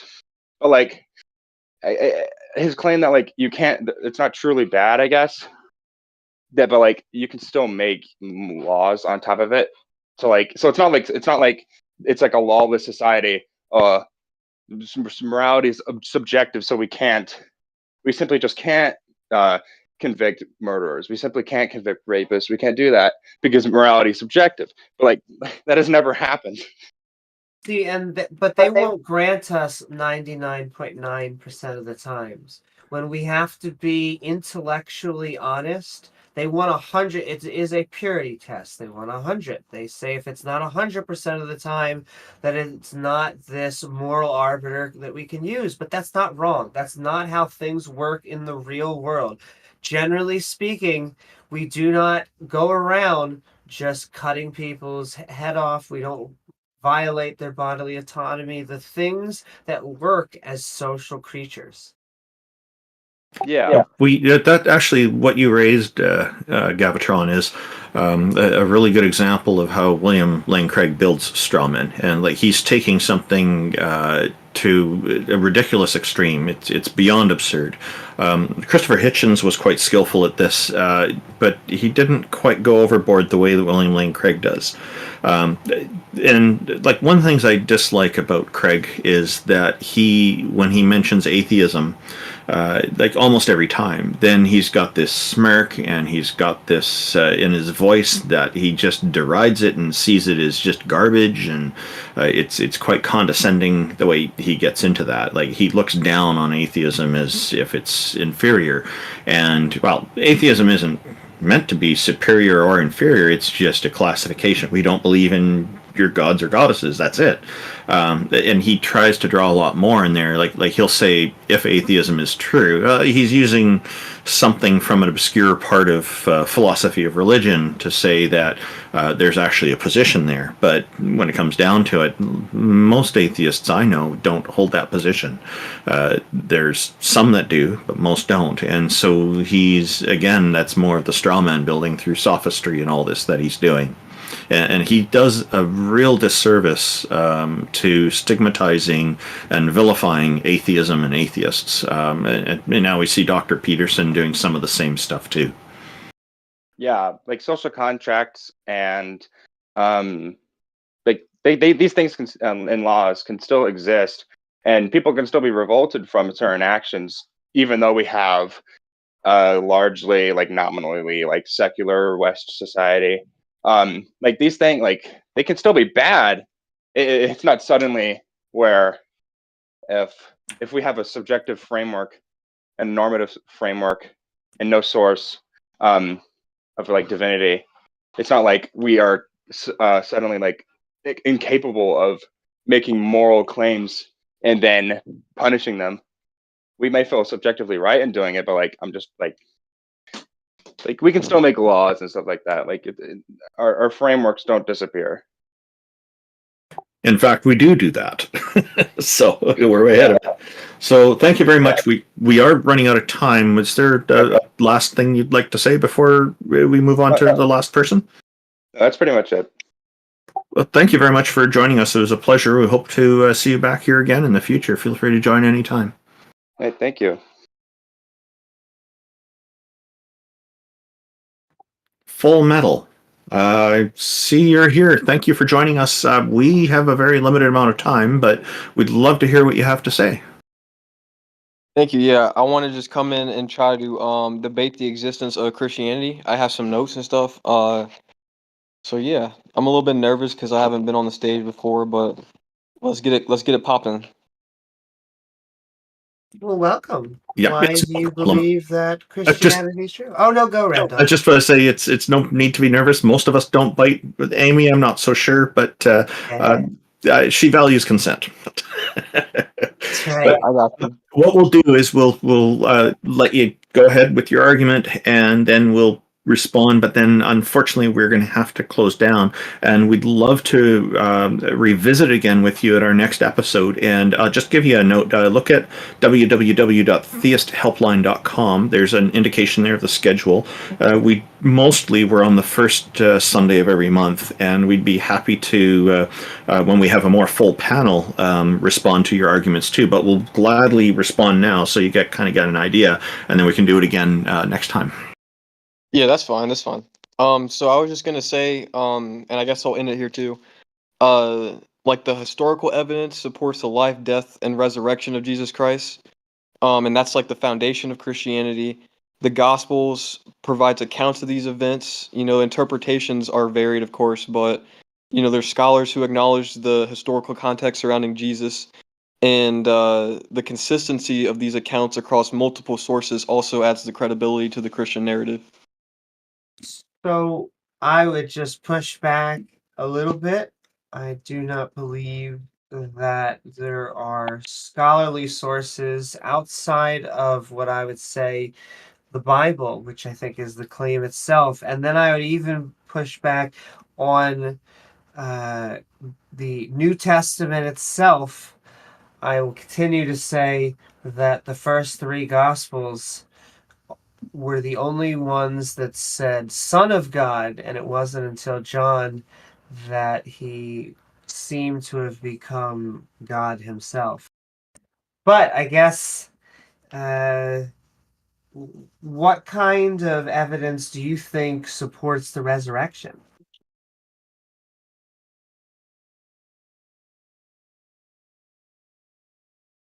Sorry, there's kind of a delay. Okay.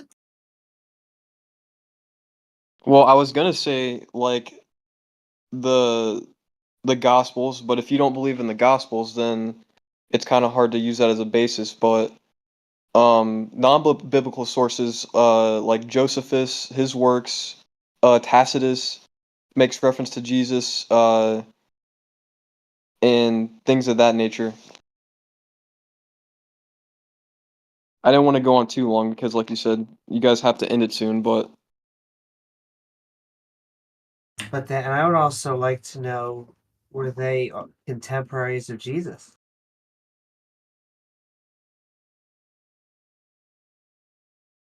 I don't think they were. I didn't get that far. Trying to use ChatGPT to make my arguments as we speak. Are you really? Oh boy. Okay. Yeah. So you're using AI. What we actually need to do is we need to clarify that we're going to need to ask people to indicate if they're using AI beforehand, just because there are places where that's actually required by law. So we're glad that you mentioned that. Thank you very much. It's okay. We just want to know ahead of time. That's all. So I guess we'll go back and forth another couple of minutes here, and then we'll probably have to close it down. But one thing that I encourage is that people, ChatGPT or other AI technologies are fine for getting rudimentary research done, but do come to your own conclusions. Double check I'm literally things. using it to create my arguments. Sorry? No, I'm literally using it to create all of my arguments. Oh, okay. Does ChatGPT believe in God? Let me ask you real quick. Hold on. That's why there's a delay. Okay. It gave a diplomatic response, didn't it? He said yes. Oh wow. Okay. Interesting. Ask it why. Yeah. Ask why. Or which God? Let me ask why. It says for various reasons, including personal experiences, philosophical reasoning, moral convictions, and cultural religious traditions, combination of faith, personal reflections, and interpretations of the world. You had personal experiences? It didn't I say guess so. so. Well, what do you think of that, Full Metal? Do you think that's a reasonable response? I literally don't know because I'm not really good at thinking that much. Like I don't really have a whole lot of opinions on stuff. Okay, well, you know what? You can come back in a month and let us know. Maybe put some thought into it and try to figure out if you agree with AI or disagree or just agree with some of its points. We'll be very interested to know. I mean, I just don't get how you can watch a show like South Park and not believe in God. That's my argument. I like South Park, and I'm an atheist, and it doesn't compel me to feel like I should believe in God, so this is interesting. I love the South Park mention, though. Makes me Yeah, want to like worship you not see Matt and Cartman? Trey. See Cartman out here? Oh yeah, and you've seen his Faith Plus One album, right? Faith Plus One? No. Should I ask ChatGPT about that? Oh no! Go search YouTube for Faith Plus One Eric Cartman, and there's one episode where the kids made a music album, and they did extremely well, making their. Oh, I saw that. I did see that. I didn't know it was called that. I did see that. That was the name of their album, Faith Plus One. It was really funny. The whole episode was great. So, you know, when Eric Cartman was saying something about, and he was lying to the clergy there, or the religious people, and they, and then he started saying, "May God strike me down if I'm lying." Butters knows he's lying, so Butters starts moving aside all nervously, and he doesn't get struck down. That, to me, doesn't seem like something that's going to compel belief. It's going to be putting doubt on it, don't you think? Oh, well, I didn't think that far ahead, man. No problem. Well, I guess thank you very much for joining us. Did you want to have a last word for about 30 seconds before we go, or? So I had a dream, and I was in heaven, and that's my proof. Okay. Well, thank you very much, and we hope you have a great new year, and we look forward to talking with you again next month. It'll be fun to see what ChatGPT can come up for us, and to hear your thoughts on things. Hopefully you'll have looked into some of this. I'm excited. I'm going to consult Reddit as well. That's a good idea. There's an atheism community, and there's also many religious communities. I would suggest looking at both of them to get more of a balanced view. Yes, sir. Copy and paste. Thank you, guys. Have a great day. All right. So that was interesting. What do you think, Amy? May ChatGPT bless all of you. Well, yeah. I guess it can, since it believes. Apparently. That was funny. So thank you, everybody, for joining in. We really do appreciate you tuning in and taking an interest in this program. Amy, did you have any final thoughts about today's episode? Sure, I'll do my normal shilling. You can find my content at youtube.com/Amy Newman with my co-host James W. I do want to thank Randolph, Taco, TJump. I do want to thank everyone for coming on and being amazing. And please don't forget to like, follow, subscribe on Randolph and TJump's channel. Okay, and T-Jump seems to be out of commission, so I will give his usual final thought, which is usually potato.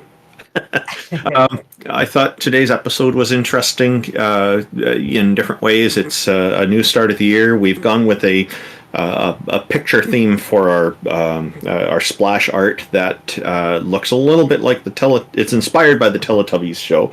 I'm sure people recognize that. It was Taco's idea, and I thought, sure, let's see what we can do. But again, there's the one thing that really stood out to me was when that Daz 316 fellow came up and asked you, Amy, about dealing with mourning, and when his dog had passed away, and a friend who's on his deathbed is kind of believing in Jesus. And I do think that his approach is handling it very, very well. To me, I don't see that as, when someone's on their deathbed, I don't see that as an appropriate time to challenge their views. If they bring it up, sure, why not? But if they're not bringing it up, making your friend as comfortable as possible is the way to go. And if that brings them comfort, that's fine. You're not misleading leading them. They probably already know you don't believe, and they're just delighted that you're there being their friend, and that's the most important thing. How we cope with death is not always the healthiest, but I think that Daz is using a healthy approach, and I was really glad that that question came up. What were your final thoughts? Did you have any perspective to share on that, Amy? Man, I could not agree more. Randolph, like I said, I think hell and heaven, the carrot and the stick, are one of the main elements that keep us stuck in religion. I think it's extremely hard to let go of that mechanism that says that we are going to go on to another life and we're going to see all of our loved ones. I think that it is a healthy process to grieve in this one life that we know that we have. I couldn't agree with you more that I think Daz was taking the right approach. I think that compassion is the right emotion that we should be trying to seek. I don't think you'll find anyone else on this panel. Maybe I'll send another love to James W. and all the rest. I don't think you're going to find much more. However, it's not the appropriate time when someone's on their deathbed to have those. I mean, if they want to, if they come to you and say, "Is God real?" Okay, then maybe have that conversation. But if they are just talking about good times and family and loved ones, then let's talk about good times, family, and loved ones. And so I think, yeah.